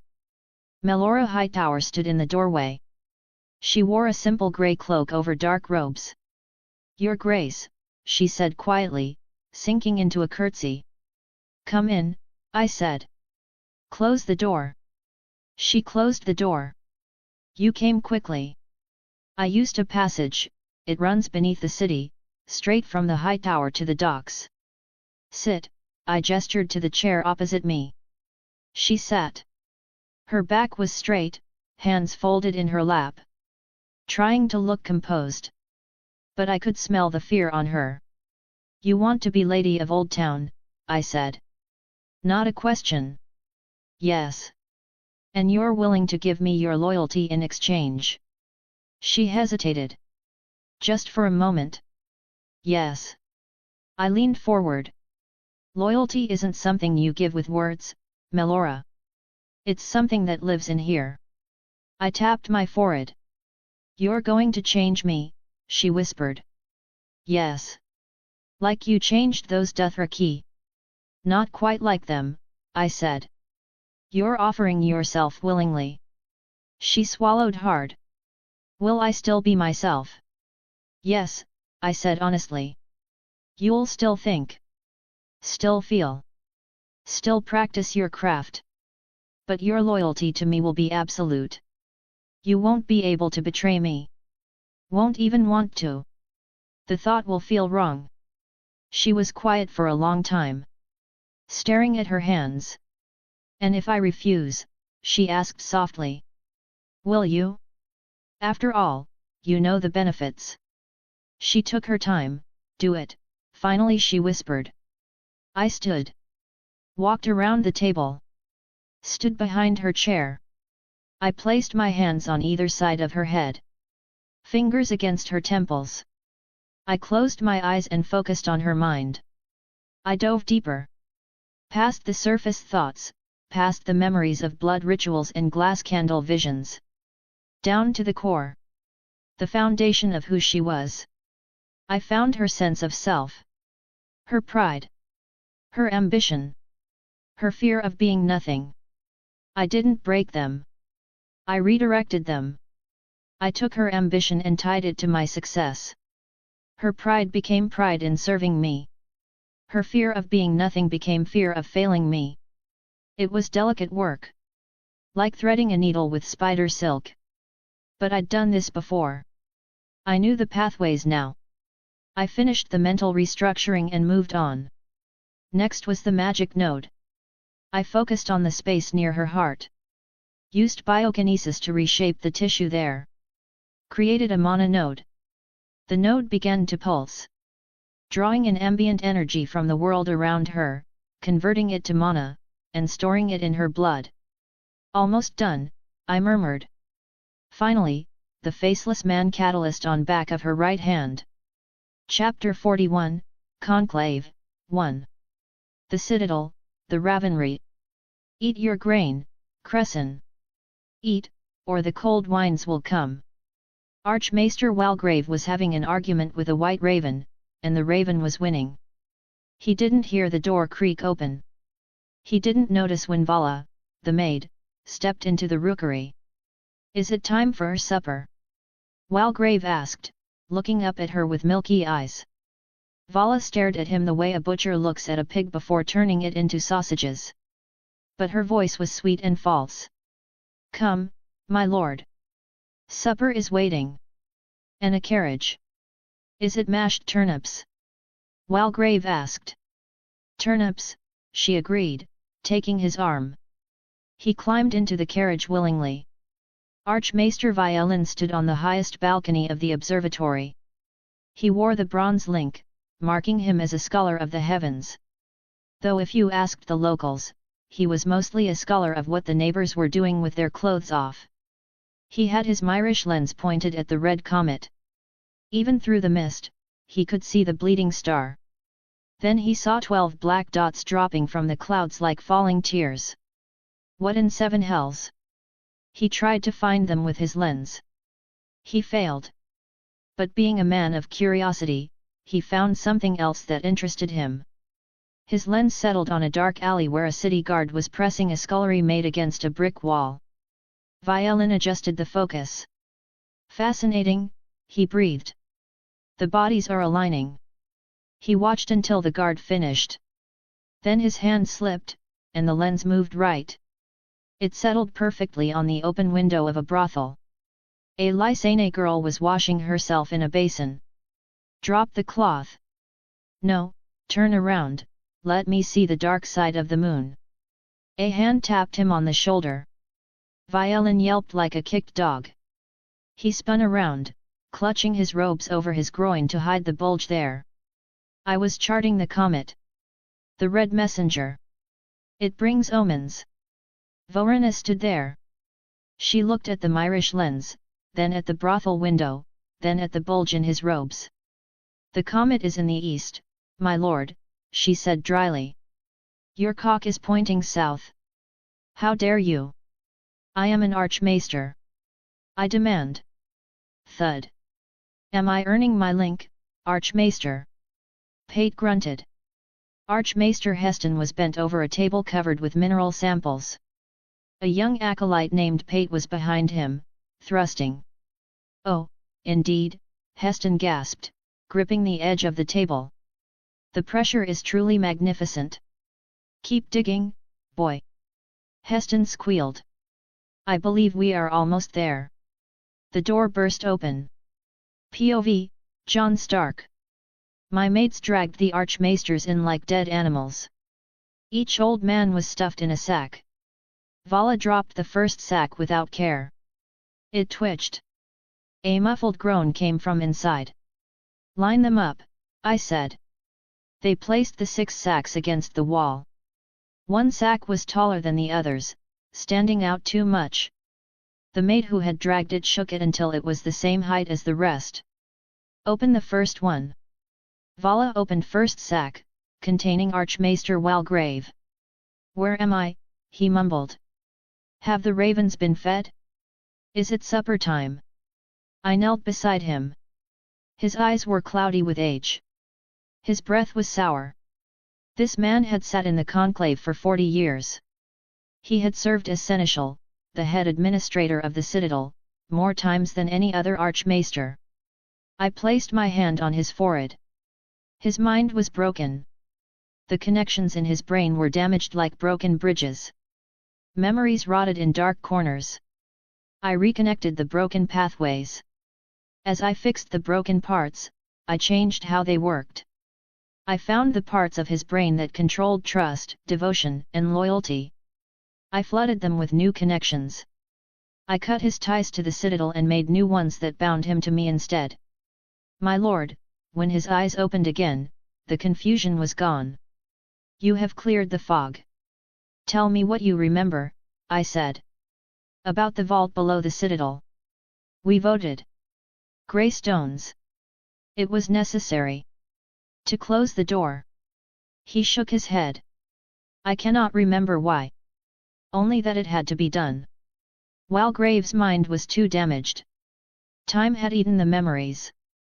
I moved to the next sack. Archmaester Violin, he blinked up at me in confusion. What is this? Where? I grabbed his head. His mind was sharper than Walgrave's. The memories were filed away like books in library. I tore through them, searching for information about the vault. And I found it. A memory of Violin as a younger man, perhaps 30 years ago. He sat in a hidden chamber beneath the tower where the ravens lived. He was reading a book bound in cracked leather. The pages were yellow with age. The ink was faded but still readable. The title was stamped in flaking gold, The Red Eye. The author was Grand Maester Munkin. I pulled at the memory, trying to see the pages more clearly. The younger Violin turned a page. I saw words written there. The door must be sealed. The key must be destroyed. Another page. We poisoned Queen Emma's tea with herbs that kill children in the womb. 6 children lost. The line weakened. Otto's ambitions will finish what we started. I needed more. I searched Violin's memories for where the book was kept now. I found only fire. A memory of the conclave after Robert's rebellion ended. The old archmaesters gathered in council room. Munkin's book lay on the table. Theobald held a torch. This knowledge must not survive, Theobald said. We did what was necessary. No one can ever prove it. The book burned. The pages curled and turned black. The secrets became ash. I released Violin. The knowledge now existed only in pieces, scattered across the minds of old men. I turned to the next sack. Archmaester Theobald. The iron link. Vala cut the rope. Theobald rolled out, already awake.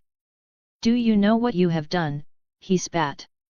The high towers will flay you alive. The conclave will. I grabbed his face and drove my will into his mind. I found it. The memory of Munkin's book. Not fragments. The whole thing. Theobald had read it when he was young. He had memorized every word.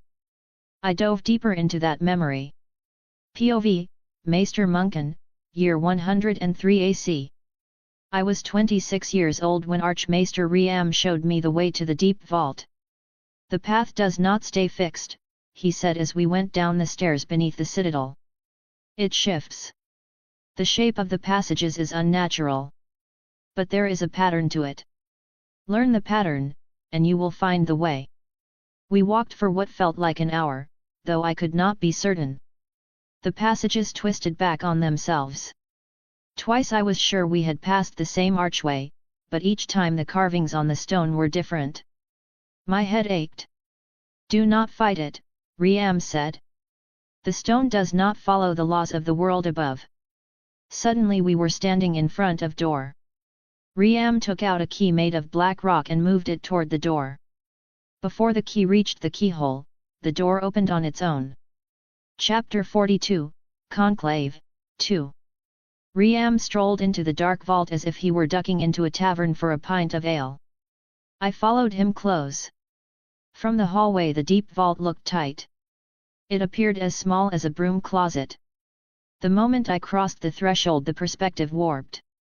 The ceiling was lost in shadows high above. The room stretched out further than the torchlight could reach. The space was carved entirely from that oily black stone. It was the kind of rock that drank the light. It sat heavy in the stomach just looking at it. There were rows upon rows of glass-like containers. They preserved specimens in a clear fluid that never seemed to cloud. I saw the small withered corpse of a humanoid with bark-like skin. That is a child of the forest, Riam said. He saw me staring at its large eyes. There was the severed hand of a giant. It was grey and callous and size of a pig. Further back the preservation grew more terrifying.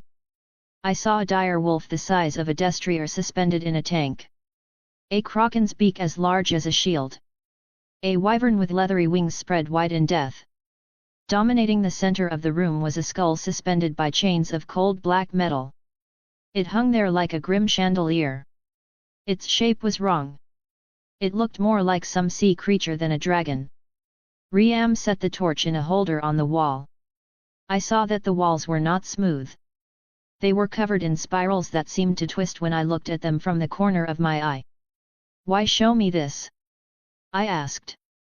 Because you have a mind for the higher mysteries, Riam said. And because the conclave must always have someone who remembers.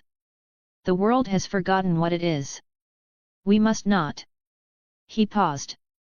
He gave me a crooked smile that didn't reach his eyes. And I owe quite a bit of gold to your father. With those last words he left me there. The smart move would have been to run. I should have bolted up those stairs. I should have forgotten this ever happened. I should have drowned the memory in a cask of arbor gold until I pissed it all out. But I didn't. I came back. Night after night. 13 nights in a row. I brought parchment with me. I made rubbings of those spiral carvings. I sketched the things floating in the jars. The place sat in my mind like a splinter I couldn't dig out. On the 14th night things changed.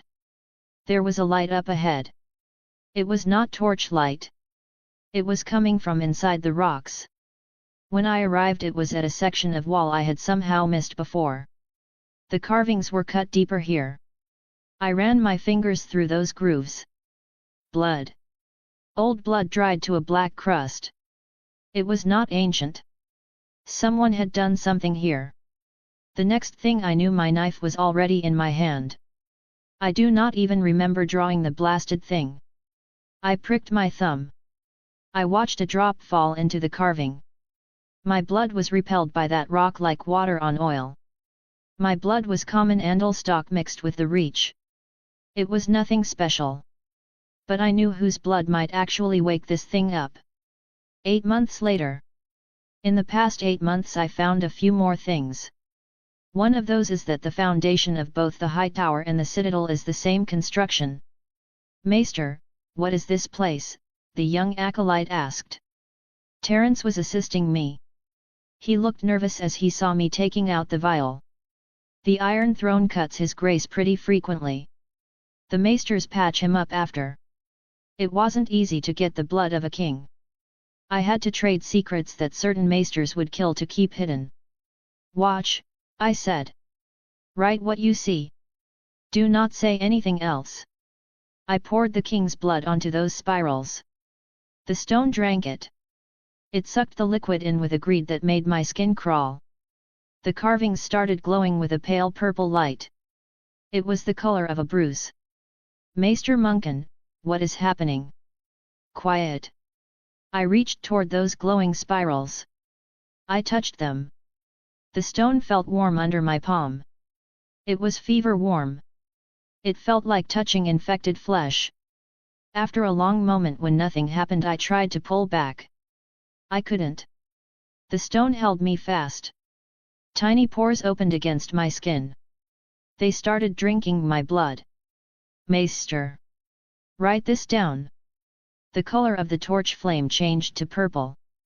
Shadows detached themselves from the wall like peeling paint. Cracks started to appear in front of me in mid-air. It looked as if the world was made of cheap glass. Crack. Things around me cracked open. I was on top of the high tower. I have been here before. I knew the stone beneath my feet. However, the sea might just be an illusion. The sea was black except for a few red patches in it. Beautiful, isn't it? There was a figure standing at the edge. He was staring down at the sea. He had one red eye and the other was blue as a summer sky. His lips were dark blue. He looked like royalty from a nightmare. He held a chalice of Valyrian steel filled to the brim with blood. Blood of the dragons, he spoke in a calm voice. He laughed. It sounded like ice cracking across a frozen lake. He tipped that chalice. Dragon blood moved into the dark sea like a serpent. It didn't scatter. It didn't dissipate. It just formed this thick glowing ribbon sinking down into the deep. A shadow rose from below. At first I thought it was mountains rising from the seabed. But it had tentacles. They were slick and colossal. They uncoiled from the darkness. They drifted upward following that trail of blood. An eye opened down in the deep. The deep one attacked. A limb of wet god flesh big enough to crush continents surged toward us. Maester Munkin. I hit the floor face first. My nose exploded. The pain felt weirdly distant though. It felt like it was happening to somebody else. Blood. Maester, there is blood everywhere. Terence was screaming his head off. I touched my face. My eyes were crying blood. My ears were bleeding too. I was drowning in my own fluids. We have to get out of here. Let me help you. No. I grabbed his robes with both hands. My fingers left red smears on the wool. Your quill. Get your quill. You are dying. I vomited blood. It made a hissing sound where it hit the stone. Write it down, boy. The dragons. They are bait. I still had a small amount of the king's blood. It would be enough to show a few archmaesters what I had seen. Chapter 43, Ari 1. POV, Jon Stark. I pulled my hand back from Archmaester Theobald's temple. Thud. The connection broke, and he hit the floor. The man was gone. I'd wiped the slate clean. Apparently, Maester Munkin had seen a figure on the high tower. After months of digging, he decided it was the Bloodstone Emperor. He was wrong, or maybe only half wrong. I recognized the person, blue lips and a single red eye. That was Euron Greyjoy. No doubt about it. I turned my attention to the rest of the group. Archmaester Perstan and the other members of the conclave were tied up in the corner. I walked over to Perstan. He flinched the second I reached out. Don't worry, this won't hurt. I placed my palm against his forehead, and pushed my consciousness right through the bone, diving into the wet, grey machinery of his brain. Time for a rewrite. It was basically like editing a corrupted file. I smoothed out the jagged electrical spikes of anxiety firing off in his amygdala. I flooded his system with a nice cocktail of oxytocin and dopamine. Then, I keyed his loyalty specifically to me. While I was in there, I figured I might as well do some maintenance. He had a heart arrhythmia and some nasty arthritis in his knees. I stimulated a release of stem cells. Repaired the fraying valves in his myocardium. Scrubbed the calcium deposits right off his joints. Simple, really. I pulled back. He blinked. The terror was gone. He looked at me with the unconditional love of a well-trained hound. I moved to the next one. It took me about 10 minutes to process the whole group. I cured failing livers, cataracts, and dementia. I turned a group of scheming politicians into peak condition servants. Talk about efficiency. Then I stopped at Archmaester Heston. I had already processed him, but something felt off. What's wrong with him?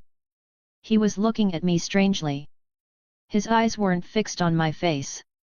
They were glued to the veins on my bicep. Did I make a mistake?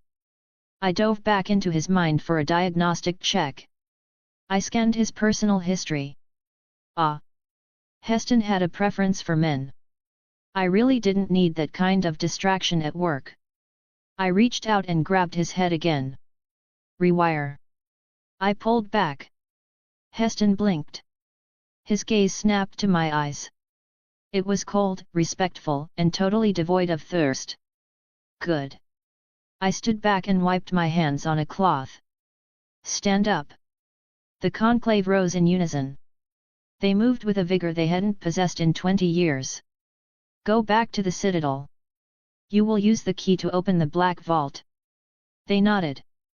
Bring me the preserved specimens. The corpse of the child of the forest. The giant's hand. The wyvern. The kraken beak. The sea dragon. I paused, picturing the vault I'd seen in Theobald's memory. You know what, just bring every specimen you have. Transport them here immediately. Go.